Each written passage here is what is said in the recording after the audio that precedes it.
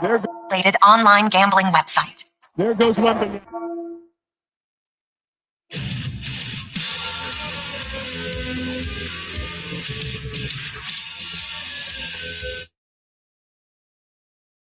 The Jason Gregor Show.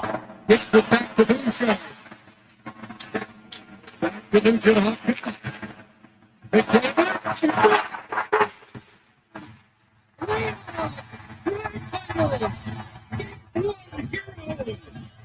On Sports 1440.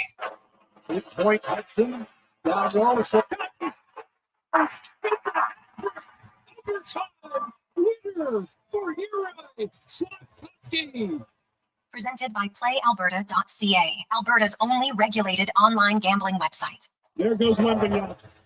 Took it off the glass. Put it behind his back. Rhino sends a 7-0 rush. Wemby.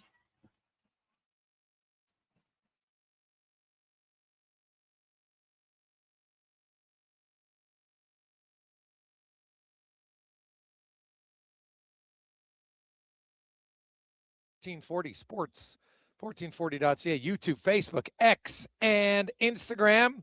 As always, Gregor Show brought to you by PlayAlberta.ca, where you can get in the game. Of course, you got the Jason Gregor Show odds boost. You can check out those. Of course, you know they're going to be involving the Edmonton Oilers and the Anaheim Ducks tonight, and then one involving some of the other games. Of course, Flyers, Penguins, Sens, Hurricanes, Wild, and Stars. You can get on all the action at PlayAlberta.ca.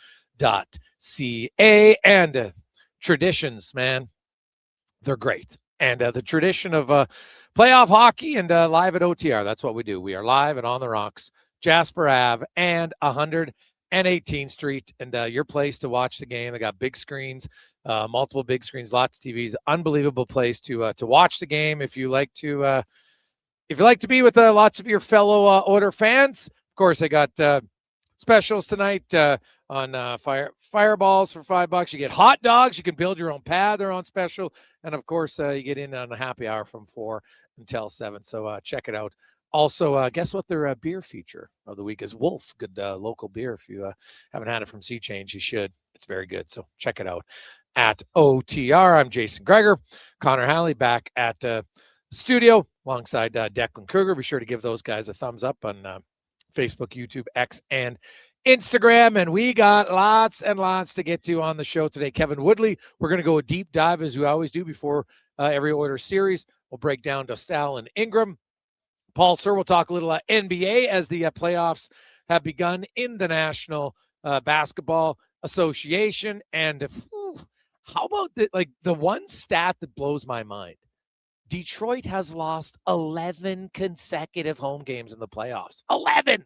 Oh, that's brutal for them. Craig Button will be by talking NHL playoffs. These 7 other series have all played one game. The Oilers and the Ducks will be the last one to start later on tonight. Steve Carroll will join us, give the thoughts on the Ducks. Longtime voice of the Ducks. Also, Mark Spector will be by. Cam Tate. We're going to hear from Joe Quenneville. We're also going to hear from a few members of the Oilers, Matthias Ekholm, as well as Zach Hyman, Chris Knobloch, Leon Draisaitl. He's playing. I know that 100% Leon Draisaitl's playing, and I'm very certain Jason Dickinson is playing for the Edmonton Oilers. So the lineup that they're going to go with tonight is a lineup that you've actually never seen this year. When you talk all 18 skaters and Connor Ingram, it would be the first time they've all played in the same game tonight. Savoy with McDavid and Hyman, Draisaitl with Kapanen, Podkolzin, Dickinson, Roslovic, Nugent Hopkins, Henrique with Frederick and Doc, Ekholm, Bouchard, Nurse Murphy, Wallman Emerson, and Connor Ingram will start in goal. So that looks to be the lineup tonight. You had Lazar and Szymanski putting in extra work at the end of the morning skate. Today was an optional morning skate, which has become kind of the thing for the Edmonton Oilers on skate days, which is fine. So that's the lineup we think that they will start with, and I get it. Sean Brown joins us as always on Monday afternoons. Brownie, how you doing, my man? A lot better than I did felt last weekend. So yeah, feel good, excited. I think with this nice weather, it's just so nice with the weather getting better and the playoffs starting. And I think as a hockey fan, there's nothing better turning on the TV and basically, especially the first round, just having all that hockey all day long. It's awesome. And Saturday, 3 seconds in, you got Kachuk and Stahl fighting. And, that game I thought was, you know what, it's hard checking. I'm not sure it's going to be the most exciting series. But, man, Minnesota absolutely spanked the Dallas Stars. Like, that 6-1 score was reflective of the game. They just looked way better. Dallas looked sluggish. Game 2 tonight, Dallas at home. They gotta wake up here. They could be out of that series. So we'll see how they bounce back. Then you had the Penguins losing at home 3-2 to Philadelphia. What about the rookie Porter Martone? Are you kidding me? The guy's come in now. He had 10 points in 9 games of regular season, scores a game winner as a teenager in his first playoff game, massive. And then Sunday, though, the games I felt they just got better and better. You had the LA made it close against Colorado. It's pretty I was surprised at actually how well Colorado didn't really dominate to the level I thought they would. They still won, though, so that's bad news for LA. Then you had Montreal game was unbelievable against Tampa Bay, goes to overtime. Slavkovsky, first ever player in NHL history to get a hat trick with all the goals in the power play. Then you had Buffalo for 52 minutes. Sabre fans, you waited 15 years to finally have a playoff game. Then you had to wait 52 minutes in to finally get a goal. But, man, then the building just went nuts. And Tage Thompson scores. Then he ties it. Then Samuelson gets the go-ahead goal. Then they have the empty netter. Boston scores with like 5 seconds left to make it 4-3, but huge comeback. And then the Vegas-Utah game, man, that had a lot of juice in that game. I liked it. Utah, though, showing a little bit of an experience, at a 2-1 lead in the third, couldn't hold it. Vegas comes back and wins. And, man, Sunday was a great day, and I'm looking forward to tonight's game for sure. So let's start with the Ducks, Brownie. And I know maybe we can overrate experience. Like, look at Tampa Bay. They're the more experienced team, and they played inexperienced, taking too many stupid penalties. But I look at this Ducks team, and I was walking around the room today, and they are huge. Like, their young forwards are big, but like, big is one thing. Just learning the game and how to play it at the key time is hard, man. And like look at Draisaitl, McDavid. Like, those guys, like, I know they won their first ever playoff series, but then they win again for 5 more years. So it takes a while to learn how to win regularly in the NHL. Yeah, I mean, it's because it's a different ball of wax now. I mean, it's the regular season's one season, and everyone talks about the playoffs being another one. And they are going to be big. I think right now for me, it's just whether you have the experience or you're going in there with a lack of experience, it's who can kind of find their game, right? Whether you're a rookie or a veteran, I think that's doesn't matter where you are. You're just the sooner you can get comfortable with the feel, the atmosphere. On your skates, with your hands, making plays, seeing plays, that those are, as an individual and as a team, that's kind of what you're looking for.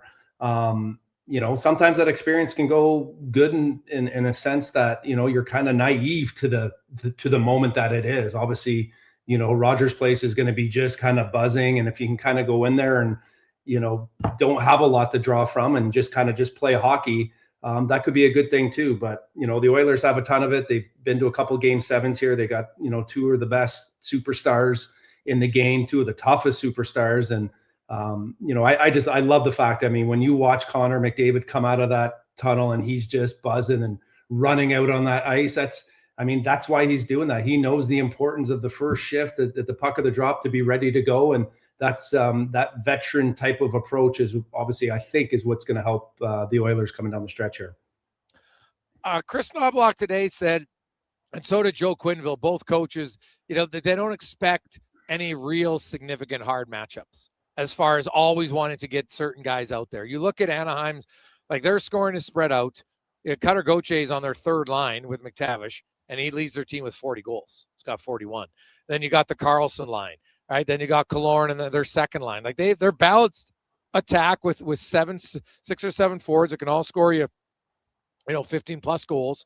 Then Jackson Lacombe. Like, I think Jackson Lacombe is the one guy with Trouba they'd like to get out against McDavid. I think D pairs usually you can match up a little bit easier at times. But what do you make? Both coaches like, hey, we're comfortable with our bottom 6 playing against the other team's top guys. And the return of Jason Dickinson, Brownie, we saw it before he got injured. Like, the Tampa Bay game is the one that really stood out because Tampa came to town, and Dickinson played basically the same amount of minutes against Kucherov as McDavid did. And Dickinson's line had more success in that regard. So you see it tonight.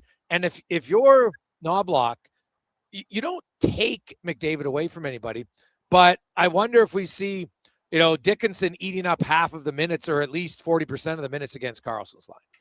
Yeah, I mean, I think as a coach, you got to be careful that you got to play your guys. You got to get your guys out there, and everyone's kind of got to get a feel. And I think, for the Oilers, obviously, they're expecting a long run. I don't think you want to tax guys too early, too often in a series. I think it's, you never know how long the series is going to go. But at the end of the day, I think as a coach, the strength of your team is your team. They've made some of these pickups, whether it's, Dickinson or Doc,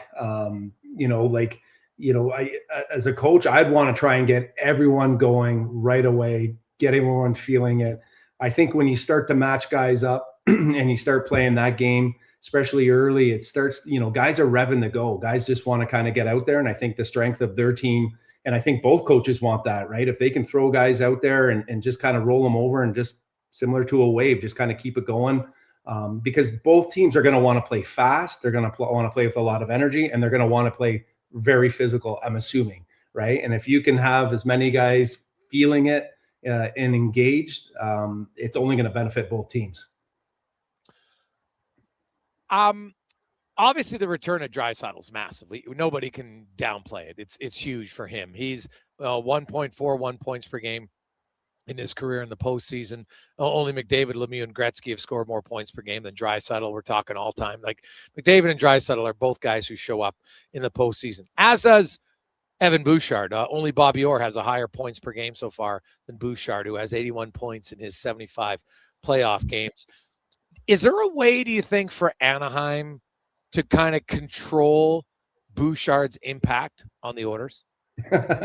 Well, I think you talked about it at the beginning of the show, just how big they are, right? I mean, it's one thing to be big. The other thing is to use that size to your advantage. So I would assume that Anaheim would probably want to play a physical game, want to get pucks in, not only on Bouchard, just in general. I mean, it's one of the hardest plays in hockey as a defenseman is constantly going back to pucks and, having guys finish their check. I mean, it's not necessarily going to show up, in the first game, but we all know that, over time that just kind of pays itself off. But, for, every good player makes great plays when they have time and space, and good players make mistakes when they know they're going to get hit and they know they're going to be forechecked. And, obviously Anaheim has some guys up front that can definitely get in on the forecheck and make life a little bit miserable for the Oilers defensemen. So, I think the keys early is, for everyone to kind of get that feel for the puck and for, whether it's Bouchard or any of those guys to try and get some quick touches and, some nice clean entrances or exits out of their zone. But, the Oilers also have some guys too that, play, you look at Doc, that Henrique and Frederic line. I mean, I expect them to go out there and just hit everything that moves. And then you got, Kapanen. I think, although he's been fighting a little bit in his game, I think this is a perfect opportunity for him just to kind of, insert his physicalness to the series and to the game. And then all the other areas of his game, I think, are going to kind of, start to show. So I think that's the strategy of every team is especially early in the playoffs. I mean, just watching it the last couple of days here, it's physical. Everyone's finishing their check. So I think that's important for Anaheim to get in there and, make it miserable for guys, but also, for the Edmonton Oilers to make it hard for their star players. Cause they're going to go after and make it difficult for Leon Draisaitl and Connor McDavid. Well, we got to make sure that we're returning the favor. And I think we have some guys in the lineup that are feeling more comfortable in their game and doing that. You look at the difference coming into this game. And I know, hey, the playoffs, everything's changed and it's different, but the Oilers in their last 10 games have allowed 22 goals against. The Ducks in their last 10 games have allowed 41 goals against. Anaheim's been a team that they will struggle with the defensive side. To me, that's their weak. You get the Oilers. If the Oilers can cycle the puck, force the Ducks to have to play more defensive, eventually they're going to have a breakdown. That's been kind of their MO all year long. Joe Quenneville talked about it, especially off the rush. He feels that's where his team's been susceptible. So if you're a team like Edmonton, obviously with their speed, have you noticed, are there ways to exploit a team where you can create more rush chances? What do you do to create more rush chances? Is it have them try risky plays in the offensive zone so you transition, or what do you do that's going to lead to more odd man rush chances? Well, I think if anything, I mean, the Oilers, like I said, they got some guys up front. I mean, a lot of it is where you kind of place those pucks. I mean, making sure that, a lot of teams kind of have a strategy on whether you enter the left side or the right side, where, is it a cross corner dump? Is it a soft chip into a certain corner? And a lot of teams will have a kind of a strategy, because it's one thing to get pucks in. It's just, you got to make sure you're the one getting that first touch and getting that lick in there. Obviously, coming out of your zone clean, right? Having everyone kind of working back, supporting the puck in your zone, which, everyone kind of predictable in their routes, will allow some of the guys like Ekholm and Bouchard to kind of be, they have the ability to make those unpredictable plays under pressure that not a lot of guys can do. It's just that play away from the puck is obviously going to be very important. And I think if they can, like you said, I mean, make it hard on their defensemen. They got a few guys that are big and physical and heavy, but they got some guys, Zellweger and being one of them, that small. Like, make them defend, make them stay in his zone, right? Hold on to those pucks, protect those pucks, go low to high. I definitely think the Oilers play well when they go low to high, and they kind of have that forward kind of come up nice and high into that soft area, right? And now all of a sudden, when you're getting pucks to the net, you got that forward kind of coming down on the puck. I know what it's like to play against teams like that, where it just seems like that forward's kind of coming out of nowhere, and he's able to get to pucks a little quicker than you. And I think that style of play, you see some of the teams in NHL do it. It's hard to play against when a player is always coming down, and it just feels like you have no time and space. And then obviously with the energy and the enthusiasm guys are going to play with, and the fact that they're going to finish their check, it's just going to make it tough. So, the Oilers got some big, heavy guys that can play, below the goal line and along the boards. And I think that's the key, is hang out down there, feel comfortable holding on to it, make sure you got good puck support, don't throw pucks away, and make them earn everything that they get. Jason Gregor, Sean Brown with you, Sports 1440, sports1440.ca. We'll get your thoughts. You can always text us, 833-401-1440, 833-401-1440. What are your thoughts? Let's get into it. What are you feeling on, we are 6 hours away from puck drop. Those of you who are watching the game or going to the game tonight, I know the broadcast is at 8, but just so you know, puck drop tonight's probably closer to about 8:22. If we like to be specific, which we do on this show. So just keep in mind, you'll have some time. Relax. We'll return. Kevin Woodley, in-depth breakdown on the goaltending. Coming up next, it's the Jason Gregor Show, presented by PlayAlberta.ca, coming live and on the Rocks, Jasper Ave, and 118th Street. You got a go-to coffee spot, a trusted barber, even a lucky game day jersey. When it's about looking your absolute best, there's only one name you need. Mr. Dirk. Founded since 1939, we're experts in crafting impeccable tailor-made suits and offering a wide variety of everyday styles. Pair that with personalized one-on-one fittings and the convenience of on-site tailoring. Mr. Dirk elevates your style game. Visit our Edmonton store or explore MrDirk.com. Score big on style with Mr. Dirk. I won't shave till we bring home the cup. And I like to do a shot for every playoff goal. My jersey's not coming off until we're the city of champs again. Want a playoff superstition that always wins? Pick up a bag of Wilhauk beef jerky for every game. Because when it comes to the playoffs, where there's a Wilhauk, there's a way. Make every playoff game a Wilhockey game day with Wilhauk beef jerky. Only available in Leduc. Get yours today, because you don't bring home the cup with salad. Oodle Noodle origin. In 1864, Francis Oodle took over his dying father's business as a leatherman. He was quite proficient, but his heart was never truly in the trade. After his father's death, Oodle met a cocksure young man named Vladimir Nudell, who was a trailblazer in the popular new art of food boxes. They formed a partnership and aimed to ply their trade in the new world. At Ellis Island, Nudell was renamed David Noodle, and henceforth, the franchise has been known as Oodle Noodle. At Leading Edge Physiotherapy, healing doesn't have to feel heavy, because in our SwimX aquatic therapy pools, you literally float your way to recovery. Whether you're dealing with arthritis, back pain, joint injuries, post-surgical rehab, chronic pain, balance issues, mobility challenges, or just Resistance have your back, your knees, and your hips. Trusted by pro sports teams and rehab hospitals, our SwimX pools help you move sooner, hurt less, and recover faster. So take the load off. Let the water do the work. Life shouldn't hurt. LeadingEdgePhysio.com. It's playoff time on Edmonton Sports Leader, Sports 1440. This is Andrew Walker. Join us for the Titan Supply pregame show before each Edmonton playoff game. Titan Supply, your only source for rigging, lifting, and hauling products. At GS Construction, we're multitaskers. We've got lots of projects going on all around Edmonton and area. Different teams across the city working towards the same outcome. Installing today what will serve generations to come. It's a rewarding career and the work never stops. That's why GS Construction is always on the lookout for great people to join us. Right now, we're looking for experienced topmen, pipe layers, operators, and surveyors. So if you want to feel valued, empowered, and engaged in your work, visit gsconstruction.ca today.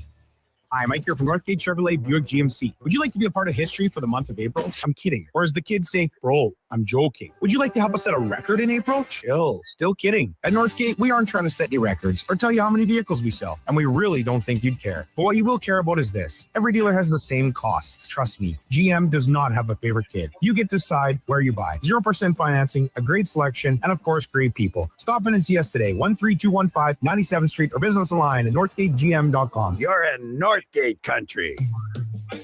I'm Rick Showers from No Bull RV, and you'll notice something different about our store compared to the new RV stores. Our lot is full, bursting at the seams with quality used RVs for you to see. The new RV stores, well, their stuff is trickling in. For the most part, they're taking orders for trailers and motorhomes to be delivered at some future date. At No Bull, you can take yours home right away. Right, Rick? That's right, Bob. Every RV on our lot is ready to go. Bring your truck and you can take it home with you. You could be enjoying the great outdoors this weekend if you want. And because every RV on our lot is one of a kind, it's worth it to take a look around. It's not like we have 20 of the exact same model. That's what the new RV stores look like. Not here, Bob. Every single one is different. The perfect used RV for your family is probably on our lot already. Why not pick it up before someone else does? And that's No Bull. NoBullRV.ca.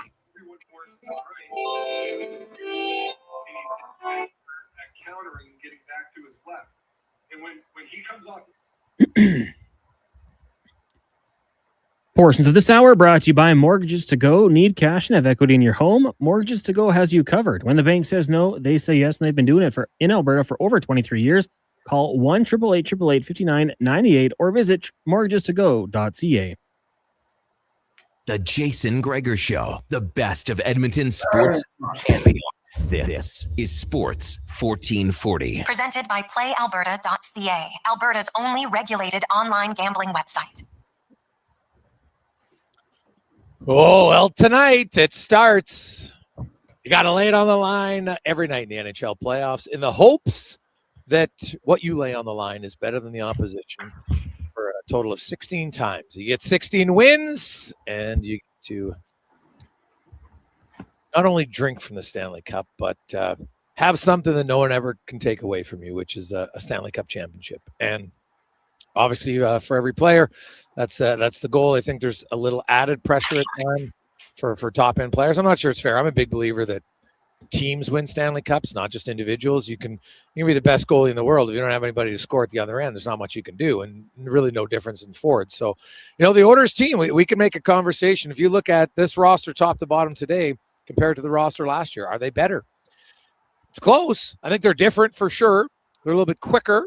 I think Murphy giving them a second top four right shot defenseman is a big add. Like Cody Ceci was pretty good in that role. I think people forget that in 2024. Ceci was pretty good, especially, Game 7, Cody Ceci, unbelievable. But, we'll see how the Oilers do starting tonight against the Ducks.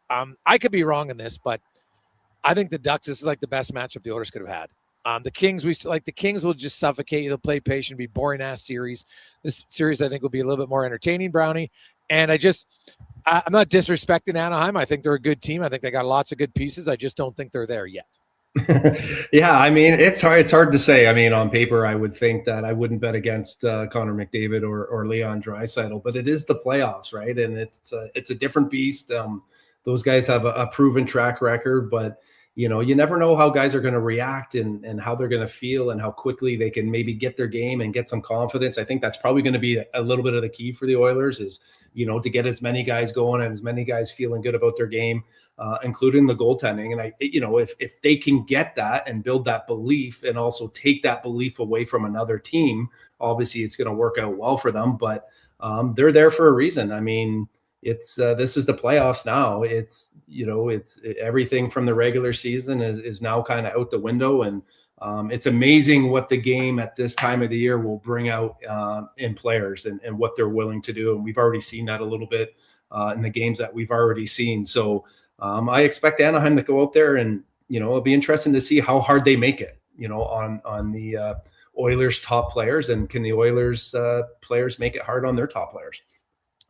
Now let's get to our big guest of the day, brought to you by Silent Ice Center, located just on the south side of Edmonton. Great Summit restaurant inside, great place, 1,600 seat facility for curling, hockey, concerts, you name it. Eat well, watch well. That is Silent Ice Center, as we are joined by Kevin Woodley from In Goal Magazine and NHL.com. Woodley, how you doing, my man?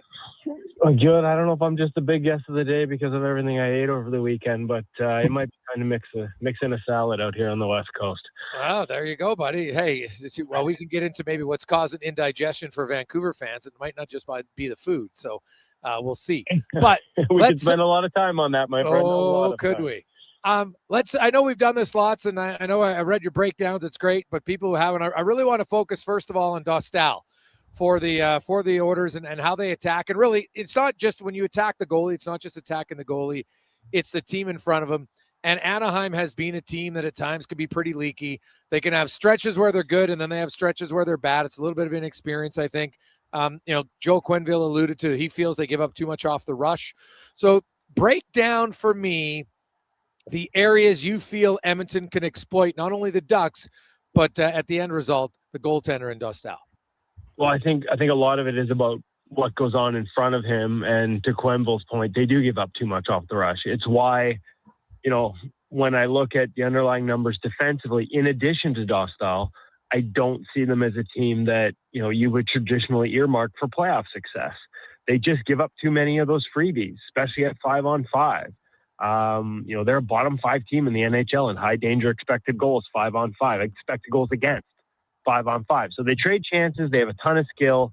But come playoff time, it's usually the teams that tighten up or that traditionally don't give up those types of chances that have success. Now, the caveat I will throw here, and I heard Sean just talking very wisely about how things can change come playoff time, is Montreal had the same underlying profile and didn't give up much at all to Tampa Bay in their first game. They were much better defensively. So sometimes it's, some of those habits that, drive coaches nuts during the season in terms of giving up rush chances, they have their attention come playoff time. And maybe, the risk reward airs a little more away from risk and the types of plays that lead to the odd man rushes that they give up way too much of during the regular season. Now, all that said, if they don't, and they continue to give up those chances, it is all about making Lucas Dostal go east-west. If you saw the breakdown that I had, there were, to sort of go beyond the breakdown that was on NHL.com, there are only 3 goalies there are only 2 goalies in the league. He was third, that have seen more east-west slot line plays than Lucas Dostal. So again, a big part of this is the team. But the reality is, and this actually surprised me when I started doing the video, he didn't fare all that well on them. And I think of him as a guy who is a great skater. His patience on his edges and holding his edges is a hallmark of his success. And we've seen him have great success at times over the years. But on East-West plays this year, they account for 37% of the goals scored on him in my track sample. And that sort of matches the season as a whole. Down low, the tendency, you can't necessarily dictate a lot of this. It depends on what you're given. But on the power play, if you get them, this is where you can start to attack certain trends. Down low, I want him going right to left. There is a tendency on East-West plays down low to reach with that left pad rather than rotate and push across, and it limits his coverage. It exposes him. And that was, you saw that with a lot of tap-ins, like 15 goals outside the left skate. Again, really high. If you're up on the rush and you're going the other way, rush or in zone, and you're blasting away from above the hash marks after a lateral pass, I want him going the other way. I want him going left to right. There's a tendency there to not get good rotation with the shoulders. And so those one-timers, on anything up in the zone on a one-timer, should be aimed short side, because that lack of rotation doesn't give him access to the short side post. In other words, you can beat him with a one-timer to the short side post if he's going left to right high in the zone. So those are a couple of the trends that really stood out. But the overarching theme is, this is a team that gives up opportunities to go east-west off the rush. And then once you get into power plays where, the extra man gives you ability to find seams, again, they're too permissive, and there are specific ways you can attack it. And I would argue, when you've got the personnel they do, I think if Draisaitl's healthy down at the bottom of the left dot, like that's a nightmare scenario, because that targets his greatest weakness low, and it's something that Draisaitl does, a shot Draisaitl has in his bag, to a degree nobody else does.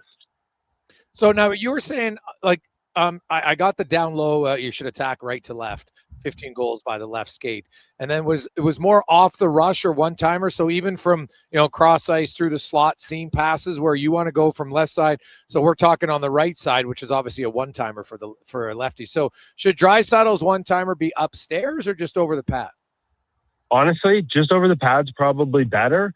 Okay. But from what we saw in the goal trends there, the nature of the power play and Draisaitl and everybody looking for it might get him cheating that way. Right. I mean, everyone in the league knows it's coming, so maybe you have to be better with that shot. But what we saw in the track trends was, like I said, a tendency to not get to the post, and you can actually beat him with anything, even along the ice. And again, this surprised me when I saw it. Now, the one tendency you want to look for if you're a shooter is goalies have sort of, as plays get in tight and closer and into more of a shot threat mentality, and you're holding the puck and you're looking past their shot, goalies have different tells in terms of when they get into their save stance. And as soon as you dig into your save stance, you become less mobile. In Dallas, we've talked a lot over the years about Jake Ottinger and his tendency, and a lot of goalies' tendencies, but Ottinger's is the most sort of abrupt or defined. He widens out his stance. He drops low and widens out his skates and his pads in a very notable and significant way. And it limits his mobility for a lot of different biomechanical reasons. Dahl is so good at keeping his skates underneath him that it's more subtle. He doesn't so much widen out as he sits. So a little tougher to see. It was really evident on the behind, a lot of the replays I watched from behind the net, which is the best way to watch a game. It's a little more subtle if you're facing him. But if you watch him sort of drop his butt, essentially, that's where you get a lot of that reaching rather than rotating and pushing on laterals. So if there's a sign, if you're coming down on him and you're thinking pass or shot and you see that sit, that's when you want to move it east-west, because he's still got his feet under him. He's still able to push.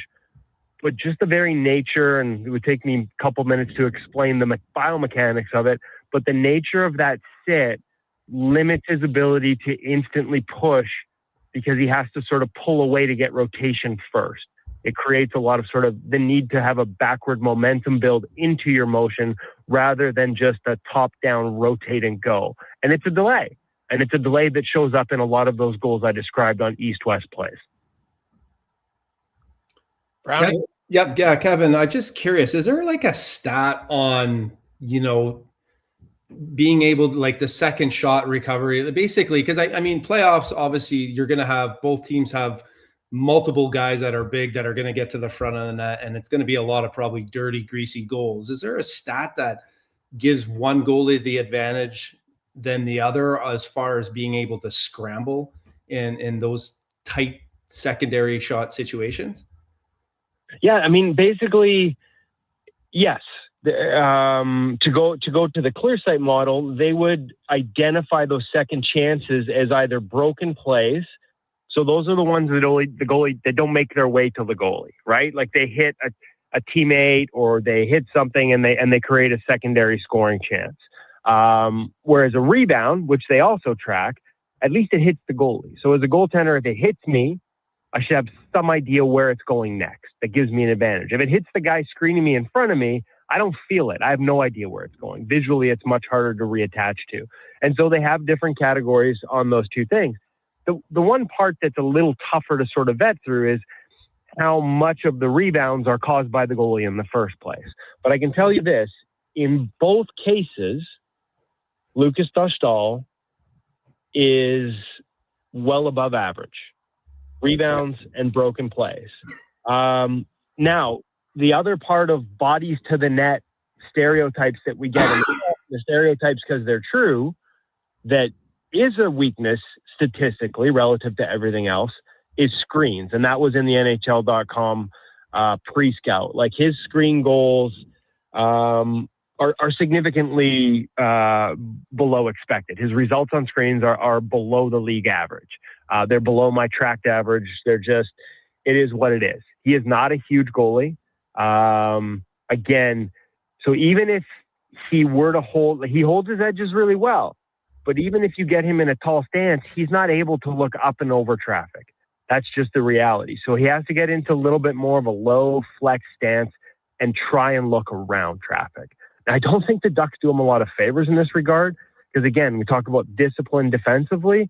Their forwards, when they do block shots, often aren't in the right lane. So we've talked in the past about, hey, every system has a lane for the forwards and a lane for the goalies. Like, it can't just be chaos back there. Everybody try and figure it out as we go. Like, players, if they're supposed to flex out on a shot option, whether it's off the wing or up at the point, they're supposed to be in the middle lane so that the goalie can hold sight lines on the short side. And way too often when I was tracking the screen goals against him, his teammates were basically doubling the screen by being in the wrong lane, or standing right beside the guy in front of him and doubling the width of it. I will say Edmonton's defense is guilty of this as well, but not to the degree I saw in the Ducks numbers. And so when you add that to a goalie who already can't just stay high and tall and look over traffic, but has to battle back and forth to find a sight line, go around the bodies in front of him to find his sight lines, it just makes it really difficult. And what it quite often does is sort of force him, try and find sight of that puck, obviously off the release, but then you're just basically shifting into space. It's really hard to make a clean save behind those types of traffic at that size from that stance. And so anytime you're shifting into space, you're essentially becoming you're a blocking goalie, but you're not a drop and block goalie. You're trying to move you have an idea where it's headed, but you can't see the path all the way there. So you're trying to fill that space. And at his size, the reality is he's not going to be able to fill as much of the top of the net as other guys. And so add a little bit of a narrow butterfly base to that, and there's just not as much coverage. There's not as much square footage. And so when you look at his game, that's the one that isn't a surprise. The East-West stuff surprises me. That one is less of a surprise that he struggles there. Kevin Woodley from Ingo Magazine, NHL.com joins us. Kev, what about Connor Ingram? You crunch all your numbers. If you're the Anaheim Ducks, how are you attacking him? Well, interesting story, and I was so focused on Lucas for you guys that I didn't go back over my notes on Connor, and I have we added Jesper Wallstedt. That was a surprise start in the mini-series, so I've now seen close to 1,700 goals over the past week plus. The one thing I wrote about Connor is he really does have a balanced game. There's not a lot of extremes in his goal chart. High gloves, 15, I think it's the biggest number, but it's still below, what our tracked average is. And so, hit me's the wrong word, but I feel like he puts himself in a position because he's got good hands. He's got a reactive game to him. It's actually one of the things I really like, but he doesn't play to extremes. He doesn't take himself out of the net. He forces you to beat him with good shots. The one thing is, on breakaways, you're looking against the grain and deeks. Those are one of the areas that are slightly above average. He has a tendency to get out, which is what you want to do.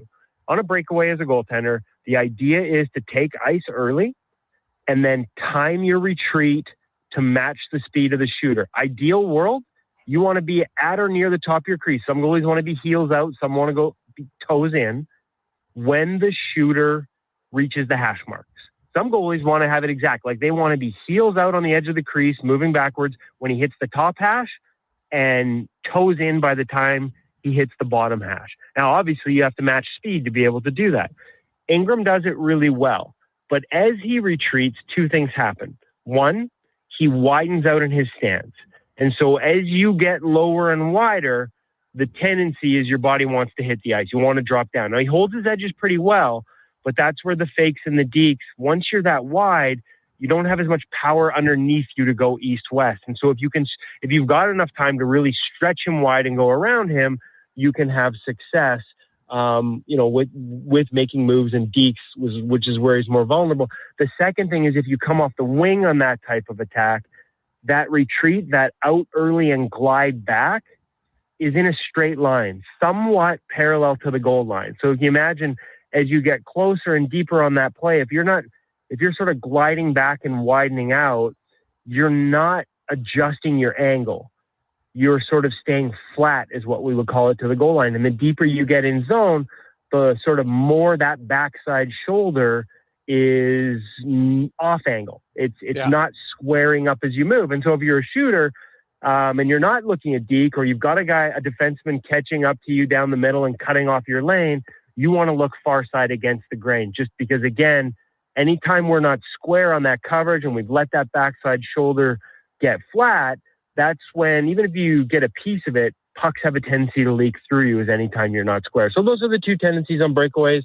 Rebounds, they tend to pop out quite a bit off his pads. Again, that's a trend with the Bauer pads. And then the last one, off the posts, attack from down low. Be interesting to see if the Ducks do this. They have the personnel, certainly. Make him work in and off the post. Again, it's not that he's bad at it.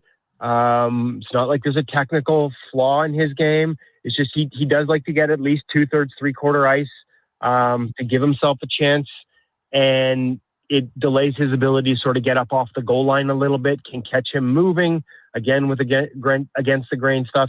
And secondly, like he skates well, he moves well, but I don't know if I'd say he's explosive, right? Like he's got a really well-rounded game, but I'd probably be looking to make him move a little bit in and off those posts and just get him moving a little more. Because, like I said, when he's set, when he's square, I've been a fan throughout, right? We talked about this in the preseason. I said he had the most upside of anybody on the roster from their goaltending standpoint, and he's kind of made me look good for that. I like a lot about his game, but it's not one I would classify as dynamic or explosive necessary. And so again, east, west, down low, below the bottom of the circles, pop passes, things like that can catch him moving or maybe take advantage of a lack of that speed when he does. Kev, great rundown, buddy. As always, we appreciate it. Enjoy the games, and we will talk to you again soon. Have an awesome Monday. Perfect. Thanks, guys. Enjoy tonight. There you go. That is Kevin Woodley from InGoal Magazine and NHL.com. So really good rundown for both on Ingram and on Dostal. And I will say this, like when you have the scouting report, Brownie, like it's a lot more in depth now. And guys, like I remember a few years ago against Shilovs, they got a few games into this series and they just realized, guess what? We're getting pucks, high point shots through traffic. And they ended up scoring on a lot of them, right? He just wasn't good at picking up high screen shots. Like, because usually you're a defenseman, hey, keep it on the ice. You want deflections. But they were purposely shooting higher from the blue line. And it worked for the Oilers as that series went along. So in the past, you do a great job of breaking down. And when you have skilled players, they know, hey, if I'm coming in, let's attack certain area of the ice. If we can get them to go left to right. And it'll be interesting to watch the power play. Now that Draisaitl's come back. I know the power play had a little bit dip there early. Then it kind of came back again the last few games. But with Draisaitl coming back in, you know he's a threat on the right side on the one-timer. And if you can go left to right in the zone, that's an advantage. So in theory, that should work out well for the Oilers. We'll see kind of how it goes. We'll take a quick break. We'll come back. And, man, there's more playoffs in every sport. We'll talk about it. Next, a team that – is it too early to say must-win game after only game 2? Well, it might be, but we'll discuss it anyway on The Gregor Show, presented by PlayAlberta.ca. You got it. Go-to coffee spot, a trusted barber, even a lucky game day jersey.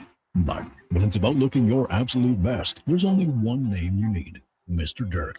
Family run since 1939, we're experts in crafting impeccable tailor-made suits and offering a wide variety of everyday styles. Pair that with personalized one-on-one fittings and the convenience of on-site tailoring. Mr. Dirk elevates your style game. Visit our Edmonton store or explore MrDirk.com. Score big on style with Mr. Dirk. Whether you're a craft beer connoisseur or more of a wine aficionado, there's always something new to discover at Sherbrooke Liquor, a unique, family-owned, independent liquor store. The selection? Incredible. The non-alcohol section is also very impressive. Sherbrooke Liquor, expert, knowledgeable staff with a passion for unique finds. More than just a liquor store, we're a community. Alberta's best, the one and only Sherbrooke Liquor. Wine, spirits, and oodles of beer. Visit SherbrookeLiquor.com. Noodle, noodle, noodle, noodle, noodle, noodle, noodle, noodle, noodle, noods. Noodle, noodle, noodle, noodle, noodle, noodle, noodle, noodle, noodle, noodle, noodle,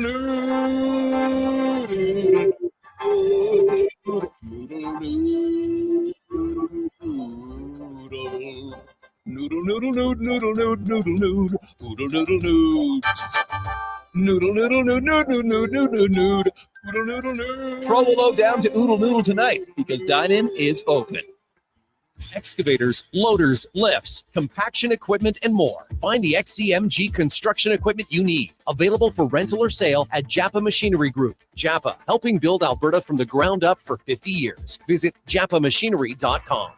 Looking for a solid 4x4 that checks all the boxes? The 2026 Jeep Compass is in stock now at St. Albert Dodge, and this is a great value, starting from just $36,900. It's a Jeep, so you've got 4x4 capability, plus features like an 8.4-inch touchscreen, Apple CarPlay, active lane management, a park view rear backup camera, and more. Over 30 in stock right now in just about every color you'd want. Head up the trail and see how easy it is to do business at St. Albert Dodge. Great news for your weekend project. CFI, that's Custom Floors Inc., is now open 6 days a week with Saturday hours from 10 till 2. Get top quality Canadian products from Beaulieu with the convenience you need. For your free estimate, visit CFI at customfloorsinc.ca. Do you listen to sports radio at work? Like right now? Well, do you? Who, me? No way. Okay, friend, we won't tell. Tens of thousands of sports fans listen to Sports 1440 each and every day. On the radio, on the listening apps, on YouTube, and on social media. If you listen to Sports 1440 at work, well, maybe it's time to advertise on Sports 1440 at work. Grow your business. Get your name out there. Shoot our ad team an email. Gregor@sports1440.ca. Let's get to work for you. You matter. Your mental health matters. And you're braver than you think. Not Alone is an organization focused on creating a space of acceptance and support through tough, meaningful conversation. Use code 1440 for 15% off at notalonecode.com. It's okay to not be okay. This May, look for your census letter in the mail. The information you provide helps plan services in your community that support employment, transit, education, healthcare, and more. It's easy to fill out and completely confidential. Find out more at census.gc.ca. Your census, your community, our future. A message from the Government of Canada.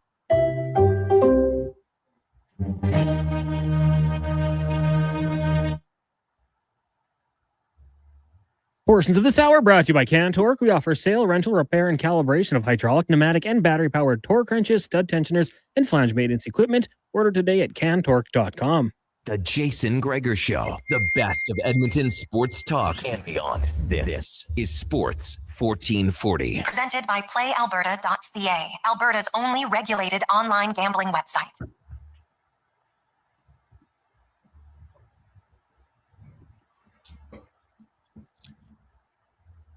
.248, welcome back. Jason Gregor, Connor Halley, Sean Brown, Sports 1440, sports1440.ca, YouTube, Facebook, X, and Instagram.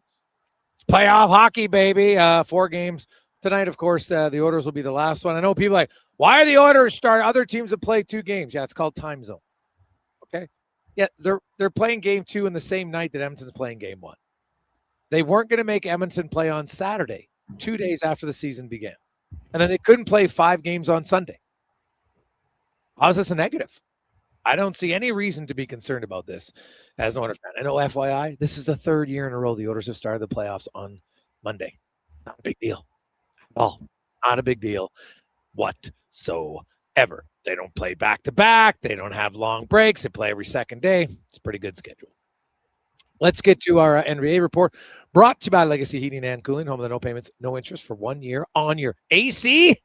Look, it's 20 degrees out there. Don't wait until it's 30. Get some AC now, legacyheating.ca. And, of course, playoffs in the NHL have begun. Playoffs in the NBA also underway. In Game 2 tonight, the Toronto Raptors, who kind of got spanked in Game 1 in Cleveland, need a better effort, as Paul Sir, host of Hoop City, joins us. And, Paul, what did you see in Game 1, the areas where Toronto has to clearly be better tonight in Game 2?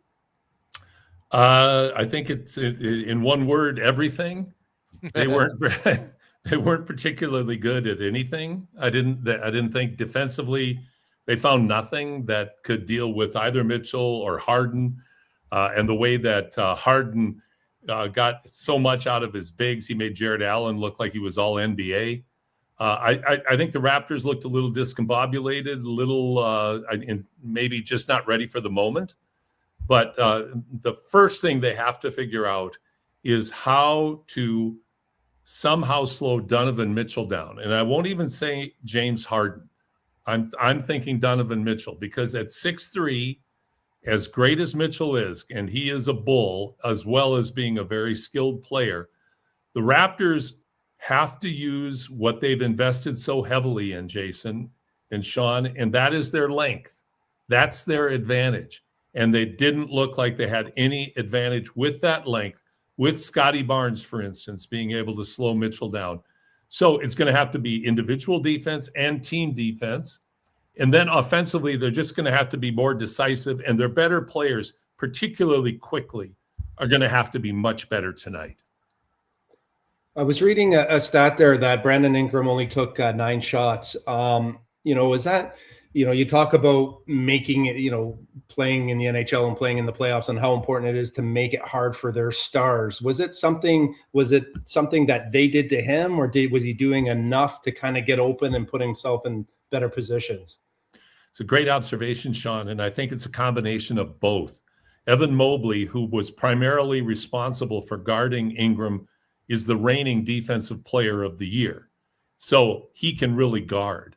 But Ingram, you can't make any excuses for getting 9 shots off. That means you're not being aggressive. That means you're not trying to find ways to score enough. And that's where I thought the Raptors really struggled the other night, is that they were not decisive. They were not insistent. They were not the ones trying to find ways to impose their will on the Cavs. And it was exactly the opposite for Cleveland. They got the upper hand, they put their foot on the gas, and they just kept pushing the Raptors back on their heels. So it's a great observation. They need a lot more out of Ingram tonight. He has to be a 15 to 20 shot a game guy, unless somebody else is really hot. But you've got to get 15 to 20 shots out of Ingram, and of course he has to hit a reasonable percentage. You can't have a guy that averages 23 through the year be that kind of a ghost in a game like that. Yeah, it was very noticeable, and there's almost times that he looked hesitant to want to shoot the ball. And in the playoffs, if you hesitate, it's pretty much that simple. Looking at a few of the other matchups, you make of that Lakers-Rockets game, and the Lakers coming away with the one. I have a picture of this like war painting of all the injured lying around the flag up in the middle, and the survivors are trying to find a way to survive. But to have, almost 100 points, or maybe that's a bit much, but like 80 points out between Luka, Reeves, and Kevin Durant out of it. I mean, that's a lot of offense for both teams to try to replace. The other night, Luke Kennard and, of all people, DeAndre Ayton were high-impact offensive players, and that's what the Lakers need. Now, Kennard's a good player. He can score. He's crafty. He's always in a role play situation, and now with Austin and Luka out, he has to be more of an impact player, and he certainly was the other night with 27. So they're going to need other players like Luke, like Ayton continuing to be aggressive, complete opposite of what we saw from Ingram. And then Rui Hachimura, along, of course, with LeBron James. But they were ready, where Houston, I don't know where they're going to get their offense from. Sengun is a great player, but if they don't have people being able to score, trying to free up some space for him, the Lakers are going to be able to help on him a lot and really frustrate his game. And Amen Thompson is a phenomenal defender, and he's a great north-south scorer, but he's not going to go out there. He's capable of getting 41, but he usually is getting 41 because Kevin Durant's on the floor. His game isn't the kind of creative game where he's shooting lots of pull-ups, he's catching and shooting from the three, that sort of thing. He's a north-south attack the rim kind of guy. So it is interesting to see how the Rockets struggled to score the other night, and of course that's what they're going to have to adjust against the Lakers, and the Lakers are going to have to get productivity out of players not named Reeves or Doncic. Well, the opening night, there was a few blowouts, no surprise. The Celtics spanked the 76ers. The Thunder win by 35 over the Suns. Like, if you could finish it, say, like, Daryl Sutter had that great line, it was a waste of 8 days. And some of these series, it's kind of what it looks like. Now, the Spurs did only win by only 13, but even that one, I just don't – there's some matchups here where I don't see it. Now, the one upset, though, was the number 8 Magic over the Pistons. The Pistons have somehow lost 11 consecutive home games in the playoffs. Now, this dates back over lots of guys on this team weren't there, but still, that is an amazing stat by one organization to lose 11 straight at home. What did you make of the Magic? Because the thing about the Magic is they kind of looked like they took a step back. Oh, my God, now they're going to be out of the playoffs. They win the second play-in game, and then they go into Detroit and play great and win. It's one of those things that you don't want to. This is where the cautionary tale comes in. How much can you read into this? Now, the Magic struggled to get to Charlotte, and then they decimated Charlotte, and then they really handled Detroit. Detroit was never in control of that game or even close to it. The Magic have underperformed all year. Everybody agrees with that. The Magic have a lot of talent. Everybody agrees with that. The key with the Magic, though, is injuries affected this season. And to have Wagner back with, I just love saying Wagner. It's like I can speak a second language. But if Wagner's back and he's paired up with an aggressive Banchero, who is very good, by the way, when he's dialed in and his head's right, he's a beast. And he was the other night. What surprised me the most about that game is they out-toughed the Pistons, whose whole MO this entire season was they're going to out-tough you, kind of like that carryover from the 80s Pistons teams.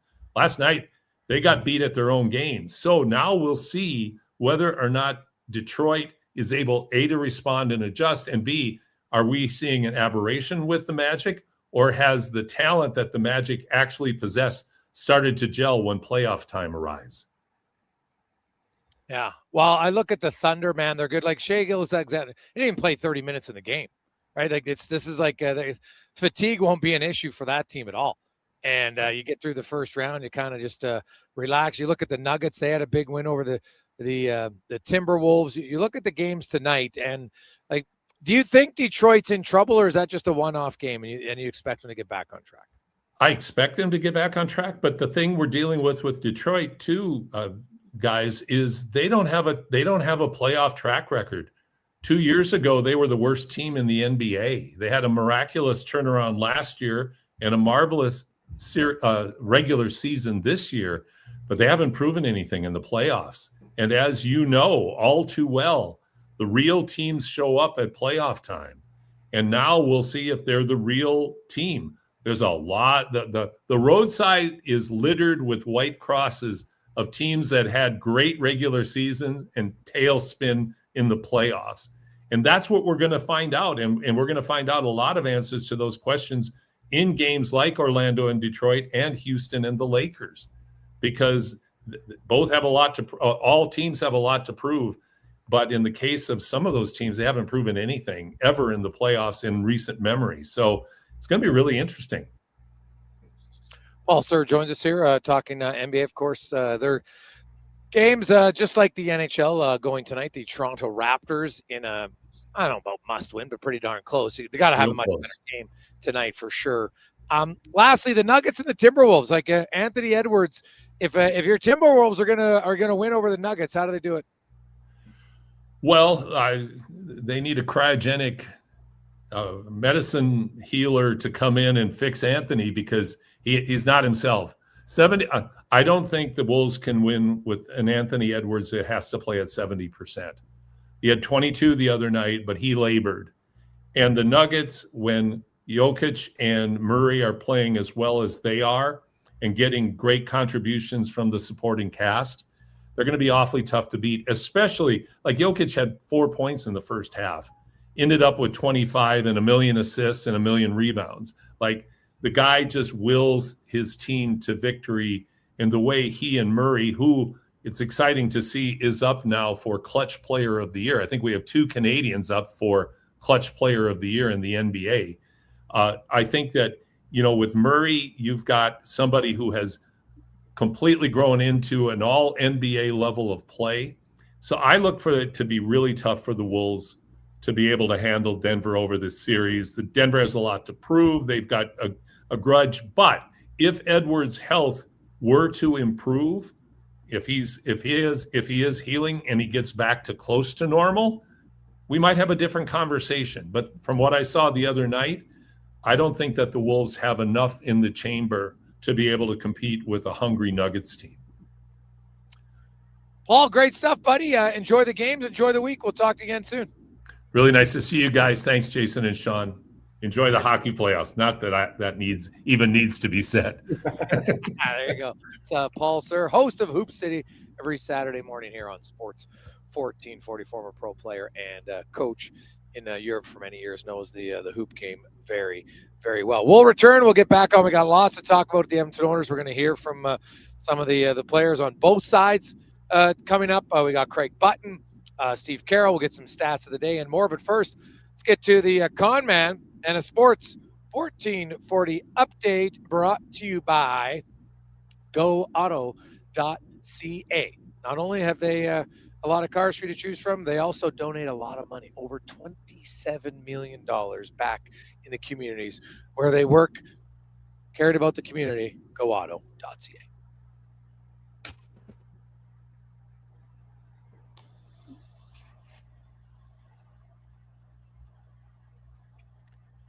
Finally here, Game 1, Ducks Oilers from Rogers Place. Puck drop about 8:20. Our pregame coverage coming your way 6 o'clock with Andrew Walker, Donovan Paulson starting at 6.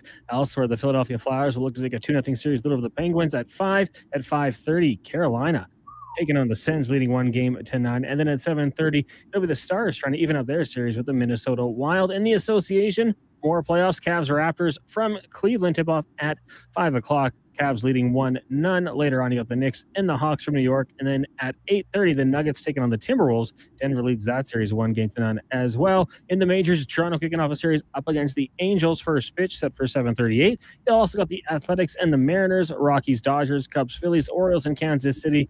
And the Rays taking on the Reds. Earlier today, Red Sox over the Tigers by a score of 8-6. Talks about, man, the playoffs. Gregor Show. We'll get to 5 questions and be joined by Craig Button from the NHL on TSN. I'm Connor Halley. This has been a Sports 1440 update. This is Sports 1440, a Stingray radio station broadcasting on Treaty 6 territory. Download the free iHeartRadio app and listen to CKJR wherever you go. One app, triple the action. Play Alberta is proof that good things do come in threes. Whether you're into playing any of our exciting casino games, betting on your favorite professional sports teams from around the world, or buying into Canada's biggest lottery, Play Alberta is the province's only app to do it all. Download today and discover a new way to play. Must be 18 plus to play. If you gamble, use your game sense.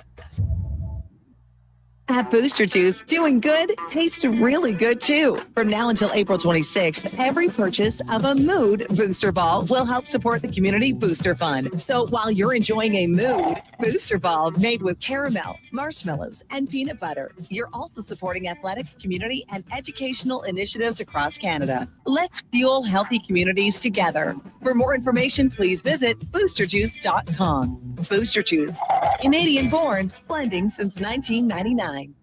Need a new Day ride for af- road trips, errands, or just life on the go? Afternoon. How are Go you? Auto offers Day a massive afternoon. selection. How are with you? over And welcome. 15,000 new and used vehicles to choose from. With over 70 locations across Western Canada, finding your next ride has never been easier. Whether it's a roomy SUV for the family, a sleek car for the open road, or a rugged truck for your weekend adventures, you'll find it here at a price you'll love. Explore thousands of vehicles today at Connor Halley, goauto.ca. As we all try to figure out when winter will actually stop and spring will finally be here for the season, GS Construction moves ahead with their plans for the year. From planning and digging to laying out underground infrastructure, construction season is limited, so we make every day count. And that's why GS Construction counts on our team to get the job done right. Crews are getting back in action across the city, and we'd like you to join us. We're looking for experienced top men, pipe layers, operators, and surveyors. For more, visit gsconstruction.ca. We'll talk again For the first time in You guys, thanks, 66 Jason and years, Sean. Golden Bears and Pandas hockey are on the move. During the 2026-27 Canada West season, two of the most successful hockey programs in U Sports history will call Silent Ice Center in Nisku their temporary home. The Golden Bears and Pandas are excited to connect with the South Edmonton community and welcome new fans to experience the tradition and excitement of U of A hockey. Same tradition, new temporary home. Golden Bears and Pandas hockey at Silent Ice Center for the 26-27 season. You see it? Fusion Promo Marketing can make it. Fusion makes high-quality, memorable promotional products for businesses, sports teams, and corporate events. From vision to reality, get noticed and remembered. Fusion with a Z. Promomarketing.ca. At Hughes, it's all about getting in and out quick and clean. No cash, no problem. With Hughes' new tap and wash system, all you need is your debit or credit card to get your vehicle sparkling clean. Jacob. Find us at HughesCarWash.com.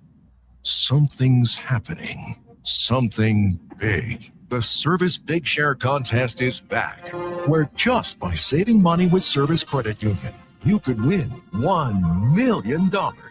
From now until the end of April, the more money you save with us, the more chances you have to win. The Service Big Share Contest. Isn't it time to feel good about your money? The Service Big Share Contest ends April 30th, 2026. No purchase required. For information and rules, visit service.ca/win.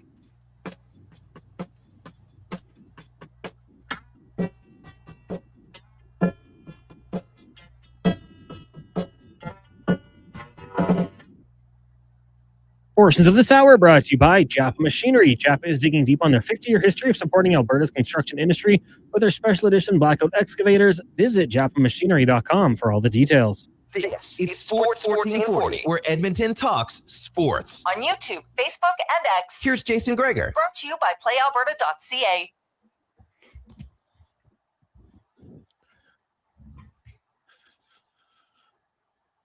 Welcome back as we continue on Sports 1440, sports1440.ca. It's the Gregor Show presented by PlayAlberta.ca, where it's only regulated online gambling website where 100% of the revenue stays right here in the province. So even if you lose, you win. PlayAlberta.ca. And hey, you know what? Today we're going a little bit more specific in some of our odds boosts on the Jason Gregor Show. So thinking that the Oilers are going to score 4 goals and the Ducks are only going to score 2. So have a combo of Distal allowing more than 3.5 goals, Ingram under 2.5 goals against. So see if that one holds up. A lot of action on that. PlayAlberta.ca. As the Oilers start their quest, the 2026 Stanley Cup tonight against the Ducks. Lineup I'm pretty confident in will be a lineup that you have never seen all 18 skaters and the starting goalie in the same lineup this year. We had the 18 skaters, but we had Tristan Jarry. The 18 skaters only played 1 game together. That was against Carolina. Jarry started. It's the only game. But it looks like now the line combinations were different then. But tonight, it's looking like McDavid, Hyman, Savoy, Draisaitl back in with Kapanen and Podkolzin. Dickinson back in with Nugent, Hopkins, and Roslovic. Henrique between Doc and Frederick. Back end, Ekholm, Bouchard, Nurse, Murphy, Wallman, Emberson, and Connor Ingram will get the start in goal. Meanwhile, the Anaheim Ducks, Frank Vetrano is going to be a healthy scratch tonight for Anaheim. Also, Zellweger is out, and Tyson Hines is going to play again on the back end. So they'll run Carlson with Kreider and Terry, Granlund with Seneke and Killorn, Ryan Poling with Cutter Gauthier and Mason McTavish, Tim Washy with Ian Moore and Jeffrey Vial. On the back end, Lacombe and Trouba, Minchakov and Carlson, and then the Hines and Gudis, and of course, Dostal will get the start in goal. We are coming to you live at On the Rocks, Jasper Ave, and 118th Street, your place to watch the game tonight. You want to get in on the happy hour specials before the game. Obviously, there's specials throughout the night, and $3 hot dogs tonight. Ooh, check it out at OTR Jasper Ave and 118th Street. We got a lot of text to get to, 833-401-1440, 833-401-1440. Hey, guys, I don't know about anybody else. I just can't get up for the series. Maybe it's because I went to Florida for 2 Stanley Cups and saw the Jays in the World Series. Maybe I have championship fatigue. Mike. Well, it's kind of an odd one. I would say, I guarantee you, once you watch the games, that'll change. You kind of, you remember what it was like, you think, but then all of a sudden you see playoff. The first period of every playoff series is wild. I love it. The first few shifts, somebody comes in, Doc or Frederick are going to get a hit, or Hyman, and the crowd's going to go nuts, way more than you would in the regular season, and then it's on. And Brownie, I know you played in that, and just like that, hey, you get excited, you're a professional, you want to play, but playoffs, it's just different, man. Like every guy is amped up, and guys who normally don't hit are suddenly hitting, and you block a shot, the crowd goes crazy. Like every little detail is magnified. Yeah, the guys, the crowd goes crazy. The guys go crazy. I think back to the time that I got in the series against Dallas, and just even walking out of the dressing room for the warm up was just electric. You remember the old, what was it? The Molson bar. There was a bar on the right-hand side there. Yeah. Right. And that's where a lot of the fans would kind of hang out and get their drink on and stuff. But this was warm up, and I'm walking out there, and I have never felt anything like that. Just the buzz, the excitement. And then obviously, going out, through the tunnel there, it was just, I wish everyone could feel that feeling. And it's amazing. That text, I'm not sure. I can't relate to that. I'm excited for me. Obviously the NHL playoffs, having played the game, and just, the investment that I have in that. But, I think whether it's football, baseball, I love playoff sports. And for us, I think, being cooped up in our houses for so long over the winter, and now that the weather's getting nice and patios are buzzing, and, everyone's starting to feel good about themselves, I'm excited for Edmonton. I'm excited for the people of Edmonton. Just working with a lot of kids, through hockey and hockey camps and stuff, everyone's talking about it. There's a real buzz. Everyone's excited to, whether you're able to go to a game or go to a watch party or get together with some buddies. It's going to be exciting. Yeah. It was funny. Jacob Trouba was having a real good laugh today, because they were asking him, like, he's obviously one of the veteran guys. Like, they've got Kreider, and you got Trouba and Ratko Gudis and Michael Granlund, guys who've, lots of them have played significant amount of playoff games over their career. But Trouba played his first playoff game in 2015 as a member of the Jets, and they were actually taking on the Anaheim Ducks. And that was in the, the Getzlaf, the Perry, like they had big, back when Anaheim and San Jose and LA, like they were all big. And Trouba, who's a pretty big dude, right? Physical defenseman. And he was kind of laughing. He's like, oh my God, man, like I could barely get off the ice to change. It was relentless pressure. And he said, like, even though you're just getting smacked around, he said, like, the intensity, like everyone had told you, okay, you know what, it picks up. And I'd convince myself, okay, yeah, I'm ready for it. It picks up. And he said, but dude, it was way more than I even expected. And he said, it takes you a while just to kind of get your bearings where you feel like, okay, now he said it might have been different if we weren't the team just getting punched and punched and punched, right? So I look at it tonight, and he talked about, like, hey, I'm here to play too. Like, I got to get myself up. It's not like Trouba can go around and hold Jackson Lacombe hand and come off the bench and talk to Carlson and all these other guys. Like, there's no time. The only way to get that experience and to adapt to the pace of the game is to have to live it as a player. And I thought it was very interesting how he said, like, you have veterans and, guys can talk to tell you're blue in the face, but to experience it is totally different. And some guys will have it, less than more. And I look at Edmonton, like Matt Savoy, Colton Doc, both of them. Like Doc, who's a very physical player, sometimes I think it's harder for those guys because they're naturally physical, so they're naturally amped up. Now you get amped up even more, Brownie. We saw it in Tampa Bay yesterday. They took too many stupid penalties in the offensive zone, and they're a team that's got a boatload of experienced players, and they still took a lot of dumb penalties. So I'm kind of curious how a guy like Colton Doc, who has been very good, very aggressive, very tenacious, how can you rein in your emotions? Yeah, I think it's very tricky. Obviously Colton's played, a lot of hockey, and he's been in a lot of games. Nothing obviously, as big as an NHL playoff game, but he has played in big games in minor hockey Alberta. So you're trying to draw on all the experiences that you've had. Number one, and then number two, it's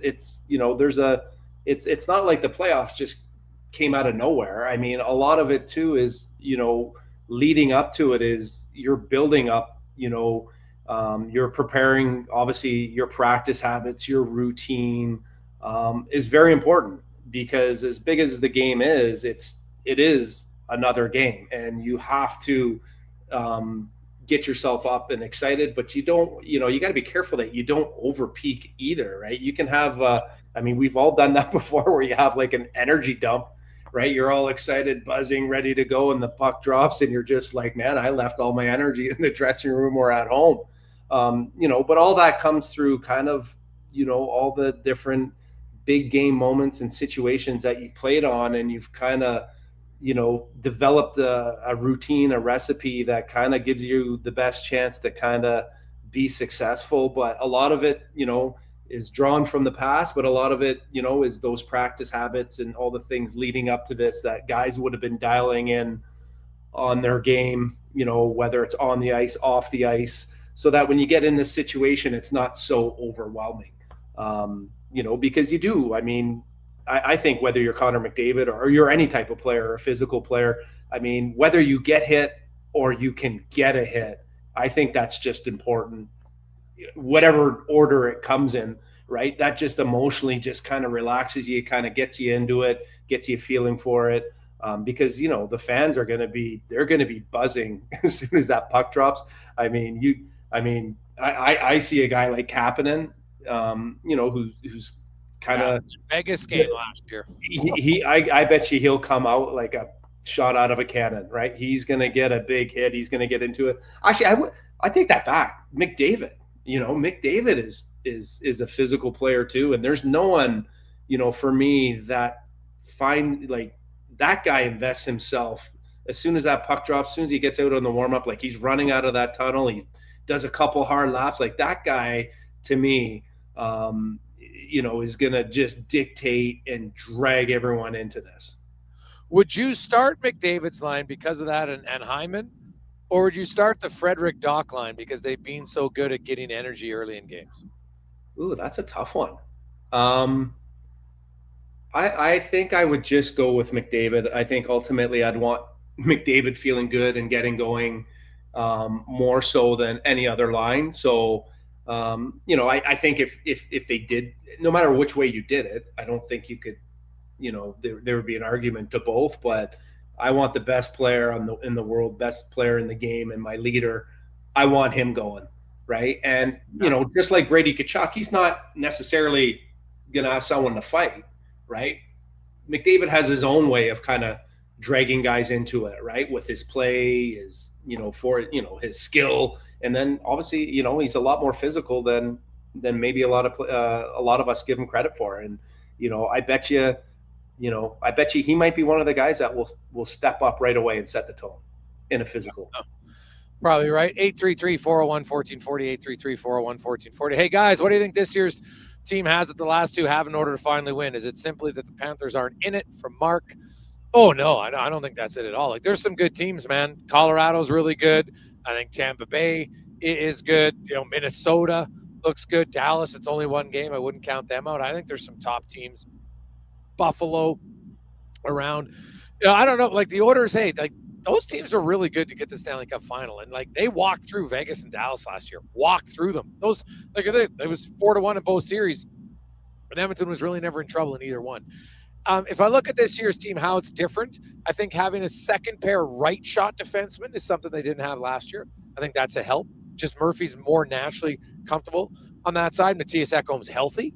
So that's 2 of your top 4 D-men that's different than last year, right? Because Kulak was playing up, and I like Brett Kulak, don't get me wrong, but you didn't have Ekholm for the first 3 rounds. And then when he came back, he obviously hadn't played, wasn't the guy that you had hoped. So that's different. Then you got Savoy and Roslovic up front. You got Doc up front. You got a healthy Frederick up front, Dickinson. So there's some new faces. I think Edmonton's overall team is quicker. And I actually think, and then Doc, of course, they're a little bit more physical, top to bottom, a little bit bigger. And so I like that. And obviously, you know what? Like they're not old. They're more like they're actually younger because there's no Corey Perry this year. So, like Adam Henrique's their oldest guy, but he's quite a bit younger than Perry. And he's not like Perry played really well early on. I thought as the playoffs went along, his foot speed became a little bit of a detriment. 5-on-5 power play was always fine. But that's what I see as difference. I think the team's a little bit quicker. I think because of the addition of Dickinson, they now have a legit third-line center who they can put out in any defensive situation, feel confident about. Gregor, who do you think? Everyone, the superstars have to be the superstars, but there's always someone that kind of steps up and kind of, it comes out of nowhere. Who do you see in the Oilers lineup? Is that for you? Is it, do you see like a Savoy, a Roslovic, or maybe even we've talked about Doc a lot? Is there a player that you kind of think, okay, here, this is going to be someone that this guy's going to come out here? Well, actually, I think I'm going to go with the second defense pair. I think that's the key for the Edmonton Oilers because, those 2 guys, Murphy and Nurse, are going to play more minutes than pretty much every forward except Draisaitl, McDavid, and maybe Hyman, right? So they're going to have the opportunity to impact the game more. And Edmonton can score. I've never really doubted they can score. If they get more where they're limiting goals against, and really Murphy and Nurse have been great. Like they had that stretch of bad luck where they have 5 straight games where they had an own goal go in off of them. But I think they've defended really hard. That adds to it. So I'm going to say them defensively. And then up front, I think Podkolzin's going to have a good playoffs. Yeah, no, I think you're right. He's built for playoff hockey, just the way, he is and how heavy he plays. And, he's definitely not a guy knowing, being a defenseman. That guy would not be fun to play against. And now they got, like, if you look at their lines, like every line has someone that you're kind of like, man, you got to be aware of who's on the ice. Like they could hurt you. They're physical. Well, same with Gudas, right? Like that's we get a lot of texts. Are you worried about Gudas? I'm not really worried about him. You got to be aware when he's on the ice. No question. You just have to be. And so, you know what? You don't get caught in the trolley tracks. It's just kind of that simple is the way I would look at it. We'll take a quick break. We'll come back. Craig Button is going to join us. Jason Gregor, Sean Brown, live and on the Rocks, Jasper Ave and 118th Street, your place to watch the game and all the playoff games. Jasper Ave and 118th. It's Gregor Show presented by PlayAlberta.ca. Hi, Mike here from Northgate Chevrolet Buick GMC. Would you like to be a part of history for the month of April? I'm kidding. Or as the kids say, bro, I'm joking. Would you like to help us set a record in April? Chill. Still kidding. At Northgate, we aren't trying to set any records or tell you how many vehicles we sell, and we really don't think you'd care. But what you will care about is this. Every dealer has the same costs. Trust me, GM does not have a favorite kid. You get to decide where you buy. 0% financing, a great selection, and of course, great people. Stop in and see us today, 13215 97th Street, or business online at northgategm.com. You're in Northgate country. Come for Canada's largest trade shows, the biggest names in entertainment, exhilarating sporting events, and more. And stay for the experience at the Edmonton Expo Centre. Looking for the perfect place to host your next big event? From trade shows to galas, meetings, and concerts, the Edmonton Expo Centre has the space, event expertise, and service to make your next event unforgettable. With over 522,000 square feet of flexible event space, in-house catering, and operational expertise, they bring your biggest vision to life. Learn more at EdmontonExpoCenter.com today. Hey, sports fans, we've got a clear choice for you. At Crystal Glass, we provide customers with the perfect glass for any job. From home to auto and even commercial, installation or repairs, we're your team. Call 310-GLASS or visit crystalglass.ca. Crystal Glass. Hold on to your hockey helmets, Edmonton. On the Rocks is serving up 69-cent wings that fly off the plate faster than a slap shot. And Molson Canadian and $75 plus OTR's TVs are so clear you'll see the puck better than the ref. That ain't hard, is it? Score and win every game night during Edmonton's playoff run with specials starting 30 minutes before puck drop and last for the whole game. Be a part of the legend. See the menu at ontherocksyeg.com. If you've got a smart speaker, get it to play Sports 1440. And it doesn't matter when you listen as we roll out the Sports Talk 24 hours a day, 7 days a week. Edmonton's home for sports radio is Sports 1440. What if you could hire motivated, safety-trained youth with no risk and funding to support you? At Careers The Next Generation, we make hiring easy with funded internships across Alberta in trades, IT, forestry, and more. Interns are WCB covered, complete high school accredited safety trained, and arrive ready to contribute from day one. With 42% of RAP students completing their apprenticeship by age 22, you get skilled workers faster. Spots are filling up. Visit careersnextgen.ca today. Who's that working on the underground utilities over there? All Star Construction, that's who. What about the street lighting? Yep, All Star Construction. And directional drilling, hydrovacking, neighborhood renewal, and telecommunication work? Yep. And yep. Since 2009, All-Star Construction has been doing all that and more, shaping and building Edmonton communities for land developers all around Edmonton. That's what All-Star Construction is all about. Nothing beats getting a deal at McDonald's. Why? Because you get a deal now. And a deal later. Redeem an offer from the latest mailer or the McDonald's app and dig into instant savings. Plus, you earn points towards free McDonald's. Now that's what I call a double whammy of deals. Why does that keep happening? Deals sent right to your door. Check your mailbox for the latest McDonald's mailer loaded with delicious value for a limited time at participating restaurants in Western Canada. Hi, I'm Colin Livingston, president of Cantork. We've been tightening bolts and redefining our industry for 25 years. Yes, a quarter century, and we're just getting started. Check us out at cantork.com. Our tools age better than I do. Craving your favorite mouth-watering pizzas? Papa John's has large specialty pizzas for only $19.99 for a limited time. Get a flavorful all the meats, the works, ultimate pepperoni, Hawaiian, barbecue chicken, and more on original thin or New York style crust. Use the code LSPEC at papajohns.ca or on the Papa John's app. Get yours today. Better ingredients, better pizza. Papa John's.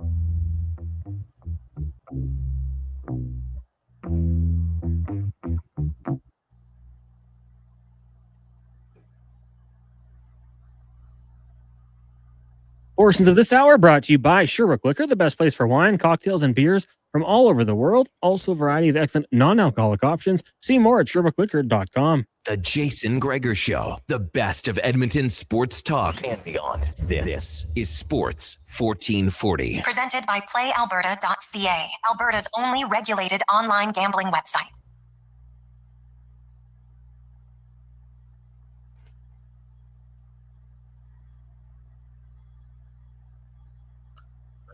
.328, welcome back. It is game day. If you're an NHL fan, 4 playoff games tonight. You got 3 in the NBA. There is nothing better. Of course, you got WHL playoffs continuing on. They're getting down into gets a little bit more serious now and getting in the third round there in the WHL. So lots and lots of fun. BCHL action going on. Good luck to the Crusaders. So it's a great time of year for sure. We're live at OTR Jasper Ave and 118th Street, where hey, tonight if you've been here before, you know the routine. It's great hot dogs on special tonight. You got highballs, $5.25 all night long, so check it out. Jasper Ave and 118th Street. It's time now to go in the room, brought to you by Action Electrical. 53 years. They've become one of the most diversified electrical contractors in the province and Huge hockey fans. They're saying go Oilers go at actionelectrical.net. As we welcome in former NHL general manager and scout, Stanley Cup winner, ace analyst, scout for TSN, Craig Button joins us. And Craig, we got to talk about your former team off the hop here. I know it's only one game, but I'll be honest, like I was a little surprised at how much Minnesota kind of manhandled Dallas in that game. What do you feel the Stars have to do different to have a better result? You know, I worked for Minnesota too before they became Dallas. So can I lose in this series, Jason? I might have. Yeah, it's interesting because in my little fun thing that we do prior to the playoff, I picked Minnesota to beat Dallas, and I'll tell you why I picked Minnesota to beat Dallas for exactly what you just said. I think they're bigger, stronger, heavier, harder, and I think Dallas is a little too light. And I think that Minnesota came out and they played that way right from the get-go. And do I think every game's going to be 5-1? I know it was an empty net goal, but I just think that the way that the Minnesota Wild play and the additions they made, I'm not talking about the Quinn Hughes thing. I'm talking about Nick Foligno and Mike McKinnon. Bill Guerin looked at it and he said, this is what we need to be competitive in the Western Conference. And they've been a really good team. And I think that going into Dallas, I think that they showed what they're going to do. And now it's up to Dallas to try to withstand it. But look at their forward group. Forward group isn't heavy. They're not big. And I think they have real problems when you get to the bottom pair defense. And so, you know, you get leaned on and it's one shift after another shift. And what Billy has done, you got the two Felinos and McCarron, like they're coming out on the fourth line. Like, where's your chance to get a little bit of a breath, even just a mental breath? You don't get it. I think there's another factor here. I think Billy has put it right on the team. Hey, listen, haven't won a playoff series since 2015. Yep. You know, it's not like Billy is sitting there saying, "Hey, you better go out and win." But I think it's put up or shut up time for the Minnesota Wild, and I think they feel that. I think they feel an opportunity. I don't look at it as pressure, but I see them looking at it as an opportunity to say, "Hey, we're not just going to be another game on the schedule and get knocked out in the first round of the playoffs." Hey, Craig, do you any concerns with Ottinger, the goaltending? Does Gulutzan have to make a decision, or is it just one game? Just kind of let it play out a little bit. What are your thoughts? You know, Sean, I was chuckling, and I wasn't chuckling in any way, but Jake Ottinger is a really good goaltender. But you look at his record of game ones and falling behind, and I'm thinking to that game one because there has been so much talk about his last game in the playoffs last year. And not that Peter DeBoer relishes in seeing anybody fall short, but you know, Peter was none too happy with him in Game 6 last year when they got knocked out of the playoffs. And you know, Jake is capable, and we know that he is, and he's going to fight this now, Sean, for a long time until he shows that he can get past these question marks, because that's what they are right now with Jake. And then Western Conference Finals, we know what he's done, but he's hit that roadblock and not got past it. And I think that for him, we talked about the Minnesota Wild. I think there's also a put up or shut up time for Jake Ottinger. Oh yeah, I think that's totally fair for them. You know, he's got to be better. I like that game for Minnesota. Their top guys all got some confidence. They scored. They were physical. And now, hey, Rupe Hintz is a big blow for the Dallas Stars. And I don't know how healthy Heiskanen is. I'm guessing he's not fully healthy. And sometimes if you're only 5% difference in the playoffs, that's massive. So a huge game for those guys tonight. Meanwhile, the Philadelphia. Can I just go back to that though, Jason? Yeah. You lose Rupe Hintz. You got two teams that are pretty even, right? Yes. And so we look at the margin. So now Rupe Hintz is out. Heiskanen, is he 100%? And you know, like what can he manage to do? And the other thing that's happened in Dallas, Thomas Harley has not had a good season in Dallas. Yeah. And Thomas Harley was awful in Game 1. So in the app, like Thomas Harley is capable of doing a lot more. And I think that he's got to get his game up. Certainly, players, being asked to do a little bit more in the absence of Rupe Hintz. There has to be a step up here in terms of players being able to give a little bit more, considering where the Stars find them. Anyway, I just wanted to add that. Yeah, no, I would agree with you. And I love it. Now, hey, young rookies, I never have much expectations. I like to temper my expectations for young players. And Martone comes out, and you're like, okay, good guy comes out of college. Oh, point-a-game player. Well, that's not bad. Boom, first playoff game, ends up scoring the game-winning goal. Like, he has been a massive addition for the Flyers. You throw in Forster, and you're thinking, hey, like, they're up 1-0 on the road against the Penguins. There wasn't a ton of shots in that, and really, I know Stu Skinner, like, Pittsburgh gave up a few breakaways. He made some breakaway saves. Like, I thought the Flyers will full marks for their win. Pittsburgh's top guys got to be way better in game 2. And listen, it would have been 5-0 after the first period if it wasn't for Stuart Skinner. I thought he was outstanding in that game. I mean, he was the only reason that they had a chance to be in the game. It was 1-1, then they fell behind. So I thought Travis Sanheim was absolutely a monster, and he went right after Crosby. He was in Crosby's kitchen the whole night. He didn't give him 1 inch or give him 1 second.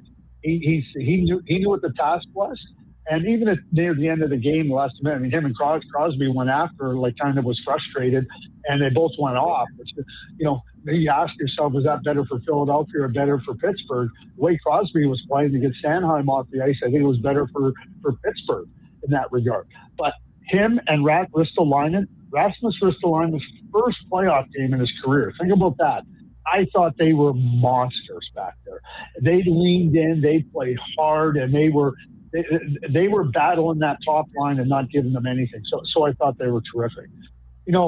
Having watched Porter for a number of years, and I'm going to make this statement here and now. I think players like Porter Martone, that I personally believe that if you're 19 years old and you can't play in the NHL, that the American Hockey League is a harder league to play in for a variety of reasons. But if you've been so good in junior, go play college hockey. It allows you to mature with less games. It allows you to physically mature and to really get into in-season training in there.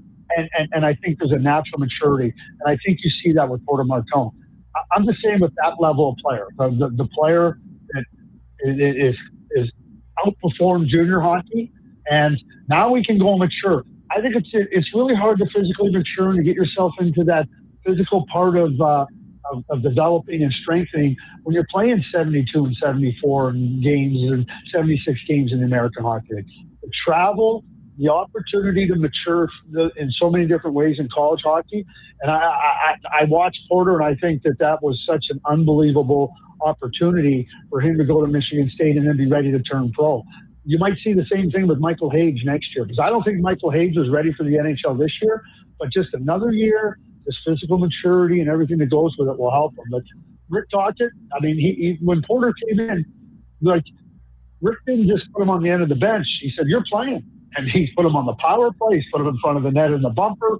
He's been really good. And, the coach has helped Porter, I think, come in and gain confidence as time has gone on. He's been a good player. Craig, what are your thoughts? Obviously, it's game 1 tonight. What type of series are you expecting between Anaheim and the Oilers? I think the Oilers are primed. I've said this, Sean, that I think that this is a really ideal matchup for the Oilers, and I'll tell you why. Number one is the Ducks are a poor defensive team. They're poor. They're one of the worst in the league, and you got the Edmonton Oilers who are the best offensive team, so good in so many different areas. The power play, which is terrific. So I think that really works for the Edmonton Oilers, get going, get their feet wet. But the second part of this is, because of the way the Ducks play, it's going to force the Edmonton Oilers to pay attention to defense. And I think that by paying attention to their defensive play and being really zeroed in on that, they'll show themselves that, hey, listen, we can stymie another team and we're going to still get our offense. And that's why I think Anaheim is the perfect. I'll call them the perfect foil in the first round. Yep. Like, I don't think Anaheim should threaten. Like, I mean, threaten when I say I don't think they can beat Edmonton 4 games. And I think for Edmonton to get that build going now, I think it's really set up nicely for them. And obviously you're getting some players back that have been injured, and I think that really helps. And the third thing is Leon Draisaitl. I don't think you have to rush him back here. Like, because if he's ready and you think he can play, but if he's got to wait, that's okay too because of your opponent. Yeah, well, he's going to play tonight, Craig. I'm very confident of that, and I think he's good. Watching him, he's really put himself through the paces to get his cardio back to where he wants it to be. I agree with you. Like, it's no offense to the Ducks. Like, I think Anaheim, the future is really bright for them, but the future might take 3 or 4 years. Like, the future doesn't mean next year. I think sometimes people get that misconstrued. Like, McDavid and Draisaitl won 1 playoff round in their first 6 seasons in the NHL. Like, it's hard. Like, you can make the playoffs. They made it 3 times, but they only won 1 round. Like, it's a process. And so, but I was in that Ducks room today, Craig, and my God, Cutter Gauthier and Carlson, and so, like, they are a big team. And like down the road, man, I think they're gonna be a handful for a lot. But I want to get your thoughts on maybe one little surprise for a guy who got called up, and he admitted it today. Tyson Hines, he was like, man, I wasn't expecting the call up. He gets recalled. He thought he was just going to be in the minors again. And he's being recalled, and he's taking Zellweger's spot on the blue line. The coach, Quenneville's really liked him. Like, I know he's a third-pair guy in Anaheim, and not saying he's going to be a difference maker at all, but here's a guy who got an opportunity now and has really ran with it on their defense. Yeah, well, and I think that, Zellweger's a little bit of not a little bit. He's a very different defenseman than Tyson Hines. And yes, when Joel talks about Tyson, I think what he's setting that up for is, hey, listen, we're going to have to defend hard. We're going to have to take space away. We're going to have to make sure that we're up on the play. Tyson's a real smart player, and he is exactly what he is. He's a defensive defenseman. He's going to move the puck quickly. He's going to compete. He's going to make sure that he's in good positioning. He's going to make you earn things. And obviously, you're young and you're trying to get your feet wet, but Joel knows how to get players into the right spots, and I think that'll help Tyson. But clearly they're looking for a different type of defenseman to play in that spot rather than somebody, because offense isn't their issue. They don't need. I'm not here to knock Olin Zellweger. I think he's a really good player, but they don't need his offense. What they need is defense, and Tyson will provide that, or has a better chance of providing that than Olin. Looking at a few other things, in this series overall, Dickinson probably coming back too, Craig. Both coaches had said, you know what, I'm not really going to be worrying too much about matchups. And I watched, and I noticed the Tampa Bay game was the big one. Kucherov came in. He was on fire at that time. And Dickinson and McDavid kind of split it almost 50-50, the minutes against him. And I know in today's NHL, top guys play top guys.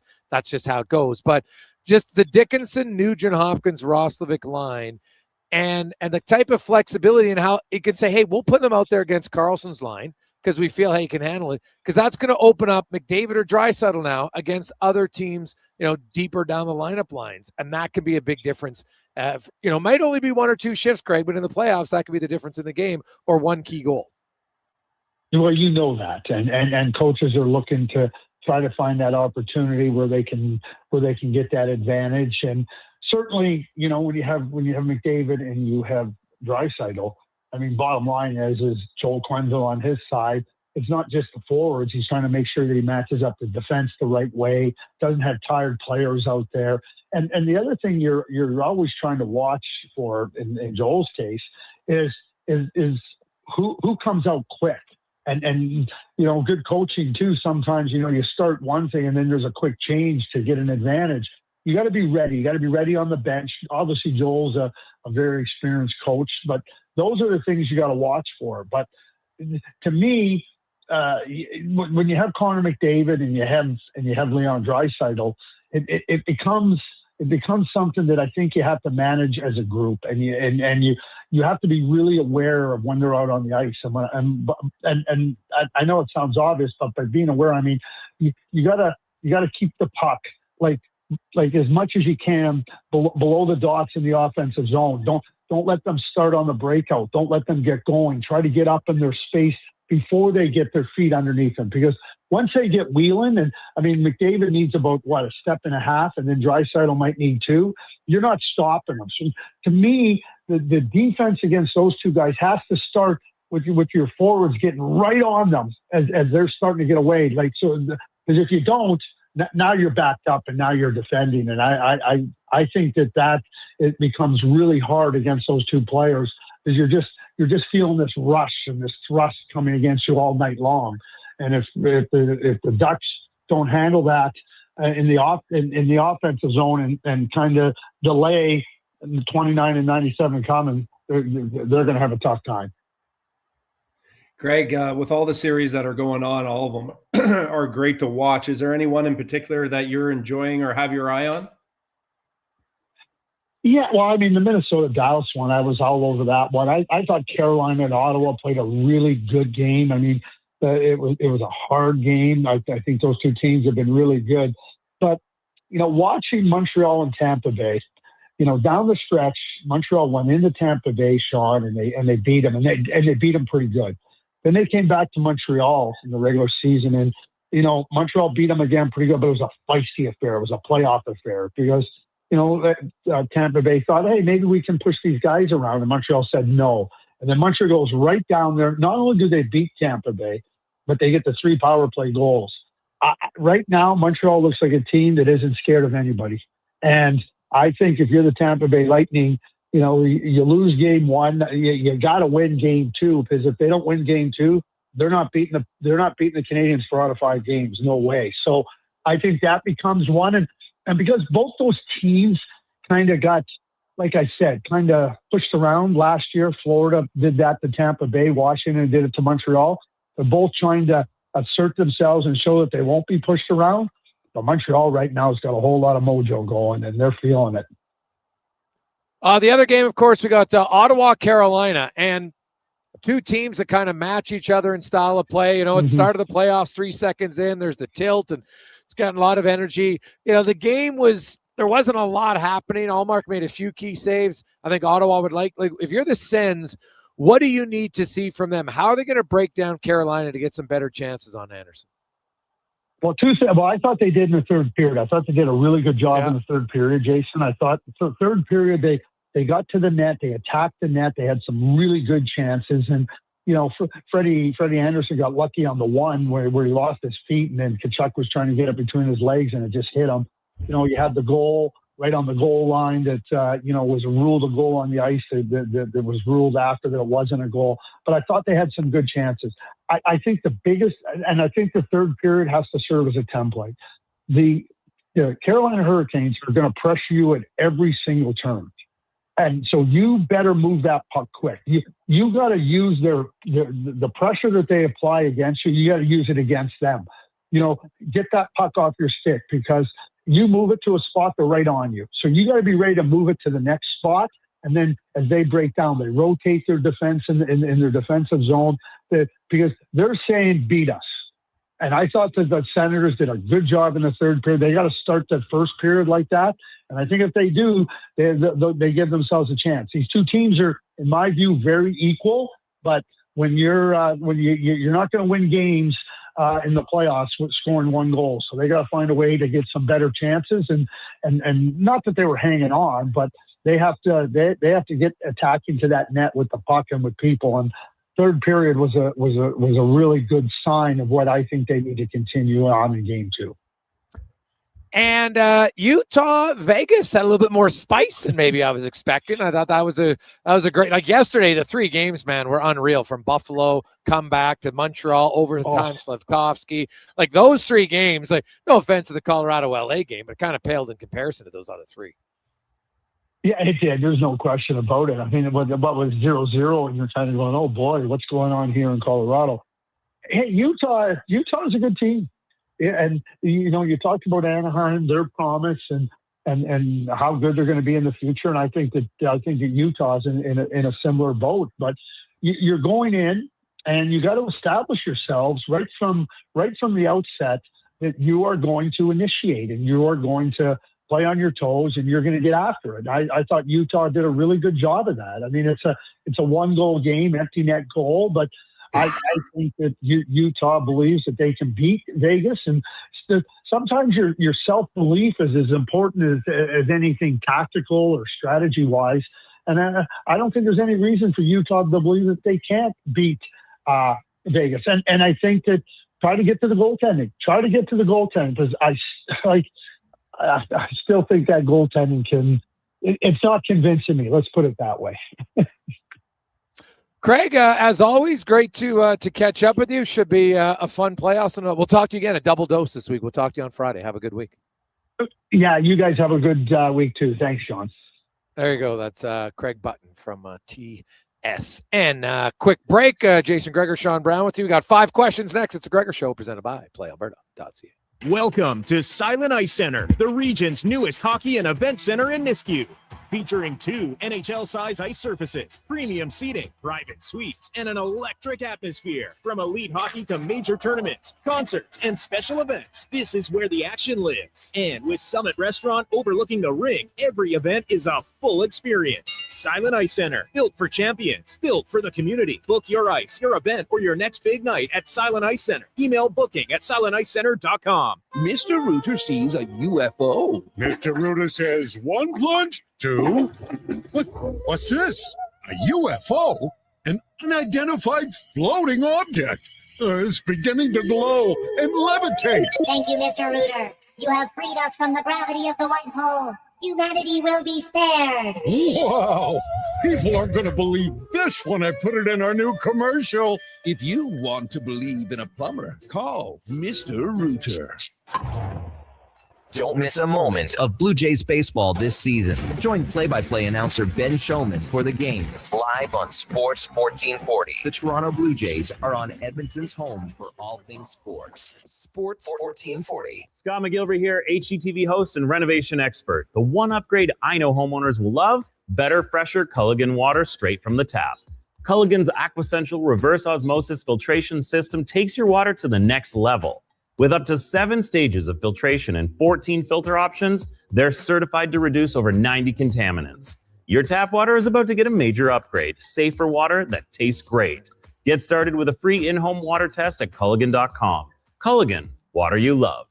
For a silly hockey fan, your partner in power just skated onto the ice. EWEL.ca, the new e-commerce website for electrical wholesalers Edmonton, is ready for the power play 24/7, 365. UL skates to where the puck will be in 5 years. Now that's forward thinking. Killer selection, slamming products from the best brands, and legendary service. Don't sit on the bench. Get your account today at ewell.ca and win that project. Plug into your partner in power. Get an EWEL.ca account today.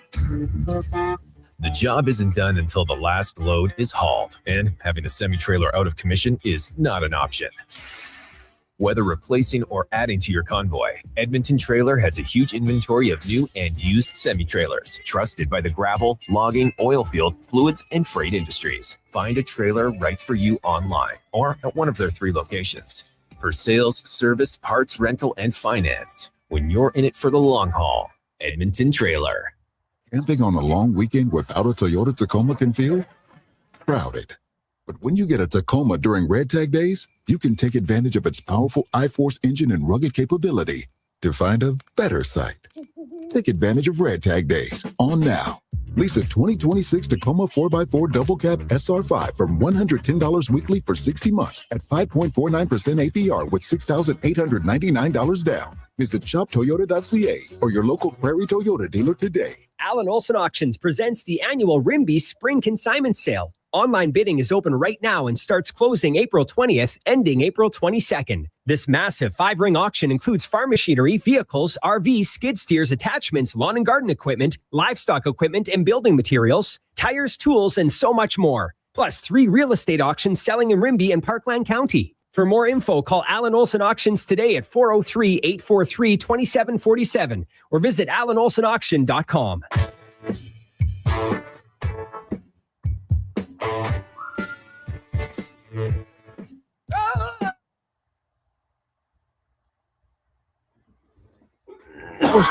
Brought to you by Papa John's. Looking for a tasty lunch?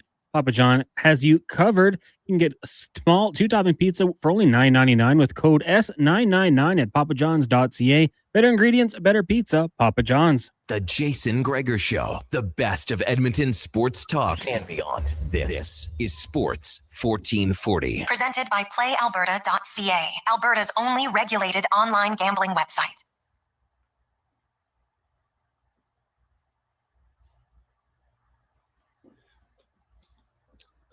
Game day continues on How are you? Welcome back to the Jason Gregor Show, Sports 1440, sports1440.ca, live and on the rocks, Jasper Ave and 118th Street, where you want to give them a call, you can book yourself a table for tonight. I think they might have 1-2 left, maybe. Always get a little extra seating in for the games tonight. Have all sorts of specials. Highballs $5.25 all night. You got hot dog specials on Monday night. So check down here, Jasper Ave and 118th Street. The Oilers taking on the Ducks, and it should be a full slated roster tonight for the Edmonton Oilers. Draisaitl and Dickinson, expecting those two to return to the lineup tonight for the Edmonton Oilers. And if they do, tonight's 12 forwards, 6 defensemen, and starting goaltender Connor Ingram, first game this season that those 19 will be in the same game.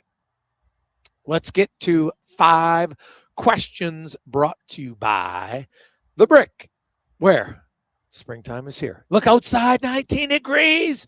You want some outdoor patio furniture? They got you covered. Maybe you're like, you know what, man, I want a new mattress, want to sleep better. It'd be cool. Check it out, 40% off The Brick and thebrick.com. It's time for 5 questions on the Jason Gregor Show. All right, guys. Question number 1. What happens tonight? Oilers and Ducks, and per tradition, you got to make a bold prediction as well. I'm going to say that it's going to be closer than maybe what most people think. I think that, the Oilers are definitely, I feel, are the better team, but it's the playoffs and anything can happen. My bold prediction will be, I'll go Frederick. Trent Frederick he's going to get a goal. Okay.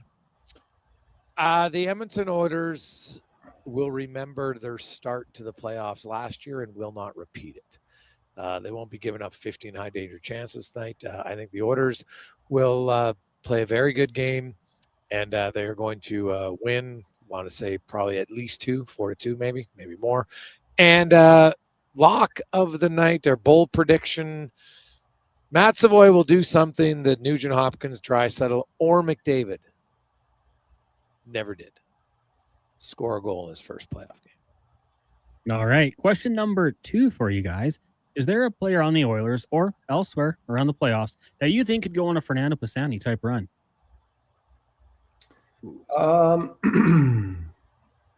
Gee, I was kind of thinking with the Oilers, I was kind of thinking Roslovic maybe.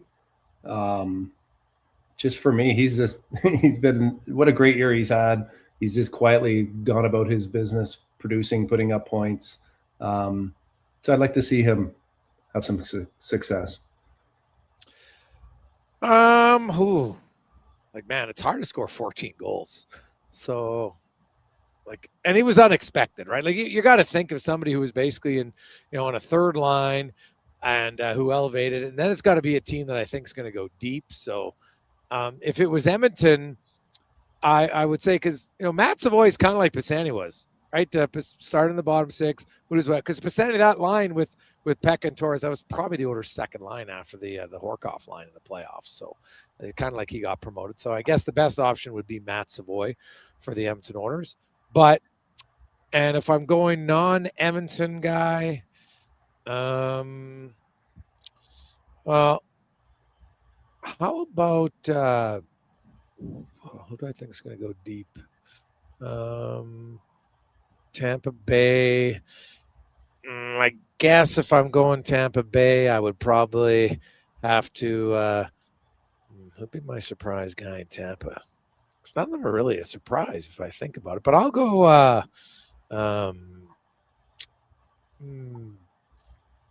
I'm going to go Brandon Hagel. I know he's a scorer, but still 14 goals. I'll go Hagel. Question number 3. From an Oilers perspective, who do you think are the top 3 Ducks to watch out for? I'll go Gauthier, Carlson. And I'll go maybe I'll go Trouba or Gudas. Just with their, yeah. What's that? Well, Trouba all day long for me. He's the one, he plays with Jackson Lacombe. He's going to play way more than Gudas. And he's always actually been more of a big-time open ice hitter. So, yeah, Trouba was, if we're talking watch out for, yeah, it's Trouba because he's the one guy that can get you in the trolley tracks. And I'll say Mason McTavish. and Chris Kreider. All right. Question number 4. I'm going to open this up to like the memory bank as well, because we've seen Buffalo was absolutely crazy. Montreal is going to be great. We know what Edmonton's going to do. What are your top NHL atmospheres that you can recall? Yeah, Edmonton's great. Montreal had a chance to play there in the playoffs. That was amazing with Boston. That was a time that it was nuts when what's his name? Kyle McLaren caught, I think it was Zednik, across the blue line. That place, it was like hitting a bee's nest. It was just, we had to get a police escort out. I think any Canadian city is obviously really good, but also Philadelphia fans are just at a different level as far as where they're willing to go verbally. It's a great sports town, but Philly fans are probably maybe the craziest sports fans that I've kind of witnessed. Philly's a good one. The Montreal Forum, man, when it gets rocking in the playoffs is pretty special, no question.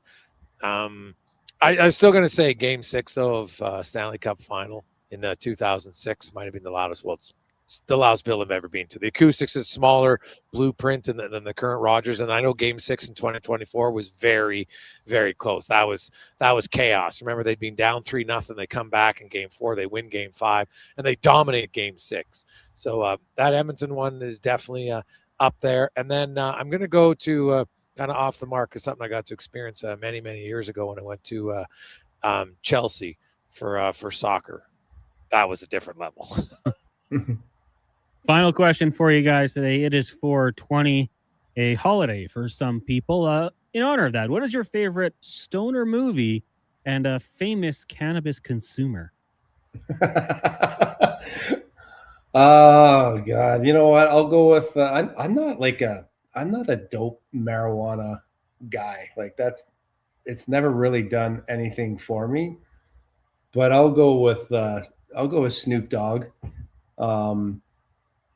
Connor, you might have even been at the concert. Remember, Snoop Dogg was actually at Cowboys back in the day. Do you remember that, Gregor?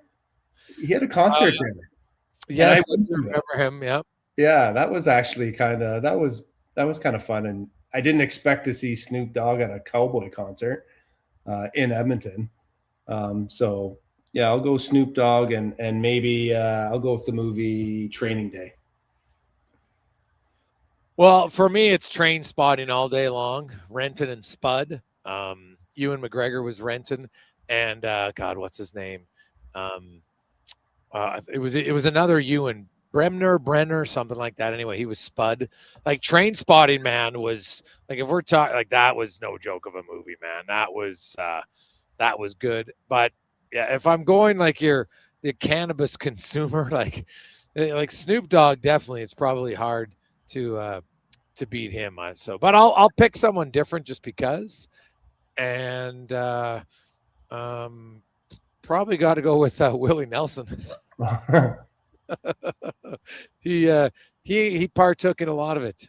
Could tell. Loved his hair too. So I guess I'll go with old Willie. Cons, what about you? If we're going with the celebrities, I think Woody Harrelson would be awesome. Loved him in Zombieland 1 and 2. So he'd be fun to hang out with. And my favorite, Pineapple Express all the time. I think that's just a classic movie. Seth Rogen, buying from his weed dealer Sal, James Franco. It's a classic movie. Hey, speaking of Seth Rogen, he partied one night here on the Rocks on New Year's Eve. Yeah, really. Just directly to my right, actually, they had him in there, and he showed up. He had met some people at True Story, met him at a Christmas wedding, and the people afterwards like, "Hey, man, we're going back for New Year's. If you want to come, we're in Edmonton." And so they couldn't believe it, but he came, and he came back to Edmonton to New Year's Eve at OTR. So. I don't know. I find that I'd rather drink. I'd rather have a couple. Oh yeah, weed doesn't do much to me, man. I can't I can't inhale. Right, it's just a cough factory. It stinks like to nothing. It's awful. So yeah, like I know it's legal now, great, but you could not pay me at enough to smoke a reefer. Like no chance. Yeah, I don't like. Yeah, it's the paranoia and stuff that kind of sets in, or I don't know. I think you have to be. Maybe I haven't been around the right situation. but yeah, does not for me. No, nothing for me either. So I get it. Brownie, have yourself a good one. We will chat with you next Monday. We'll see where the Oilers are at. They'll play 4 games in the series. I see the Oilers winning this one in 5. So by next Monday, we could be setting up a game 5 possible Oilers winning the series at home. We'll see. Anything can happen. That's why they play the game. Should be fun. Have a good one. Okay, guys. Have a good one. There you go. That's Sean Brown joins us every Monday here in Sports 1440. When we return, we got our stats of the day. We're going to hear from both head coaches with their comments. Also, we'll hear from Jacob Trouba, one of the veteran defenders on the Anaheim Ducks, and how maybe they can slow down, contain the Edmonton Oilers. That and more. But first, let's get to the con man and a Sports 1440 update brought to you by Hire Good. For professional property services you can feel good about, get Hire Good. Site cleanup, debris removal, seasonal maintenance, and more. Get a quote at hiregood.ca. Hire Good. Stable jobs create stable lives. This is a Sports 1440 update. Game 1 finally here. Oilers and Ducks down at Rogers Place. Puck drop around 8:20. Our pregame coverage with Andrew Walker and Donovan Paulson gets going at 6 right here on Sports 1440. Elsewhere, Game 2 action. Flyers, Penguins, Sens, Canes, and the Stars Wild. Minnesota, Carolina, and Philadelphia all in those series 1-0. In the association, the Toronto Raptors trying to bounce back in their series against the Cavs, trailing 1-0. Tip off at 5. At 6, the Knicks meet the Hawks, New York up there. And then Timberwolves taking on the Nuggets at 8:30. Denver leading in that one. Major League Baseball, Jays in Anaheim set to take on the Angels. First pitch, 7:38. Elsewhere, you got the Astros and the Guardians. Marlins host the Cards. Orioles travel to Kansas City. Cubbies and Phillies. Dodgers take on the Rockies, and the Mariners host the Athletics. Earlier today, it was the Red Sox over the Tigers by a score of 8-6. Coming up in hour 3 of the Jason Gregor Show, we'll get to the stat of the day and be joined by longtime voice of the Ducks, Steve Carroll. I'm Connor Halley. This has been a Sports 1440 update. Sports 1440, Stingray radio station. CHJR broadcasts from West Edmonton Mall and Wetaskiwin. Download the free Stingray music app and listen wherever you go. Craving your favorite mouth-watering pizzas? Papa John's has large specialty pizzas for only $19.99 for a limited time. Get a flavorful all the meats, the works, ultimate pepperoni, Hawaiian, barbecue chicken, and more on original thin or New York style crust. Use the code LSPEC at papajohns.ca or on the Papa John's app. Get yours today. Better ingredients, better pizza. Papa John's. One app, triple the action. Play Alberta is proof that good things do come in threes. Whether you're into playing any of our exciting casino games, betting on your favorite professional sports teams from around the world, or buying into Canada's biggest lottery, Play Alberta is the province's only app to do it all. Download today and discover a new way to play. Must be 18 plus to play. If you gamble, use your game sense. As we continue on, Sports 1440, sports1440.ca. It's the Gregor.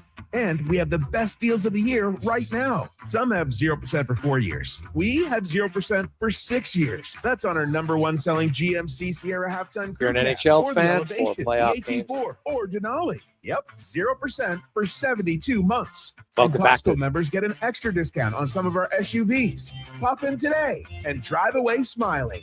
Wolf, GMC Buick. We're making it easy. When life unexpectedly changes, it can leave us feeling unbalanced, uncertain, and unsure of how to move forward. But you don't have to go through it alone. I'm Corey Anderson with Fairway Divorce Solutions. Our team helps reestablish balance, guiding you through your divorce with compassion, clarity, and support. Fairway has helped more than 6,500 families across Canada find a path towards a peaceful, fair resolution. With 2 offices in Edmonton, we're here to make your journey easier. Discover your options at Fairway Divorce. At Fountain Tire, the savings come in threes. Up to 25% off select tires, a mail-in rebate of up to $100 off a set of 4 select tires, and $50 off a $150 service. We're basically the BLT of savings. Until April 25th. Restrictions apply. Book today. Hey, hon, I'm getting expressions and images to frame my hockey card collection in the man cave. Perfect. I'll come with you and bring our wedding photos. For sports memorabilia and family treasures, think Expressions and Images, your local custom framer since 91. You name it, we frame it. For over 50 years, The Brick has been proudly serving Canada. They love to save you more on everything you need for your home. Save up to 60% off made-in-Canada sofas when you buy the matching Love Seater chair. Find patio sets starting at just $99. and save up to 40% off mattresses. Plus, take 5 years to pay with 0% interest on furniture and mattresses. Taxes and fees due at purchase, OAC. Visit a Brick near you for details and exclusions. The Brick, saving you more. Bashaw Concrete Products. From concrete and septic tanks to blocks, precast water pads, Jersey barriers and aggregate. Farmers, contractors, homeowners. Plan your next project at BashawConcrete.com. Family owned, over 60 years pouring. Bashaw Concrete Products. Once again, start here. BashawConcrete.com. Fast track your financial goals with a special rate term deposit from Vision Credit Union. For a limited time, take advantage of a great rate on 1, 3, or 5-year terms. Plus, as a Vision Credit Union member, you can earn up to 25% more on your interest through profit shares. For details, contact your branch today or visit visioncu.ca. That's visioncu.ca.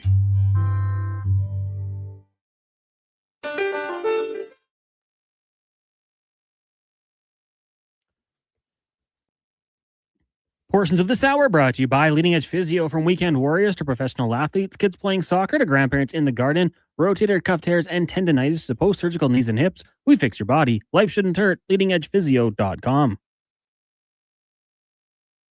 The Jason Gregor Show. The best of Edmonton sports talk and beyond. This is Sports 1440. Presented by PlayAlberta.ca, Alberta's only regulated online gambling website.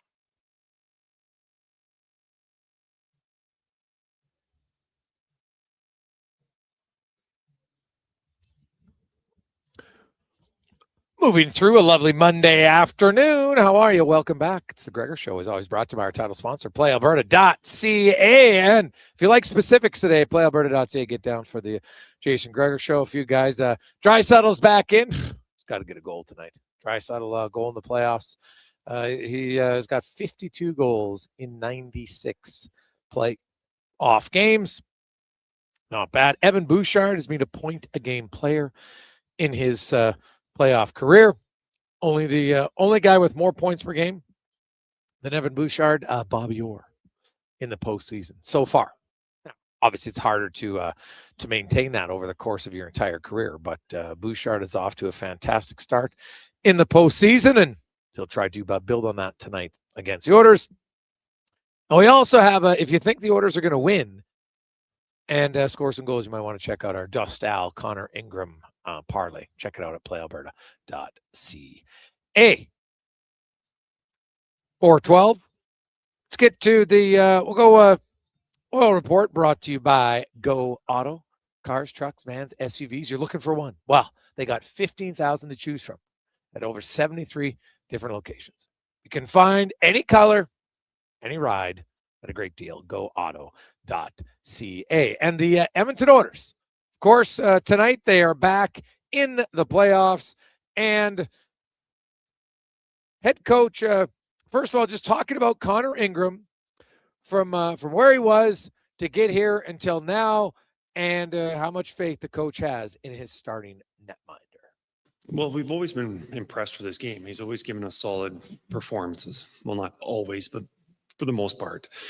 His game has been good, and he hasn't cost us games. And, as for a goalie, especially for this team, that's what you're wanting. As the season progressed, his game just got better and better. Playing in the American League and then in the NHL, there's a little transition period. Things are a little bit faster, a little more structured here in the NHL. And then he was able to gain confidence. And I think he feels really comfortable here and feels, part of this team. And when a player feels part of the team and confidence, then they start really elevating their game. And, these last few weeks, he's been, playing really, really good. Like, it's been remarkable to get the performances that we have. We always knew we were getting a solid goaltender, but he's elevated that and played even better. So, I think he's in a good spot right now. And, part of that is I think our team's been committed to playing good defensive hockey. So as long as our team does a good job in front of him, he's usually making more stops than not. He's been good. And you know, the way the orders are built, their goalie doesn't, if their goalie's one of their top 3 players every game, they're not going to win. They're not built that way. They've never paid their goalie that way. They've never done it. They need to win by playing good hockey and sound in front of them, and then having a reliable goalie. Every team's built different, right? If you want to have a $10 million goalie, then usually you're going to sacrifice some other places, right? It's just how it goes. Unless you can have a non-cap compliant lineup in the playoffs, which of course doesn't work anymore because now there is a salary cap in the playoffs. So now obviously the cap going up might be different for teams in the future, but Edmonton's never been built to say, man, we need our goalie every night. Now you need your goalie some nights. Hell, Stu Skinner stole a few games for the Edmonton Oilers in the playoffs over the years. You're going to need it every now and then, but for the most part, if you just get consistent goaltending, the Oilers should have a good chance to win. Other thing was I want to get to Mattias Ekholm and their defensive play lately.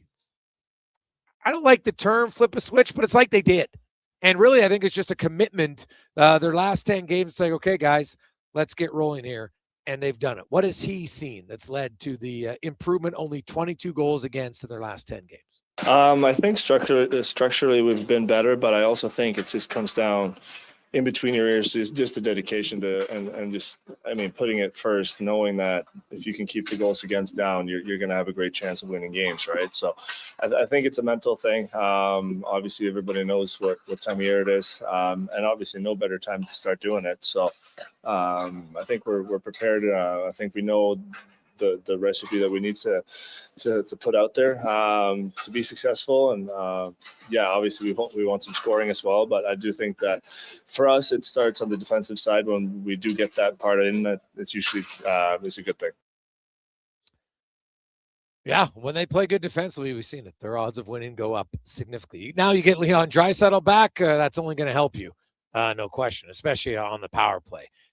And when he looks at his lineup now, it's a little bit different than last year, but speed, size, physicality, obviously it becomes in play. What does he see in the hopes and likes of his roster heading into the postseason this year? I think so. I think we have a little bit of everything, honestly. I think we have some players that they're top 2 in the world. So what they bring is obviously tremendous for us. But I do think that the rest of the lineup, we're built to withstand that type of hockey and obviously the physicality and the speed. So, but every year is different. We haven't tried it out in the playoffs yet, so I'm excited to do that and see how we feel and how we look.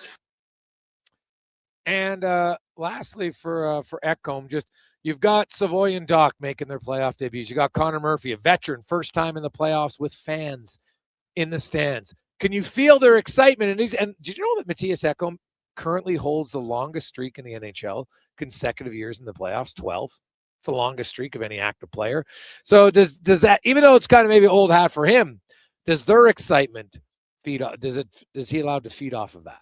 Yeah, for sure. And I think somebody else said that, like, usually the first period, the first game of the series, and especially to start the playoffs, is the most intense. It's the most, the fastest. It's most, like, the fans are into it, everything. So those guys got to go and enjoy it too, right? It's this place is special to play in the playoffs. I mean, I've been fortunate enough now to do it for 3 playoffs, and it's remarkable. Like the atmosphere, comparing the game, I mean, 81, 82, it's going to be nothing like this. So I hope those guys also go out and get pumped up and you enjoy that thing too, because it's not something you take for granted. 12 straight years for Ekholm, longest active streak currently in the NHL. Now we'll get to a conversation that I had, of course, because we always like to get the both sides of it, and caught up with Jacob Trouba, defenseman for the Anaheim Ducks, who's playing with young Lacombe, and you know what, probably is going to have to face some of the Oilers' top guys. Here's that conversation with Jacob Trouba. Well, Jacob, you were just talking about your experience as a young guy, and it is different, but there's that you got a big team of young guys. Mm-hmm. Where's your role, do you feel, as a leader? Do you say less and just let them experience it? How do you approach this? A little bit of both. I think you don't tell anybody how to play hockey. They're going to go out there and play. They're really good players, all the guys in this room. And you're going to learn some things as you go, the feeling, the energy, the excitement, all the things that go into playoff hockey that we all love and have been kind of chomping at the bit to play. I think all these guys that are playing for the first time have been waiting for this, and think they're ready for it. So your career now, it's over a decade in. You've always, had the fun challenge of playing against the best players. Most guys want that challenge. You got McDavid and Draisaitl. They're very different in how they attack. For you, not that you change different, or do you just approach different, knowing that one guy's more speed, where one guy's a little bit bigger brutality? No, you don't really change a whole lot. I think you play your game, your system. It's not. I don't think you look at it as a one-man job that I'm trying to stop them, or me and Jackson are trying to stop them. It's a team job. There's going to be multiple guys playing against them. And they're two really good players. They've proven that over the course of their careers, and it's going to be a good challenge for us. A lot of people maybe outside of the Pacific don't know how good Jackson Lacombe is. You're playing with him every day, and then what about his game has impressed you most that you feel that makes him one of the top defenders? I think the way he's grown, I guess. I myself didn't know much of him before I got here. I think I showed up and watched what he did towards the end of last year, and then this year, obviously the season he's had. He's a special player. He skates well. I think he reminds me a lot of Josh Morrissey, who I played with for a while in Winnipeg. So he's a guy Canadian fans will know. I think he's Jackson's got a little bit of Josh in him, and I think they're two obviously spectacular players. And lastly, you talked about just how the energy of the playoffs, it's way higher, even more than you thought it would be, and you talked about it. How did you adapt to it? How do you adapt in the moment? Because it's only a 7-game series. It's not like you can feel your way in very well. Yeah, no, we got to jump right into it. Just play your game. I think the heightened level of intensity and physicality and excitement is stuff we should feed off of. We got the young guys. We got young legs. We got there's a little bit of I don't know. I think there's some strength in the inexperience as well. Like, we're coming out here to do our best and play as hard as we can, and I think we got the ability to surprise some people. See, interesting comparison. Hey, Josh Morrissey, hell of a player. And Jackson Lacombe, I know other fans, you've gotten to know him a little bit more the last few years in the regular season, but he's a special player. Now, he's in tough, make no mistake. Most of his minutes are either going to be up against McDavid or Draisaitl. That's a tough task for any defenseman. I know there's, we got a lot of texts coming in. Hey, Gregor, you worried about Gudas? I'll say this. If Gudas is on the ice against McDavid, that means McDavid and Draisaitl are out against the Ducks' third pair. You'll take that matchup every day because Gudas is paired up tonight with young Tyson Hines, who's played 6 NHL regular season games. Young player, 3rd-round draft pick. They really like him, defensive defenseman. But if you got Gudas and Hines, like Chris Knobloch, you couldn't get him to change the lines quick enough to get McDavid and Draisaitl out there. They know what Gudas is capable of. Keep your head on a swivel. That's all you have to do, man. Right? You got to be aware when he's on the ice, but you would take that matchup all day if you're Knobloch, because you're not worried about him getting cheap shotted by him. They're gonna have their head. Those are two of the smartest players in the league.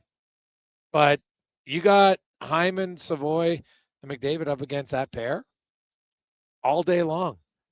They would take that matchup all day if you're the Edmonton Oilers.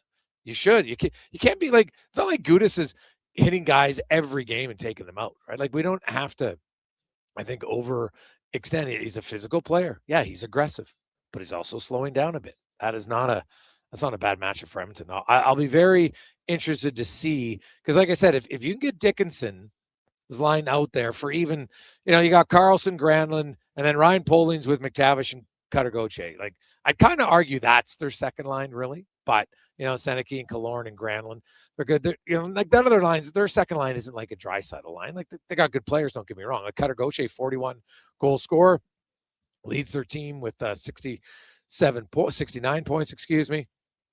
Carlson's line's their top line, no question. And I'll be curious as to which line Knobloch runs again. And a lot of, because he gets last change. So whoever the Ducks start, then we'll kind of sense this is the line that he wants out against that line. It's not going to be all the time. We might have like a 55, 60% share against one of these lines for McDavid. I think if you're Anaheim, you would like Trouba and Lacombe out against McDavid for sure.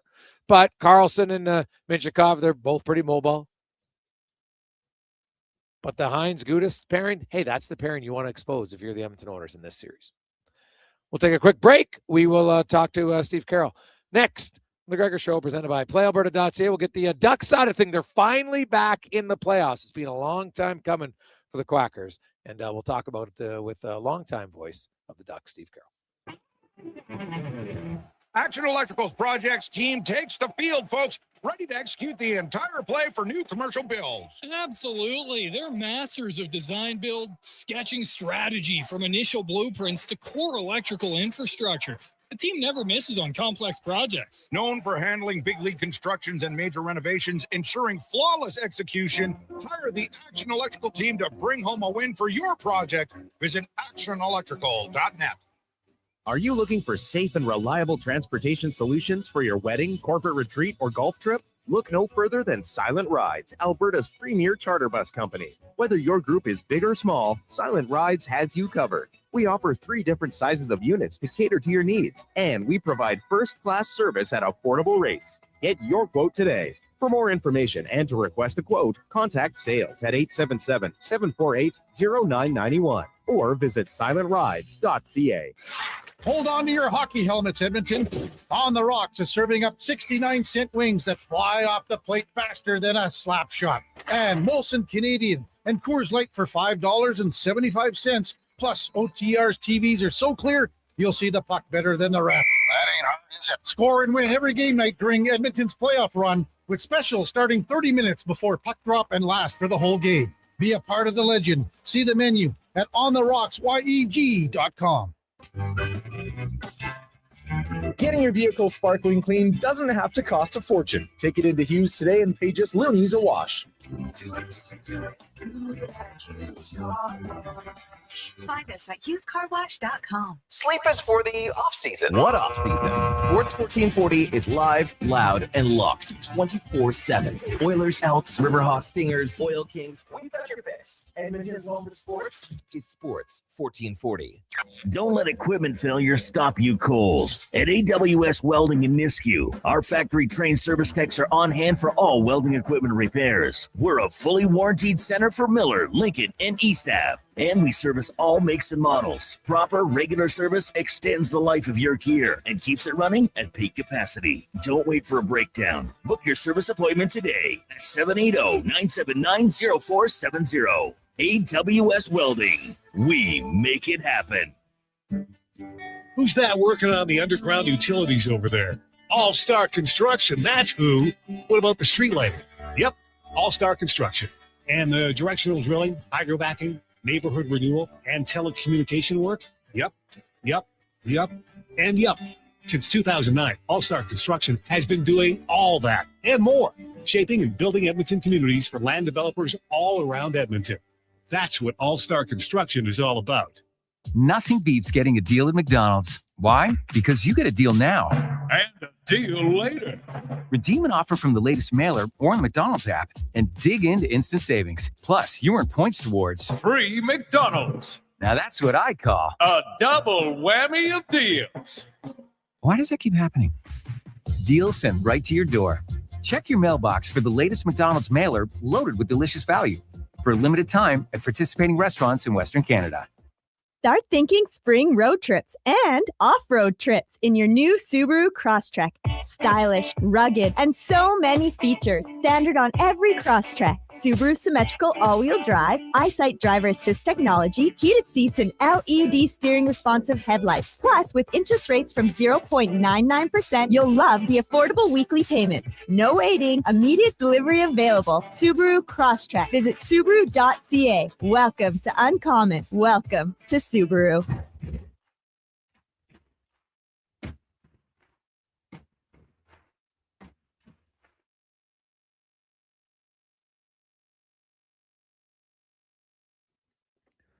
Portions of this hour brought to you by EUL. Helping you finish your electrical project is their goal. From pot lights to electrical panels, the gear you need is at EUL.ca or in person at one of their Edmonton area locations. EUL.ca, your partners in power. The Jason Gregor Show, the best of Edmonton sports talk and beyond. This is Sports 1440. Presented by PlayAlberta.ca, Alberta's only regulated online gambling website.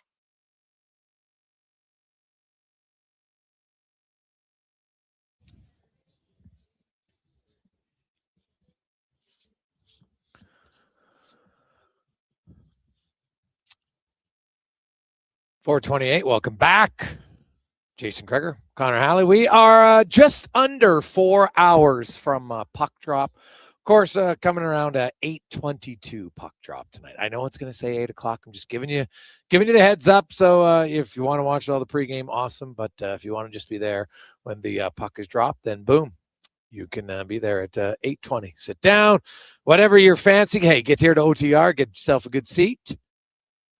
$5, $5.25 highballs. You got specials on hot dog. Also a Jameson Fireball. Woo-hoo. Could be a fun night at OTR. And, of course, most Canadian specials throughout the game. 833-401-1440. 833-401-1440. You can always text us. It's a Gregor Show presented by PlayAlberta.ca. As it's time to go around the NHL, brought to you by McDonald's. And after a thunderous debut in 2023, it's been a few years, but the hype is back. The Chicken Big Mac. The combination, the Chicken Big Mac, comes together in one scrumptious flavor. Check it out right now, only at McDonald's. As the longtime voice of the Anaheim Ducks, Steve Carroll joins us. Steve, how you doing, man? I'm doing okay. Looking forward to the series coming up, though. I think it's going to be a pretty good one. Yeah, well, Steve, the Ducks, they took it down to your final game for you, for now anyways, as the broadcaster voice of the Ducks. Entertaining game, man. They needed a win, and they dominated. They're finally able to scratch out a win against Nashville to punch their ticket to get to the playoffs, first time in many years for the Ducks. And you've been calling these games for a long time. It was interesting listening to Jacob Trouba talking about his first playoff experience as a member of the Jets against that Ducks team of 2015, back when the Ducks and the Sharks and the Kings were all good, but also huge. And when I look around this Ducks team today, I'm not saying they're there yet, but man, they got a lot of signs that they're coming back to a big physical team again with some skill. Yeah, you know what? For the most part, we have a pretty young hockey club. There's some veterans on this team. Will certainly be important here come the playoff series with you guys. I think a couple of things that I've looked at and reading about today, fact that this team in Anaheim had 26 comeback wins this season, which tied them for most with Montreal, 17 one-goal comebacks, 9 two-goal comebacks. But guess what? I don't think they want that in this playoff series against Edmonton. If you keep falling behind, then all of a sudden the confidence goes, the momentum changes. So I think one thing they want to do is have the lead on a lot of occasions, and that means maybe contributing a little bit more on the power play, on the penalty kill, keep the puck out of the net for the PK, and score some goals. We certainly have some guys that can score some goals on this team, a good mix of veterans and young players, and they've all been a big part of the success this year. And I don't think you can discount what this coaching staff has done either.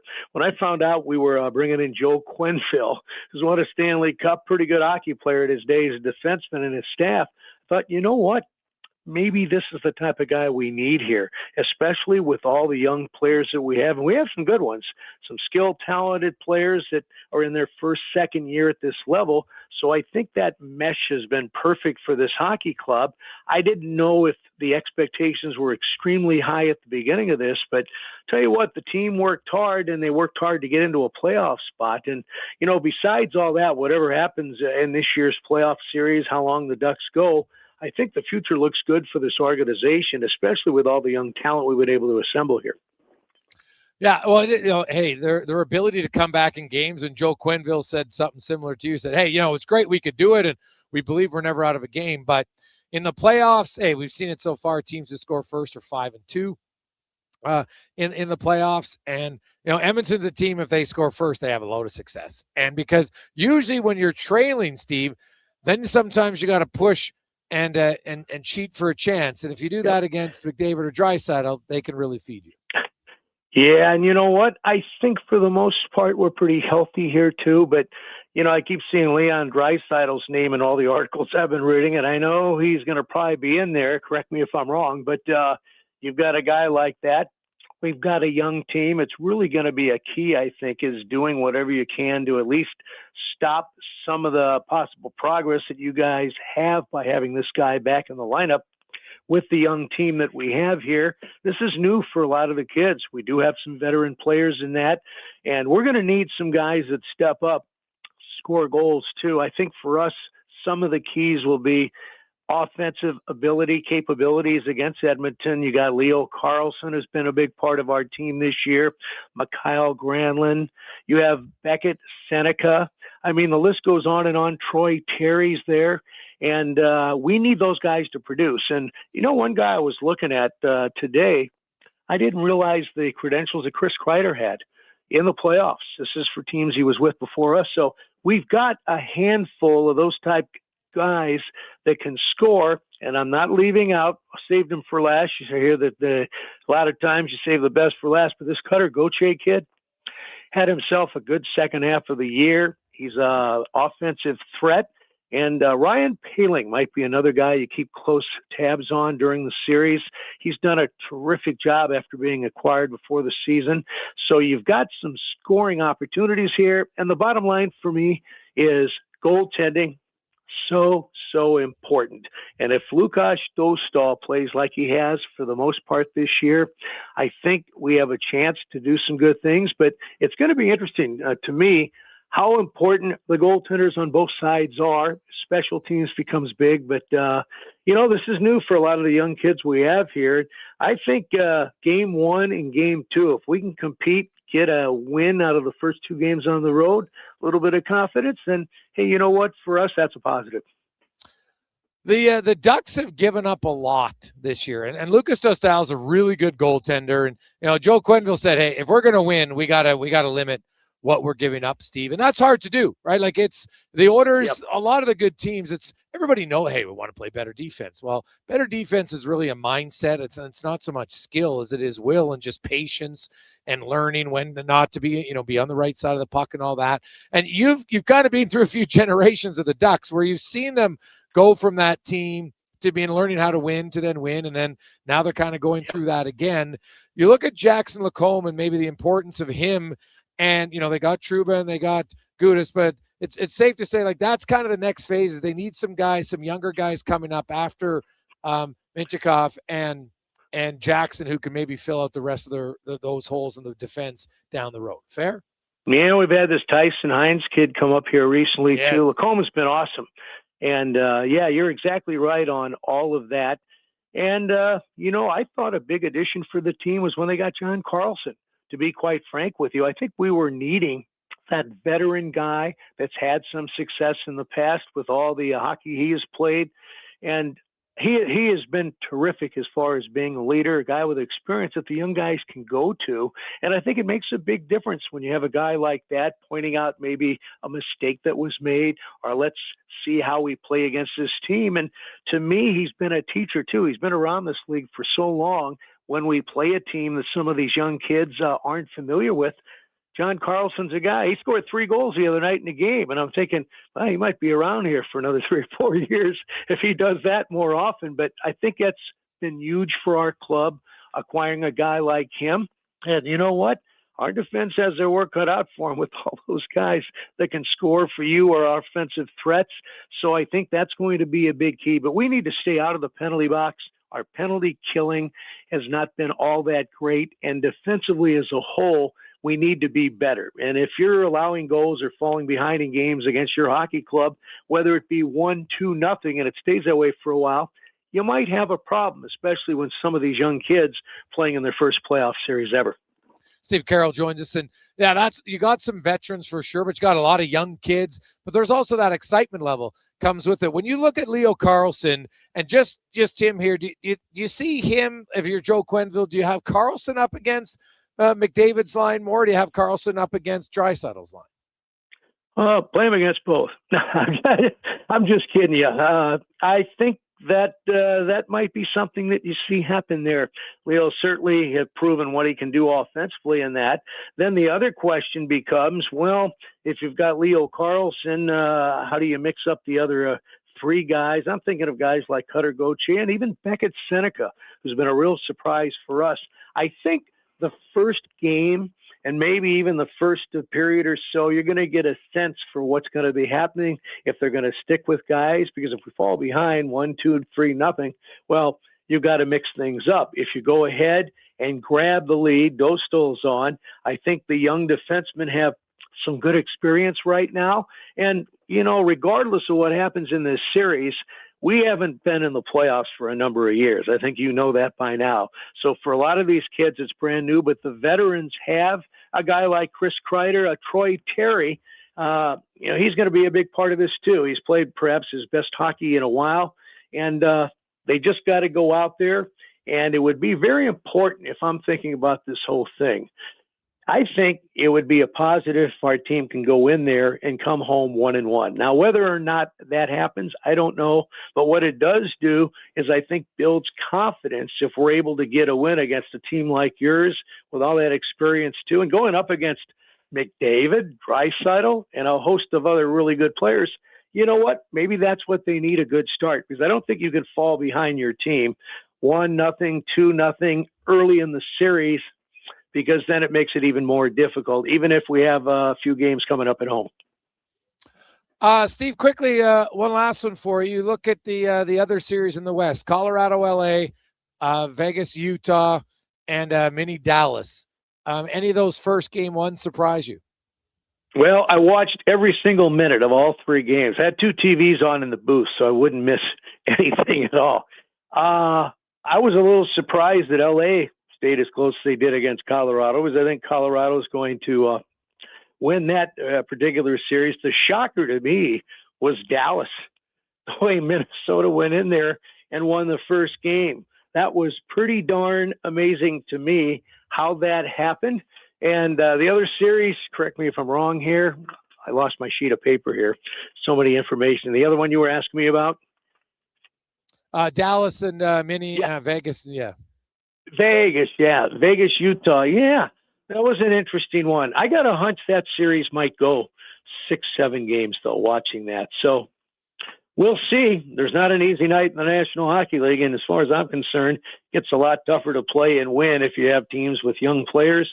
But it's certainly going to be an exciting 4 or 5 weeks, and I just hope the Ducks are competitive against Edmonton. And looking forward, I'll have a chance to get out to the games here at home at Honda Center and watch the guys perform that you have that are such great hockey players. And I'm talking about the Draisaitl's and the McTavishes and, people like that. So I can't wait. Awesome, Steve. Appreciate your time, man. Have a great day. All right. Hey, thanks. There you go. That's Steve Carroll, and longtime voice of the Ducks. Steve actually just called his final game with the Ducks. He's hoping to come back just for some health reasons. He's had to step away, so we wish Steve all the best in the next few years, and hopefully gets back into some other role later on with the organization. We'll come back. We'll get to our stats of the day, brought to you by Action Construction. It's the Gregor Show, All-Star Construction. It's the Gregor Show, presented by PlayAlberta.ca. Legacy Heating and Cooling offers no payments and no interest for 1 year on your new furnace. So when you wake up to no heat, call Legacy. Call Legacy. If you need it immediately with no overtime rates. If you need it immediately and want to combo it with AC. Call Legacy. Call Legacy. No payments and no interest for 1 year on your new furnace. It could only be Legacy Heating and Cooling. Craving your favorite mouth-watering pizzas? Papa John's has large specialty pizzas for only $19.99 for a limited time. Get a flavorful all the meat, the works, ultimate pepperoni, Hawaiian, barbecue chicken, and more on original thin or New York style crust. Use the code LSPEC at papajohns.ca or on the Papa John's app. Get yours today. Better ingredients, better pizza. Papa John's. Wondering what you can afford? Let Go Auto do the math with our free car loan calculator. No pressure, no awkward convos, just quick answers on your budget and payments. Bad credit? No credit? We got you. Text CHECK to 780-777-7777. That's CHECK to 780-all-7. Find out what you qualify for and start shopping with confidence. Go Auto. Drive what you love with payments that make sense. For over 50 years, The Brick has been proudly serving Canada. They love to save you more on everything you need for your home. Save up to 60% off made in Canada sofas when you buy the matching love seat or chair. Find patio sets starting at just $99 and save up to 40% off mattresses. Plus, take 5 years to pay with 0% interest on furniture and mattresses. Taxes and fees due at purchase, OAC. Visit a Brick near you for details and exclusions. The Brick, saving you more. Missioner Allen Auctioneering's next Calgary, Edmonton, Winnipeg public unreserved heavy truck auction is this Thursday at 9 a.m. with tandem and single axle trucks, including tractors, decks, dumps, man lifts, backs, pickers, service, shunt, and tank trucks, plus more. Info at maauctions.com. Are you overwhelmed by debt and getting nonstop calls from creditors? It can feel like there's no escape. Debt doesn't have to be a life sentence. A single call can turn things around. My name is Parveen Middleton. I'm a licensed insolvency trustee at BDO right here in Edmonton. I can help you become debt-free with a solution just for you. Let's put an end to those calls from creditors together. Call 1-833-BDO-TALK or visit bdodebt.ca to discover your debt-free future. Missioner Allen Auctioneering's next Calgary, Edmonton, Winnipeg public unreserved industrial auction is this Friday at 9 a.m. featuring Japa equipment rentals, realignment with 5 2022 to 2020 XCMG 250U, 300U, 360U, and 490U excavators. Search Japa at maauctions.com. I'm Rick Showers from Noble RV, and I want to give you something for free. A free roof assessment on your used RV. And remember, basically every RV is a used RV. What do I get for my free roof assessment, Rick? Well, Bob, we're going to climb up on top of your RV and take a good detailed look at your roof. Check all the joints, connections, and seals. Then we'll give you a written report so you know exactly what's going on up there. You should do this at least twice a year. You're just doing this out of the goodness of your heart, Rick? Cards on the table, Bob. About 1 in 10 RVs we see have something wrong with the roof. If yours is one of them, then yes, we're going to offer to sell you a repair. But we'd rather do a small repair when your leak is small than sell you a big, expensive repair when it's so bad you can see it from the inside. And you don't have to accept our offer to fix it. It really is free either way. So come by Noble RV and know for sure. And that's NobleRV.ca.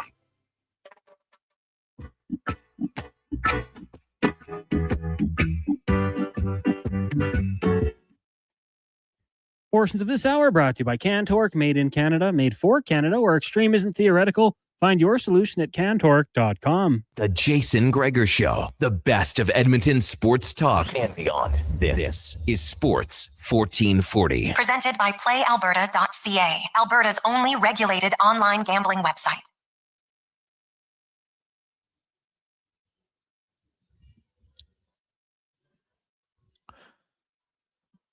Or 46, rolling through Monday afternoon. How are you? Hope you had a good weekend. The week is shaping up better. Hey, you know what?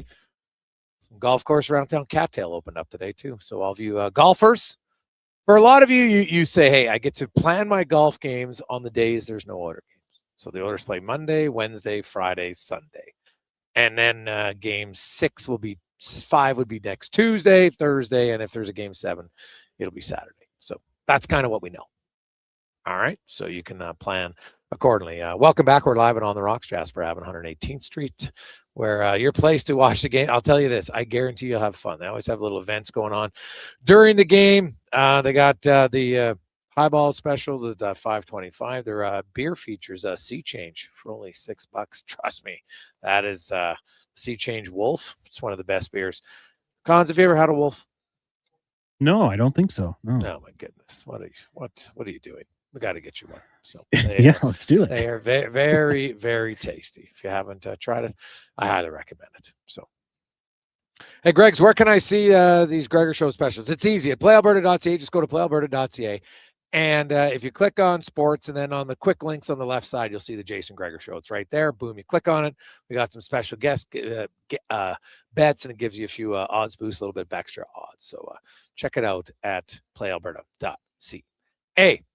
Now, let's get to some stats of the day brought to you by All Star Construction. Founded in 2009, just continued to grow and expand, helping build neighborhoods, and they do tons in the community of donate back from simple things as donating all the lights for outdoor facility, for outdoor arenas, parking lot lights at charitable events, cancer foundation, and more. So that's what they do at All Star Construction.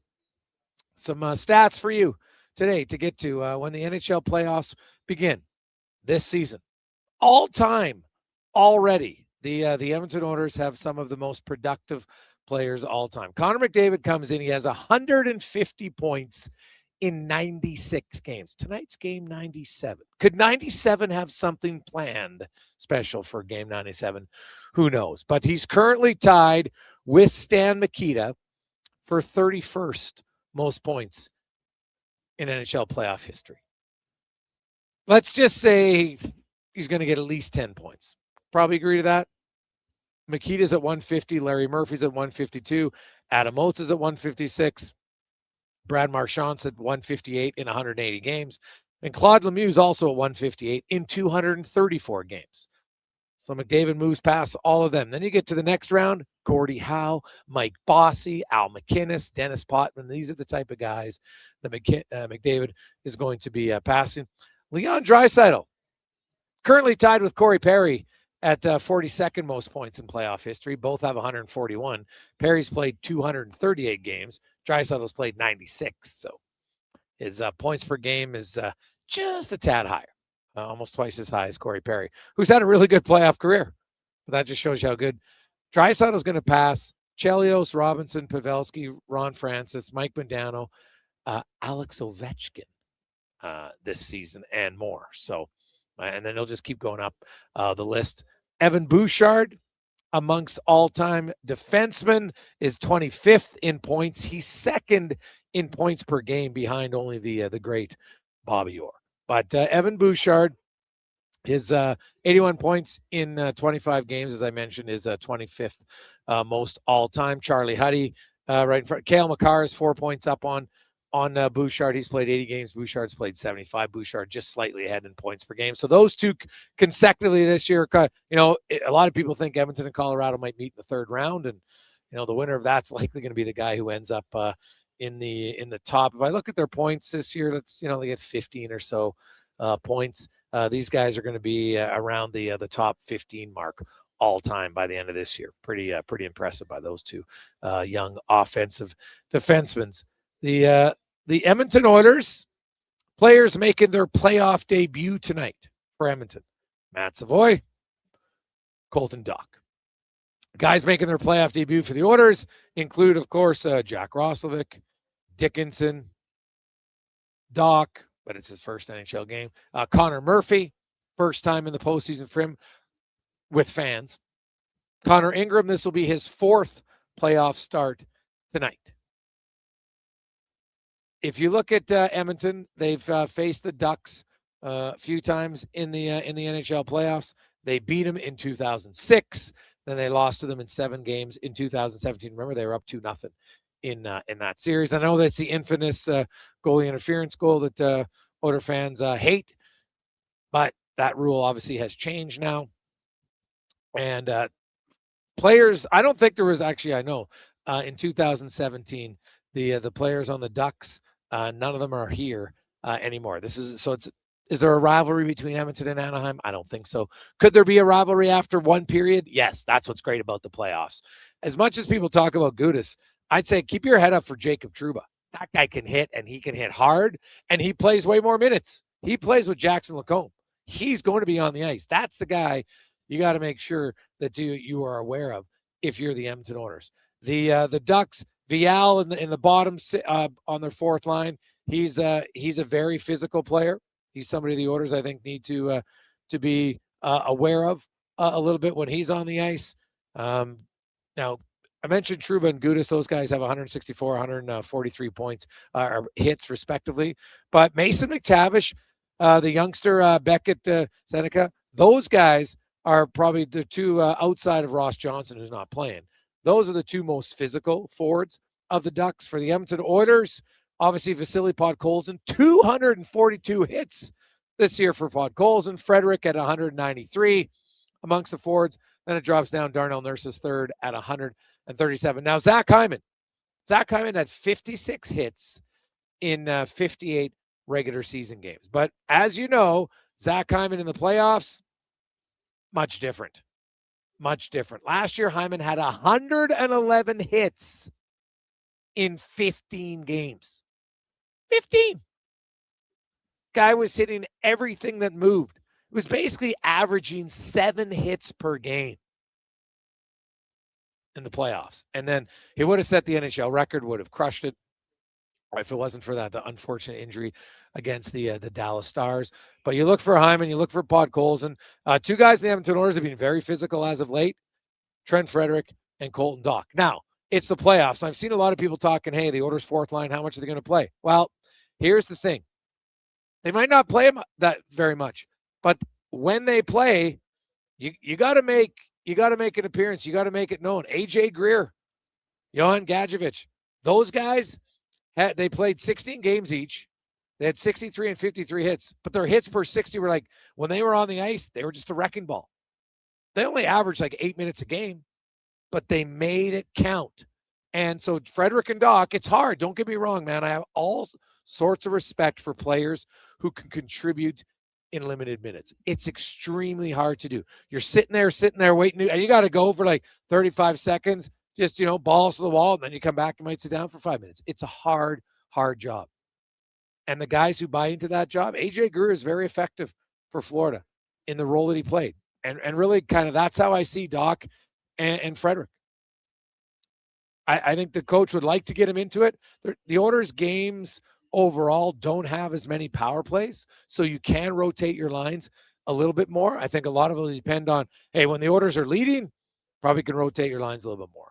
They get into a time where they're trailing, well, obviously you're probably not going to play your fourth line a ton, but I would hope that they can at least get 10 minutes because neither one of them killed penalties, so it's hard to see because the other guy on that line was Nosek. He killed penalties, so he was around 11 minutes a game.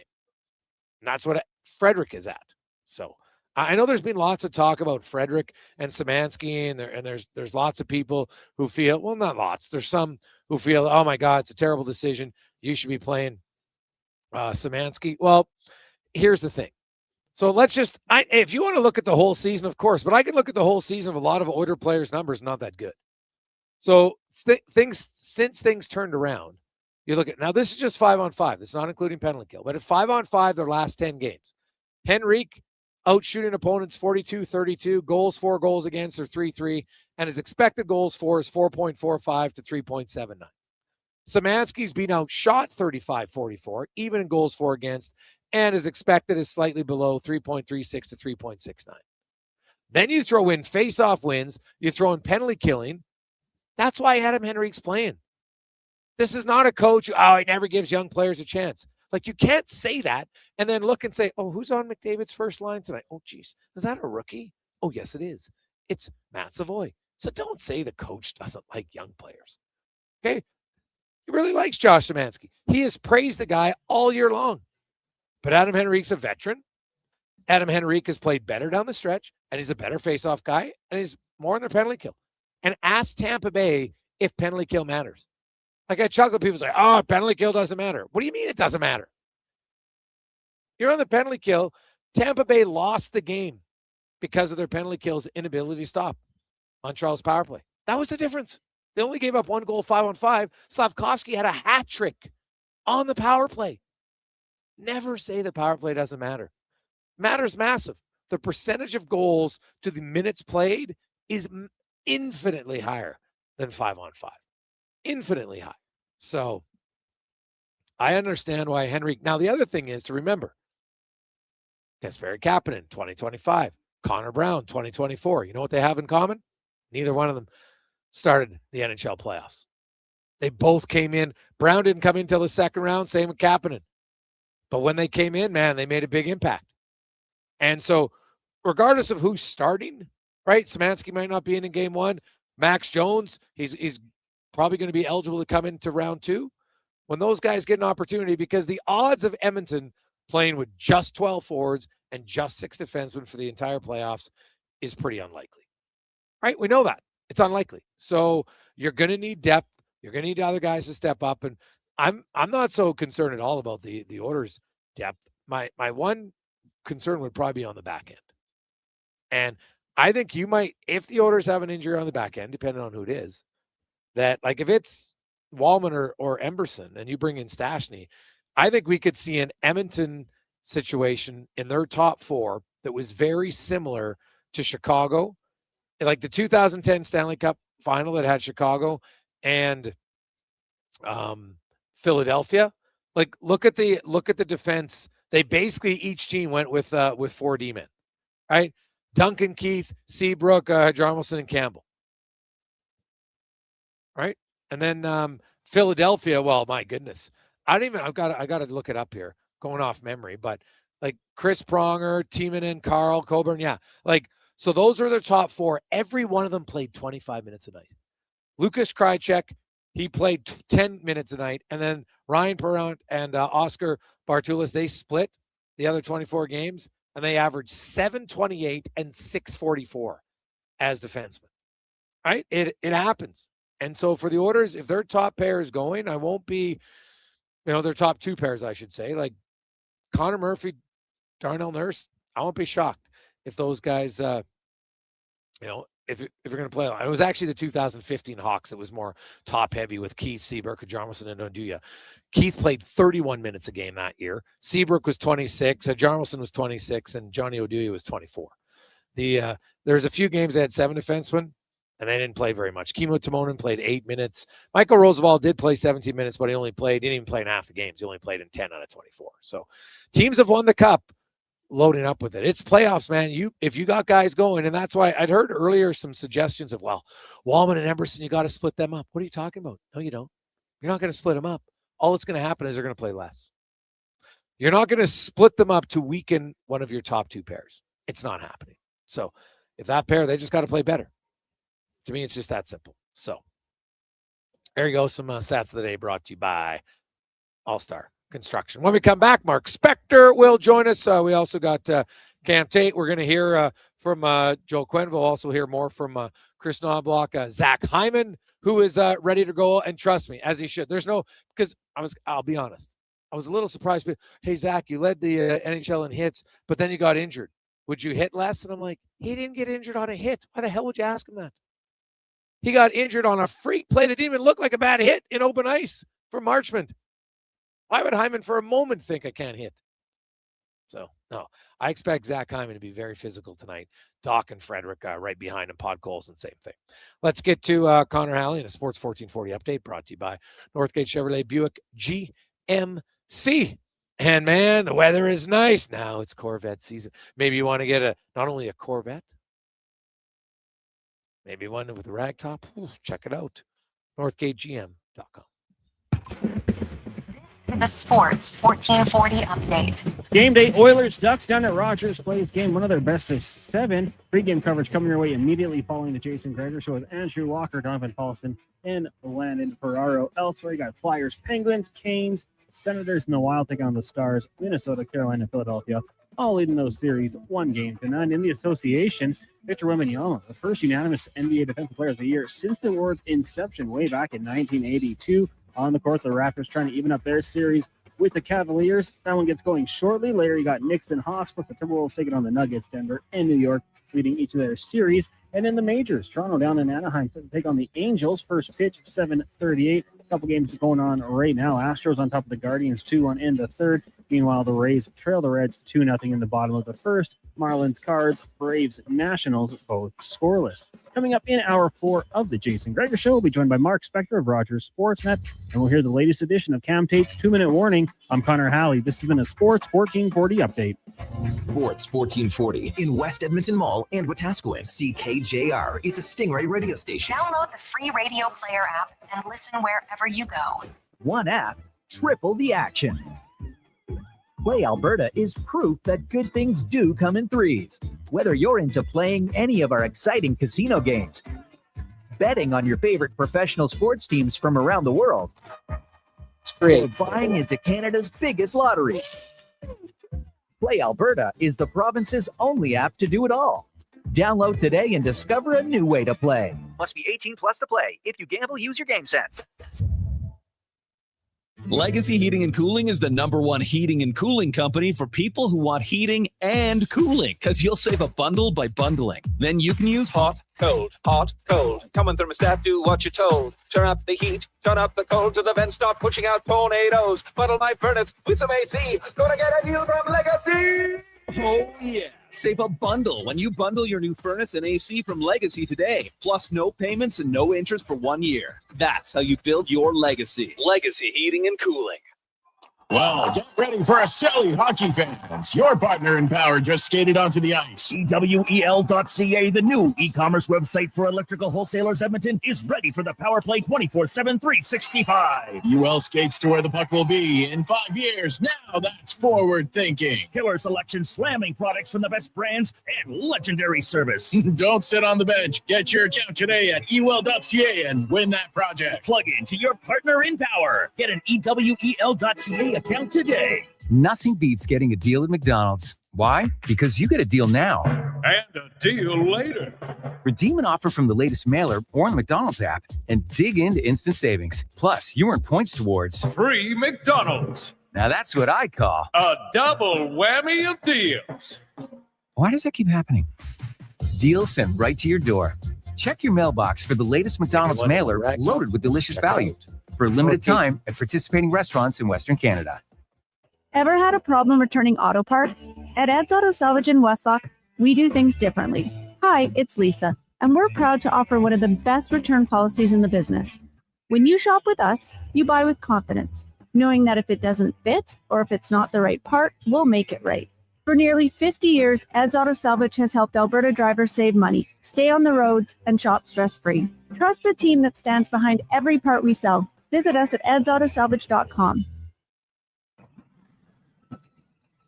Bashaw Concrete Products. From concrete and septic tanks to blocks, precast water pads, jersey barriers, and aggregate. Farmers, contractors, homeowners. Plan your next project at BashawConcrete.com. Family owned. Over 60 years pouring. Bashaw Concrete Products. Once again, start here. BashawConcrete.com.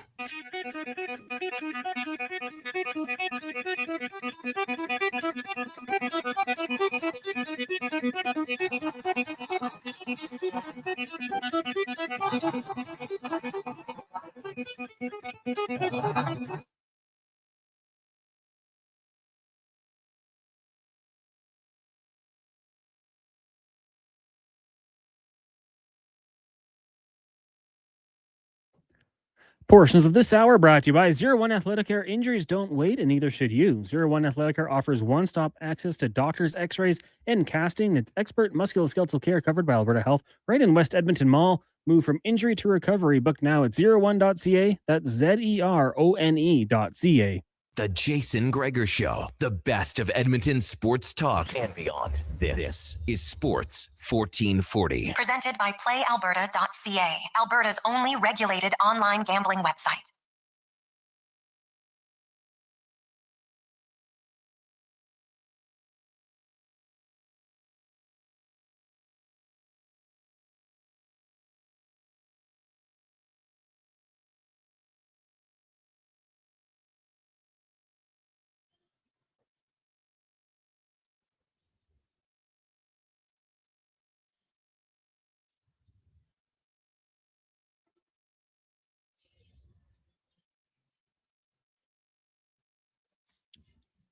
It's after 5 o'clock. Countdown is on. Now we got a lot of texts. Guys, can we just fast forward? I'm getting tired of waiting. Every other team's played. I just want to see a game. It'll calm me down. Then I'll be ready. That's fair, Steve. I think a lot of people are the same way as you. The hype, the anticipation, then finally it almost gets to the point. All right. But hey, good news. You can watch now the early game, or there you go. Listen to the show. We'll have lots of Oiler talk for the next hour. And then we have a pregame show coming up, extended 2-hour edition at 6 o'clock. With Walker and Paulson, will probably be longer, 2 hours, because puck drop is until 8:20, 22, I think, to be exact. So we'll see. Welcome back. It is the Gregor Show, presented by PlayAlberta.ca, Alberta's only regulated online gambling website, where 100% of the revenue stays right here in the province at PlayAlberta.ca, and we are coming to you live at OTR. Jasper Ave 118. That's when I know the playoffs are back, because we are back at OTR. And if you've never been to a game at OTR, you should go, because, man, they have loads of fun, and there's lots of great people. People are fired up. There's lots of jerseys come in. Everyone's sitting down, ready to roll. Got great food and drink specials. So check it out tonight. Wednesday, Friday, we'll be here every night teeing up games 1, 2, and 3 this week. Now, let's get to the Spec Report, brought to you by GS Construction. Number one underground infrastructure specialists. If you are in need of running water, they've done it. You're in need of driving to work, they've done it. They do all the things. They're kind of like the grinders. Like tonight, the guys you're liking, Doc and Frederick, maybe don't get a lot of hype, but they're very crucial to success. That's GS Construction. As Mark Spector from Rogers Sportsnet joins us. Spec, good afternoon. How you doing? Hey, pretty fair. Jay, read your Q&A with Connor Murphy today. It was good stuff. Insightful, I might say. Oh, well, there you go. Every now and then. Now, you know what? I have to say, Connor Murphy's, like, there's certain people you meet and deal with over the years as players, and I just really like his authenticity and his answers and how he talks about it. Like when we were talking off the mic, it's like I put it all down and we're talking after that. He goes, man, just talking now. And I done that interview on Friday, and he's like I cannot wait to walk out for the crowd, because he's never played a playoff game with crowds before, and he was here in the bubble.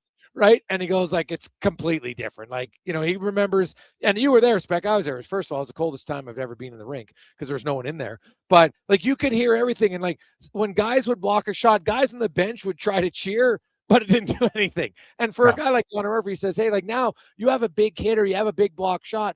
The fans in the playoffs, like, they're paying attention. They're on it. And you feel like, hey, I did my part.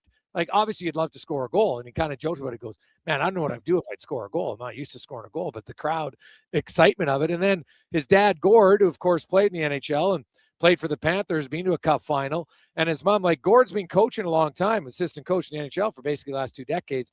He's never seen him play in the playoffs, and he's rarely seen him play live. So his parents are coming down, and he's like, man, so all that combined, he is just, he kind of joked about it, goes, I just don't want to run out of position on the first shift. Yeah, it's even guys who have played a long time say that they get jacked up. They hear that crowd when they're coming out. They come out of that tunnel. It's a playoff game. They've been waiting all year. Even a veteran player can get caught running around. I think, to me, the difference is, I mean, I've never been that player, but having talked to many of them, I think the difference is the guys who've played a lot, it takes a shift, maybe 2, and then they turn it back. They're back into normal, normal hockey, and they kind of forget about the crowd, I'll be honest with you. I think what you see with younger guys is when the momentum in the playoffs starts heading one way and the crowd starts going, like in Buffalo last night, for instance, they have a hard time turning it around. And that's probably the difference between a veteran and a rookie in an NHL playoff game. And Spec, I know I tweeted it out earlier that my source had said Draisaitl's playing. Well, it's official now. He has been activated off of LTIR. Leon Draisaitl will be in the lineup tonight for the Edmonton Oilers. Obviously not really a surprise to anybody who's been around it for the last few days, but it's official now, and Draisaitl comes back in, and you got to think, for a guy who's been as good as he has in the playoffs, healthy or not healthy, it's a massive boost to this team. Oh, come on. He'd be the best player on what? 28 teams, 27 teams in the league, other teams, 29, maybe 30. Like other than McKinnon, who else would you put ahead of him? I'm not sure. So and I'm not even sure you put McKinnon, so it's close. Well, certainly the best forward. And I mean, we can start talking defenseman, but my point is, you bring in, the fact that you have McDavid, who's even better than he is, it's crazy, but he'd be the best player on almost every team in the league. He's coming back in your lineup. He's the best trigger man you have, both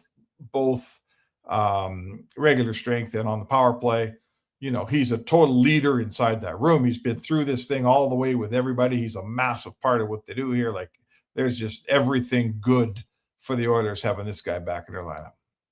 Yeah, he's massive. And I get the sense Dickinson's going to play too for the Edmonton Oilers. And, so I went through the lineup spec. Tonight would be the first game this season that these 18 skaters and Connor Ingram were in the same game together.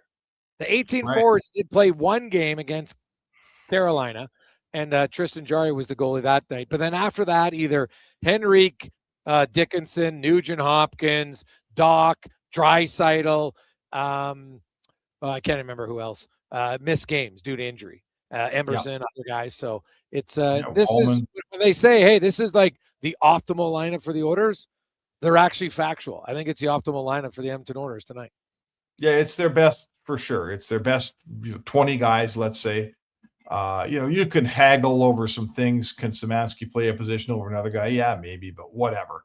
This is their team. It's funny, Jay, because they struggled all year with the whole balance of, playing however they played in the regular season. It didn't seem like they got the pedal to the floor very often, but they needed enough points to make the playoffs. They came a little short of their division. I get it, a few points short, but in the end, here they are. They got home ice in the first round. They're healthy, which is the most important thing. More important than where you finished is being healthy. And the other one is playing your best hockey of the season, right?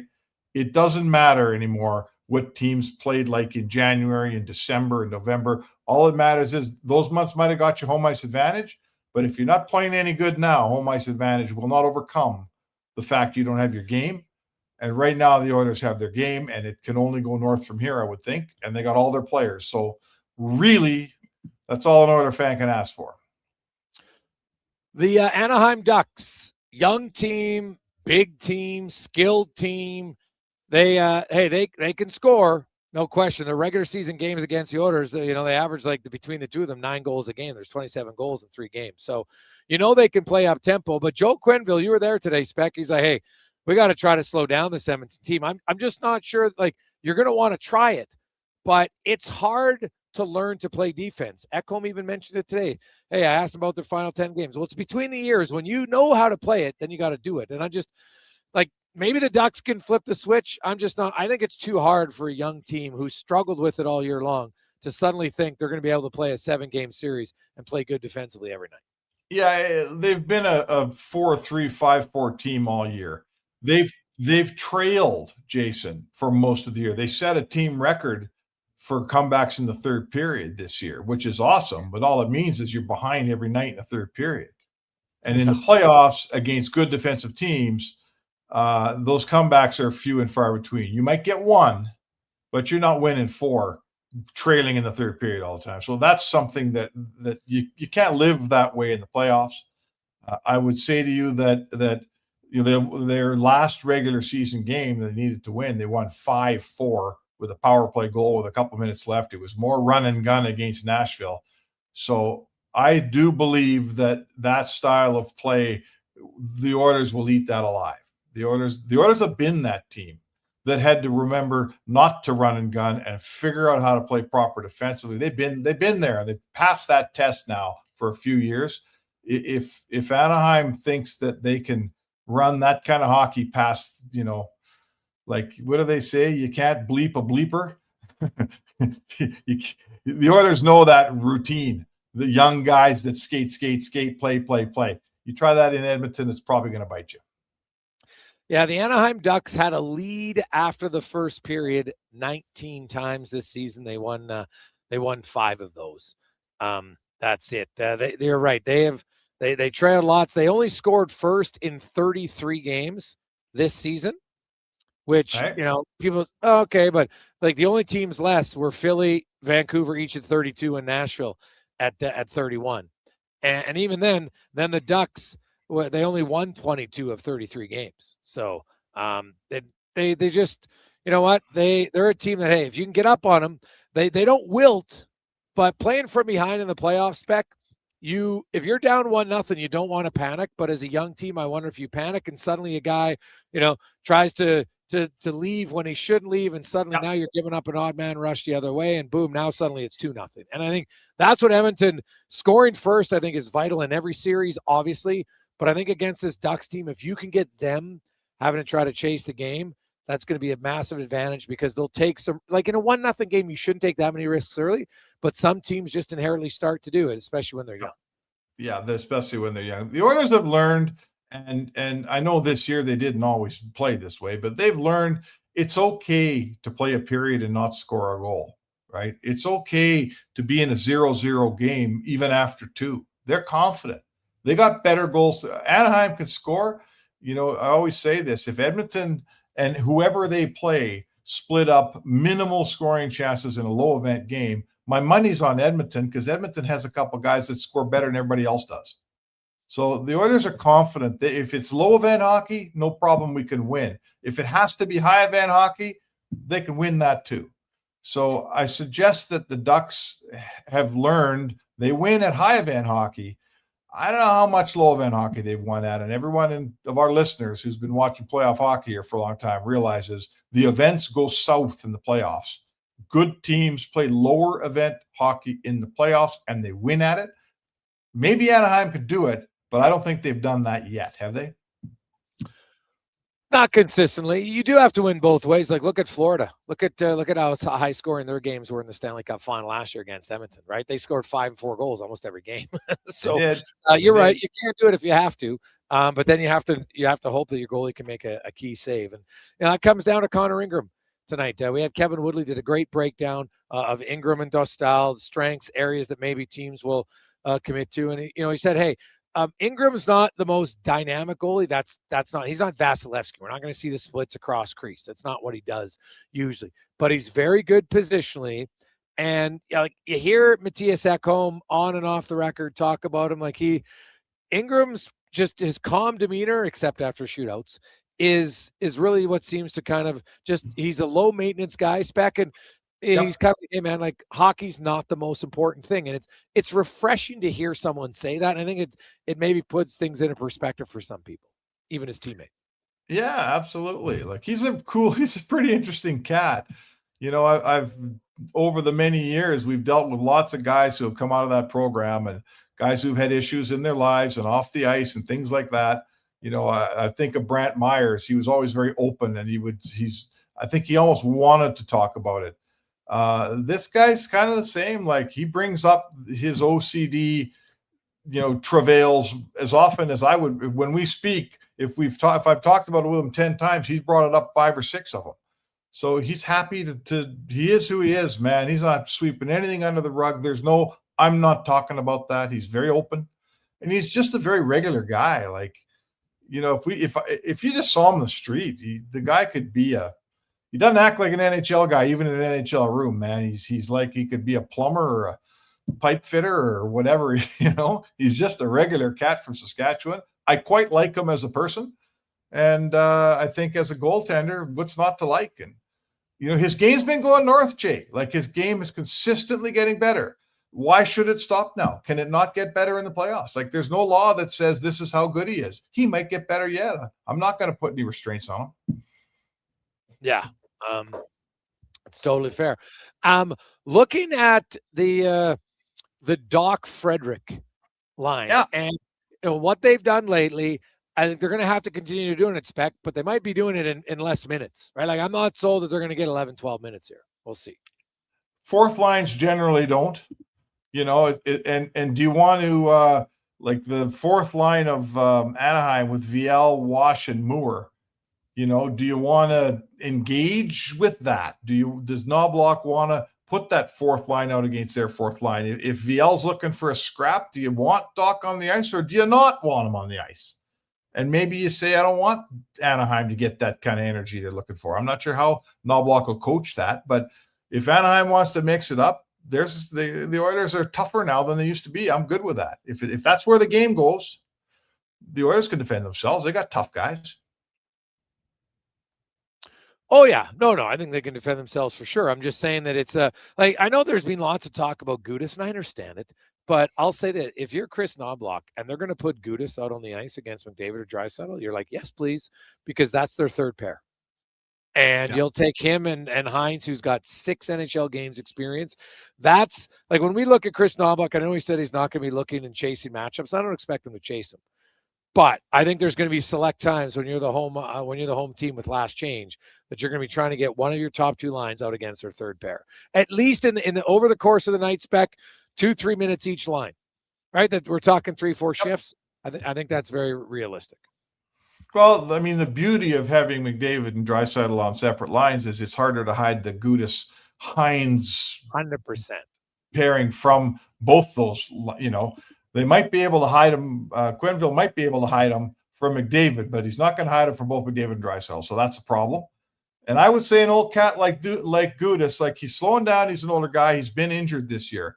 if what often happens is he does see ice time against Edmonton's fourth line, if that's how it shakes down, then it's up to Frederic and it's up to Doc to get in there and pound that old cat and make him know that he's playing a young man's game here and get after him. You know, sure, you want to soften up Lacombe, you want to soften up Carlson. That's just how hockey's played. But when you find yourself on the ice with a guy that could be a factor in this series, if he starts throwing open ice hits, I would say that a guy like Doc and Frederic ought to put a puck in his corner and drill him too. Quickly, Spec, the weekend of playoffs, what stood out for you?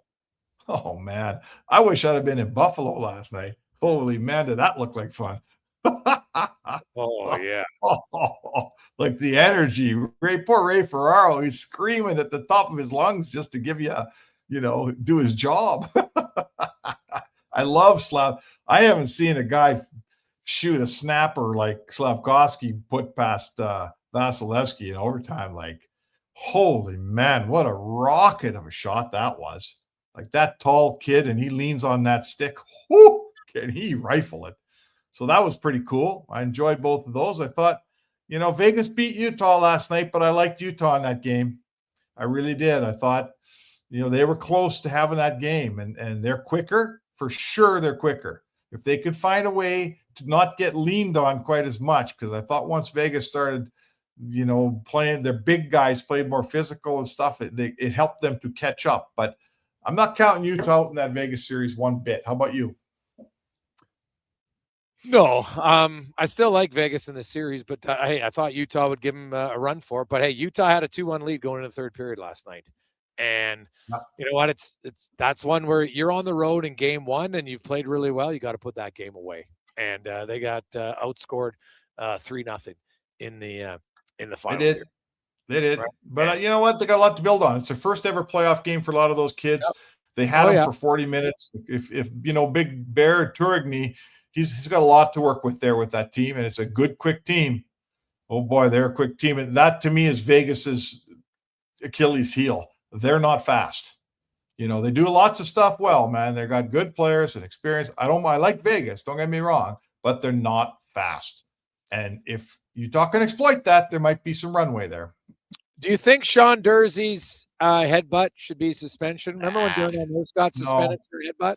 Dumb thing to do. I think the refs are in a bind because you can't give 2 minutes for headbutting. What they should have done is given him an extra 2 minutes. It was such a minor, tiny little headbutt. Like, oh my God, no. There's no suspension. There's no major 2-minute penalty. Sure, could have been a 2-minute penalty, but nah. What do you think? Are we putting a guy away for that little act? No, I don't think. Hey, it's Rasmus Andersson. You know my views on Rasmus Andersson. I think he's the biggest pretender in the league. I've said this for years. So, no, my viewpoint was no, that's not a suspension at all. But yeah, I hope it adds more to it. I would. I don't even think. I think Durzi would fight him. I don't even think he'd be scared. Durzi's a little water bug, but he'd fight him. So that would be. Yeah, he'd probably fight him. I mean, Rasmus Andersson, to me, has been the biggest pretender in the league for a long time. So that's just my view. Well, keep that thought for the second round, buddy. Beck, enjoy it. Should be a lot of fun tonight. Oilers and the Ducks. All right, man. We'll see you down the rink. All right, there you go. That's Mark Spector from Rogers Sportsnet. Quick break. We'll come back on more on the Oilers. We got Cam Tate in the 2-minute warning. We'll get you set up for game number 1. Oilers and the Ducks. It's the Gregor Show. Live and on the Rocks, Jasper Ave, 118th Street, is always presented by PlayAlberta.ca. Legacy Heating and Cooling offers no payments and no interest for 1 year on your new furnace. So when you wake up to no heat, call Legacy. If you need it immediately with no overtime rates. Call Legacy. If you need it immediately and want to combo it with AC. Call Legacy. Call Legacy. No payments and no interest for 1 year on your new furnace. It could only be Legacy Heating and Cooling. Got a car you're ready to part with? Find out what it's worth. Fast, easy, and totally free at Go Auto. We're talking top dollar trade-ins, whether it's a little worn or still rocking that new car smell. Just a few clicks, and boom, you've got your value. Text value to 780-777-7777 to start. That's value to 780 all sevens. Why guess what it's worth? Let Go Auto show you the money. At Fountain Tire, the savings come in threes. Up to 25% off select tires, a mail-in rebate of up to $100 off a set of 4 select tires, and $50 off $150 service. We're basically the BLT of savings. Until April 25th. Restrictions apply. Book today. For over 50 years, the Brick has been proudly serving Canada. They love to save you more on everything you need for your home. Save up to 60% off made-in-Canada sofas when you buy the matching love seat or chair. Find patio sets starting at just $99 and save up to 40% off mattresses. Plus, take 5 years to pay with 0% interest on furniture and mattresses. Taxes and fees due at purchase, OAC. Visit a Brick near you for details and exclusions. The Brick, saving you more. Good to go. With Mortgages to Go, you'll be good to go. MortgagesToGo.ca says yes when the banks say no. That's why Alberta has trusted Mortgages to Go for over 23 years. If you need cash and have equity in your home, you're approved instantly, guaranteed. Call 1-888-888-5998. That's 1-888-888-5998. With Mortgages to Go, you'll say, I'm good to go. You don't just need property services, you need problems handled. HireGood provides cleanup, debris removal, site monitoring, and safety attendance across Edmonton. We reduce issues on your property, keep spaces safe, and take pressure off your team. We resolve real problems for businesses while creating real impact. Because our team is built on second chances, and they show up every day ready to prove it. Visit hiregood.ca or call and mention Jason Gregor for a first-time discount. HireGood. Stable jobs create stable lives. Professional golf is coming to Blackhawk Golf Club this fall. The ATB Classic, presented by Building Trades of Alberta, brings the stars of PGA Tour Americans to you. Enjoy the ATB Fan Zone, presented by Michelob Ultra, where golf meets festival vibes. Upgrade to VIP-covered terrace seating with premium food and beverage options. September 17th to 20th. Tickets start at just $25, and the first 250 buyers receive a PGA Tour America's commemorative gift. Get yours at atbclassic.com. Hey there, it's Brandon Douglas from Sports 1440. If you're tired of slow, unreliable internet connections like I am, check out Starlink. It's fast, reliable, even in bad weather, and even works for 4K streaming for movie nights, online gaming, and more. Growing up on the farm in the sticks of central Alberta, we tried everything to get reliable internet, but we're always left with buffering video and half-loaded websites. There's nothing worse than losing your connection while streaming the big game. I'm getting mine set up soon and can't wait. If you're ready for better internet, order online in 2 minutes at starlink.com/radio or call 1-800-GO-STARLINK. Right about now, the Funk Soul Brother. Check.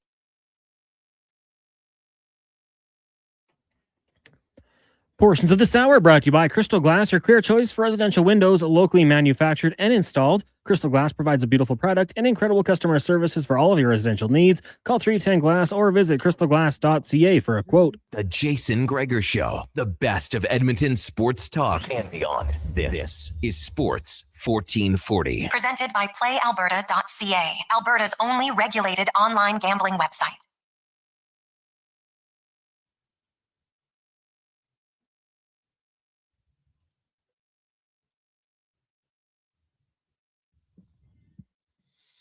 .5:30. Welcome back. Jason Gregor, Connor Halley, Sports 1440, sports1440.ca, YouTube, Facebook, X, and Instagram. We are into game twos in the National Hockey League tonight. The Penguins and the Flyers. No score midway through the first period. Penguins just wrapping up a power play. Pretty timid start to that game. Only 3 shots for each team. So the first 12 minutes of the game, the Senators and the Hurricanes coming up, puck drop in about 10 minutes time. Then you got the Wild and the Stars. And of course, the final game tonight, Edmonton and Anaheim. Expect a puck drop around 8:22. So you got some time. You got about just under 3 hours, 2 hours and 50 minutes if you want to get it. But I actually recommend getting a little bit early if you want some good seats. See people reeling in already when they're ordered jerseys. But if you want to watch the game tonight, OTR, Jasper Ave and 118th Street. All sorts of drink and food specials throughout the game. They play a lot of games. And trust me, they got the sound on. They got TVs all over the place. It's a fantastic place to watch the game.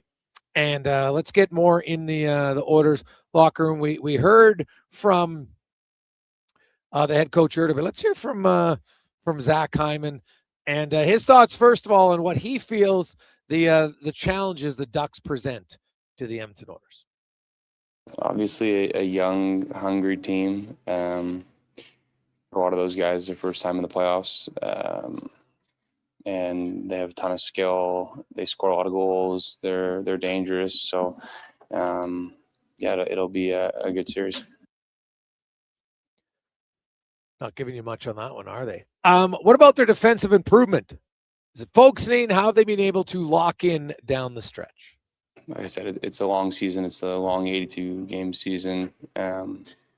We'd love to play our best for the entire 82, but this team has a tendency of knowing when to elevate and knowing how to play the right way when we need to.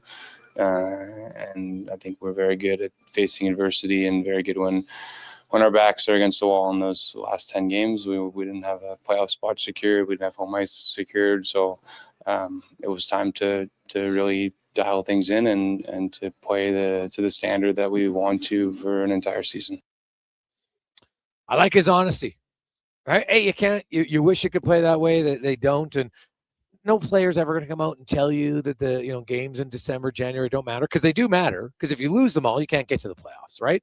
If you dig yourself too deep of a hole and you wait too long, you're done. The Oilers, you know what? Would they have turned it on if other teams were playing better? We'll never know. I'll never know. I can't say for sure they would have. I can't say for sure they wouldn't have. But they did have the luxury this year of not falling behind. A lot of the other teams, no one was really able to run away with it. Quenville was telling me like the Ducks went 27 days this year where they didn't have a win over a 27-day span. Crazy. And they were in a playoff spot pretty much for the most of the season, and they still just had a lengthy funk as well. So, but the Oilers have figured out that, guess what? It's time to dial things in, and away they go. And lastly, Hyman just pretty confident about his team when they're fully healthy. Yeah, I'm not sure what the status is on those guys, but whoever's going tonight is going to be. I think we have a lot of depth on our team. Like I think guys who have stepped in have really done a phenomenal job, and a lot of young guys taking on big roles. And I think everybody's aware of what Leon and what Dickey provide. Yes, Leon Draisaitl is in, and trust me, don't buy for a second that the players didn't know if those guys were playing or not. I know, and hey, Knobloch just said, hey, it's in the playoffs now. We're not going to give you lots on lineups. That's okay. It's our job as a reporter. It's our job. That's why I searched around and was pretty confident when I tweeted out afterwards. No, Draisaitl is playing, and I expect Dickinson to play as well. And you know what? Now, if we see some injuries, that'll be other question. I don't see any changes in defense coming anytime soon. I look at up front. Could Szymanski draw back in later on? Sure, but I don't think it's as easy as people think. I think there's some that maybe are underestimating some of the things that Henrique does over Szymanski at this stage of their careers. I fully believe that Szymanski will replace him next season for sure. You just look at salary cap and everything else and age and his play, and like Josh Szymanski, this has been a remarkable season for him. Myself, I don't know how many of you, anybody even knew anything about him. Then he signs. You're like, oh, okay, great. Depth guy. We'll see. I don't think anybody expected him to be in the NHL this year. And not only did he make it to the NHL, he got to play in over 20 games in the regular season, and he didn't look overwhelmed, right? Like it is a little bit funny to me that he's got 2 goals, but neither one he shot into the net. Right? One was a pass going to a guy, went in. Another pass went in off his skate. Hey, they all count. But he got into actually 24 games for the Oilers, and wasn't a negative player. Was a plus player at 5-on-5. Got a little bit of penalty killing time. I think he was on like 10 or 11, maybe 15 minutes this year. But he earned the trust of the coach. And his teammates are like, this guy's reliable. The Oilers didn't need more offense. They've got a lot of offense. They needed more guys who take pride and are committed to defense. And that's what he had. And oh, by the way, he also played in the Olympics. this year for Germany. So what an unbelievable season for Josh Szymanski. Honestly, I remember when we talked to his coach last summer when he signed him, and he was pretty confident. He goes, I think Josh, after some seasoning, will be a guy who has a chance because he just keeps improving. He's always kept improving every year on his team, and he'd coach him for 3 years. He just kept getting better and better and better. And so I'm not going to put a cap because, well, what's Szymanski going to be? I don't know. I can't say it with certainty. Could this guy end up being a really good third-line center? Yeah. Would he be a second line? Like, being a second-line center is damn hard. Like, what is the one thing we talk about teams? What do they need? Second-line centers. There's a shortage of them. There's not enough. There's lots of like Lowry in Winnipeg, hell of a player. Really good third-line center. You don't view him offensive enough to be a second-line center. So, but if Josh Szymanski could become, what if Josh Szymanski could become Kyle Brodziak? Kyle Brodziak had a fantastic career. Right? The guy scored 20 goals a few times. Like, he was a good third-line center who would moonlight at times, even in Minnesota, as a second liner for a bit, but he's a third-line center. 40-point guy, not any power play time, killed penalties, big, strong body. Man, if Szymanski could become that, you'd be doing cartwheels. Cartwheels. So you hope that. So, but because he's not starting the playoffs, I don't think it's a big negative at all on him. Hey, Gregor, what's Szymanski's upside? Is it Janmark, Lander? My worry is he doesn't get shots. But he's played 24 games. And Lander, are you kidding me? No. He's looked more NHL ready in his games than Lander ever did. And I like Anton Lander, but Anton Lander didn't have the foot speed. He was a really good American League player, but when he got to the NHL, he didn't have this foot speed to compete. Szymanski's a much better skater, and he's bigger. So now Matthias Janmark, he doesn't skate as well as Janmark. Janmark can really go, but Janmark's a winger, not a center iceman, but he's really smart and reliable. Like I just said, to me, right, if he could become Brodziak, that'd be hell. That might even be too much because Brodziak scored 20 goals a few times. So that might even be a little too high to ask. But, Matthias Janmark's had a really good career. Great skater, strong in the puck. And Janmark in the playoffs, the best thing about Janmark is his ability to elevate his game. He's better in the postseason, for sure. So, quick break. We'll come back. Cam Tate will get us. What's Tater got fired up today about the playoffs? It's coming up next on the Gregor Show, presented by PlayAlberta.ca, live at On the Rocks, Jasper Ave and 118th Street.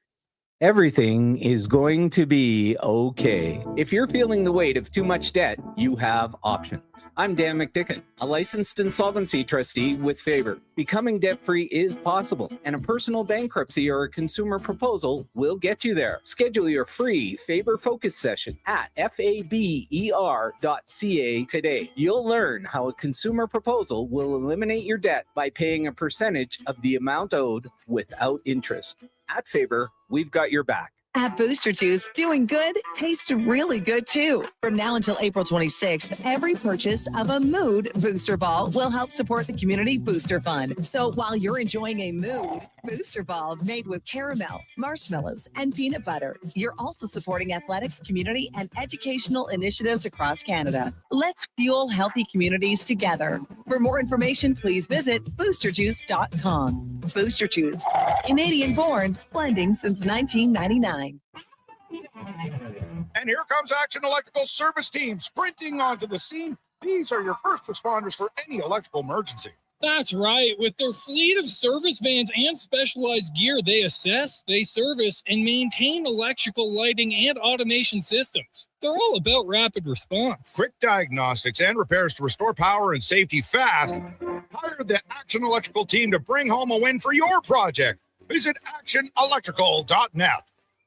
It's like a locker room, minus the smell. Ew. Kevin Carius brings the banter, the buzz, and the bold sports talk. Weekday mornings from 7 to 11 on Sports 1440, Edmonton's home for sports.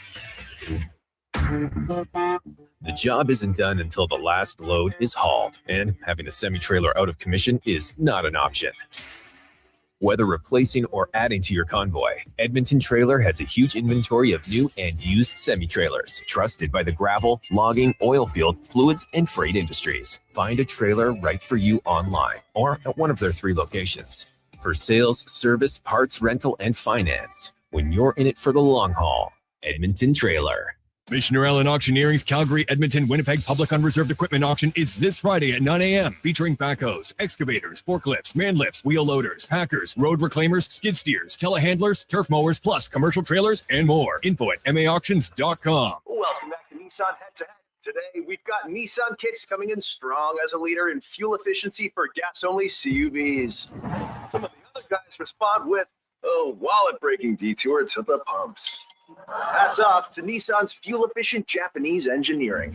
Right now, finance a Nissan Kicks for 0% for 36 months. Visit nissan.ca for details. Conditions apply. Visit your local Edmonton and area Nissan dealer for more information. Missioner Allen Auctioneering's next Calgary, Edmonton, Winnipeg Public Unreserved Industrial Auction is this Friday at 9 a.m. featuring Japa Equipment Rentals realignment with 5 2022 to 2020 XCMG 250U, 300U, 360U, and 490U excavators. Search Japa at maauctions.com. Running a business is tough. Finding new customers shouldn't be. Stop chasing leads. Let them come to you with Stingray, offering you access to more digital, outdoor, and traditional advertising platforms, including radio, connected TV, search and social, programmatic, digital advertising, and digital out-of-home.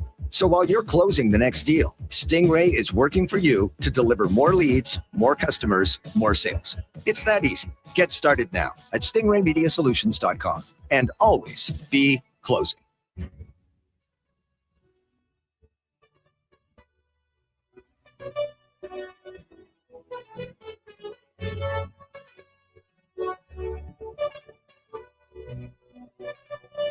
Portions of this hour brought to you by On the Rocks. The playoffs are here, and OTR is ready to be your hockey headquarters. $5.75 Molson Canadian, 69-cent wings, and play, score, and win every game. See more at ontherocksyeg.com. The Jason Gregor Show, the best of Edmonton sports talk and beyond. This is Sports 1440. Presented by PlayAlberta.ca, Alberta's only regulated online gambling website.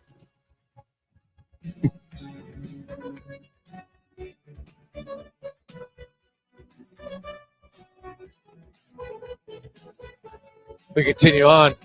Sports 1440, sports1440.ca, YouTube, Facebook, X, and Instagram. Hope you are having a lovely, lovely Monday afternoon. Look at the weather. How can you not be? Like, what a perfect time. Oilers fans, you've been sitting there, you've been grinding out, getting tired of the snow.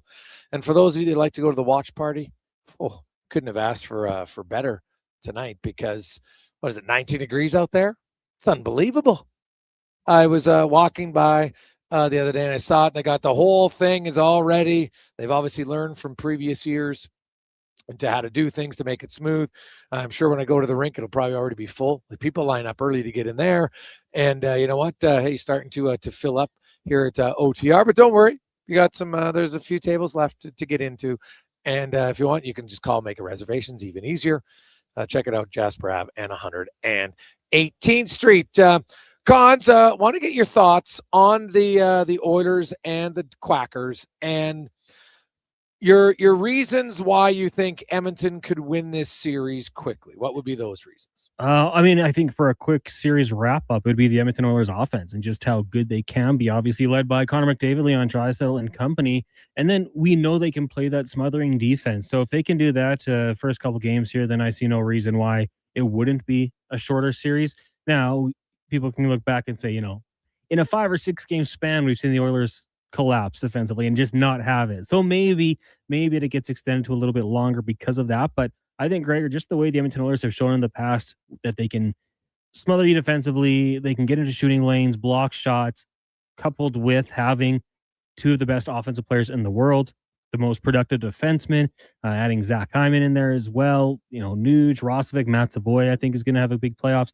I just think that they have too much firepower, too many weapons, and they can play that defensive game. It's got them to 2 straight Stanley Cup finals. So I think that's the recipe for the Oilers. I look at the Oilers, and to me, the way they can beat the Ducks is use their experience, not to the way Tampa Bay used it. Because I don't think Anaheim's big. Like, I don't think, like, Edmonton, obviously, you're going to be physical. But I think Tampa Bay felt like, hey, we could be overly physical and maybe intimidate Montreal. And it obviously backfired because they took too many penalties. And Montreal's power play is pretty damn good. And Slavkovsky scored a hat trick. So, failed strategy. I think Edmonton will be aggressive. But where they're just going to want to pressure. Hyman, Podkolzin, like Edmonton's speed. Look at you. So you got Savoy and Hyman, fast. Podkolzin, Kapanen, fast. Roslovic, fast. Nugent Hopkins, good skater. Doc Frederick, quick. Like Trent Frederick, now that he's, looks completely different player than what you saw a year ago when he's coming off the ankle injury. Like it's not even close, right? And I look at Edmonton, and I think it's just going to be about pressure. Not even so much physical, but just pressure. Force the Ducks to have to make quick decisions, and that's going to lead to some turnovers. Because I don't like Anaheim's defense is okay. It's not great. It's not the strength of the team. The forwards are the strength of the team. And I'm not sure their forwards defending is the strength of their team, but their size, their skill, and all that, that's the strength of their team. So go to the weakness of the Ducks, which I think is pressure them. I would expect Edmonton. I know Edmonton isn't a team that loves to chip and chase or dump and chase, but I won't be surprised if we see that maybe a little bit more early on. We've seen that in the past, and they feel that's a way to get some teams off their game. So I expect to see that with the Anaheim Ducks tonight. Scoreless first period between the Flyers and the Penguins, and you want to talk about. Now obviously I'm on air, so it's not like I can watch the game intently, but Pittsburgh had 2 shots on goal in the first period. Philly had 5. You can't get much closer to low event hockey than that. Like the Hurricanes and Senators have 9 shots and the game's 5 minutes old. The Flyers and Penguins combined for 7 in 20 minutes. And I'm watching this Carolina Ottawa game here at OTR because you got the big screens. It's unreal. Like that's the thing. You come down early, you can watch all the other games, get yourself jazzed up. Then, of course, they'll turn it all to the order games. But, man, the pace and speed in this Ottawa-Carolina game, and that's funny because whoever wins that series is going to play the Flyers and the Penguins. Like, they're going to have to up their game for sure because that was a very, very cautious. Gregor, 3 power plays for the Penguins as well. In the first period, they got 2 shots? 3 power plays, 2 shots. Oh, that is wild. Oh, my God. Wild. How do you get 2 shots on goal and have 3 power plays? Ooh, that is, that's a special kind of ineptitude. I can tell you that right now. Special kind. Hey, Greg, do you think Joe Quenneville's experience will be difficult for Knobloch to handle? Mike, I don't really see how. Joe Quenneville has a lot of. Chris Knobloch's been to 2 Stanley Cup Finals. People like how much more experience can he have? The only guy who's coached more was the guy who beat him, Paul Maurice, right? But you look at Joe Quenneville. Joe Quenneville hasn't. I guess they beat the Oilers, right? In the no, he wasn't even with the Oilers. My bad. He was with Florida in the qualifying round. So I don't think I got to double check, but I don't think Quenneville's won a playoff series since he won his cup. Right? Like you can't he's got championship, but that doesn't guarantee him success every year. So yeah, I just pulled it up. So they won in 2015, then he lost in 16, lost in 17, didn't make the playoffs in 18, got fired in 2019, then went to Florida in 1920. And lost in the qualifying round, similar to the Oilers. Then they lost in round 1 the next year, and then the next year he got let go after 7 games. And now this year with the Anaheim Ducks back in the playoffs. So I don't know, but a coach is like you can coach and you can strategize, but you still got to have the horses to run. And if we go player by player, I think we'd all agree the Oilers have the advantage in a lot of the positions, right? Like, let's just do it quickly. So if you look at the top line of the Oilers, McDavid, Savoy, Hyman, they got Karlsson, Terry, Kreider, right? I'm taking Hyman over Terry. I'm taking McDavid over Karlsson. Okay, Chris Kreider, maybe experience-wise. Okay, sure. Second line, Draisaitl, Kapanen, Podkolzin. Granlund, obviously that's Edmonton. Podkolzin, I would take him over Killorn at this stage of his career. All right, and then Kapanen, obviously I'm taking Beckett Seneke over him. Then you go to the third line. They got Poling, Dickinson. I'll take Dickinson. Gauthier, Roslovic, I'm taking Gauthier. McTavish, Nugent Hopkins. Ooh. It's interesting, man. The rumblings around Anaheim is I think they might be getting rid of McTavish in the offseason. So that'll be an interesting one to look at. But This year, Nugent Hopkins still been more productive. Fourth line, Henrique, Doc, Frederick, Wash, Viel, Moore. I think you're probably taking Edmonton's guys. Ekholm and Bouchard versus Lacombe and Trouba. I really like young Lacombe, but I'd take Bouchard over him. Ekholm over Trouba. Michikov, Carlson, Murphy, Nurse. Two very different styles of defense. Better offense in Anaheim, better defense in Edmonton. Wallman, Emberson, and Gudis, Hines. I would take Wallman. I would take Gudis over Emberson at this stage. And then Dustal, Ingram. It's probably kind of a wash listening to Woodley. So I think Edmonton has the advantage in a lot of places. And I think we'll see that in the series. I have the Oilers in 5. Connor Halley, you have them in what? I took him in 6. In 6. We'll see how it goes. Enjoy the playoffs. Get down here to OTR to watch it and go to playalberta.ca if you want to check out some of our prop bets for the day. Some fun ones. Check it out. Jason Gregor Show, playalberta.ca. Let's get to the con man. The Sports 1440 update brought to you by Fountain Tire. Oh, look at the roads, baby. Now you're thinking some summer tires. Get them on now. FountainTire.com. Good night. This is a Sports 1440 update. Game 1 finally here. Oilers and Ducks from Rogers Place. Puck drop around 8:20. Our pregame coverage coming up next with Andrew Walker. 2 games underway after 20 scoreless between the Penguins and the Flyers. The Hurricanes lead the Sens 1-0 midway to the first. Stankoven with the second of the playoffs. Later tonight, you got the Stars and Wild from Dallas. Minnesota currently leading 1-0 in the association. Raptors trail the Cavs in game 2 of their best of 7, 42-36 in the second quarter. Later in the night, Knicks taking on the Hawks, and the Timberwolves are in Denver. Off the court, Victor Wembanyama, the first unanimous NBA Defensive Player of the Year,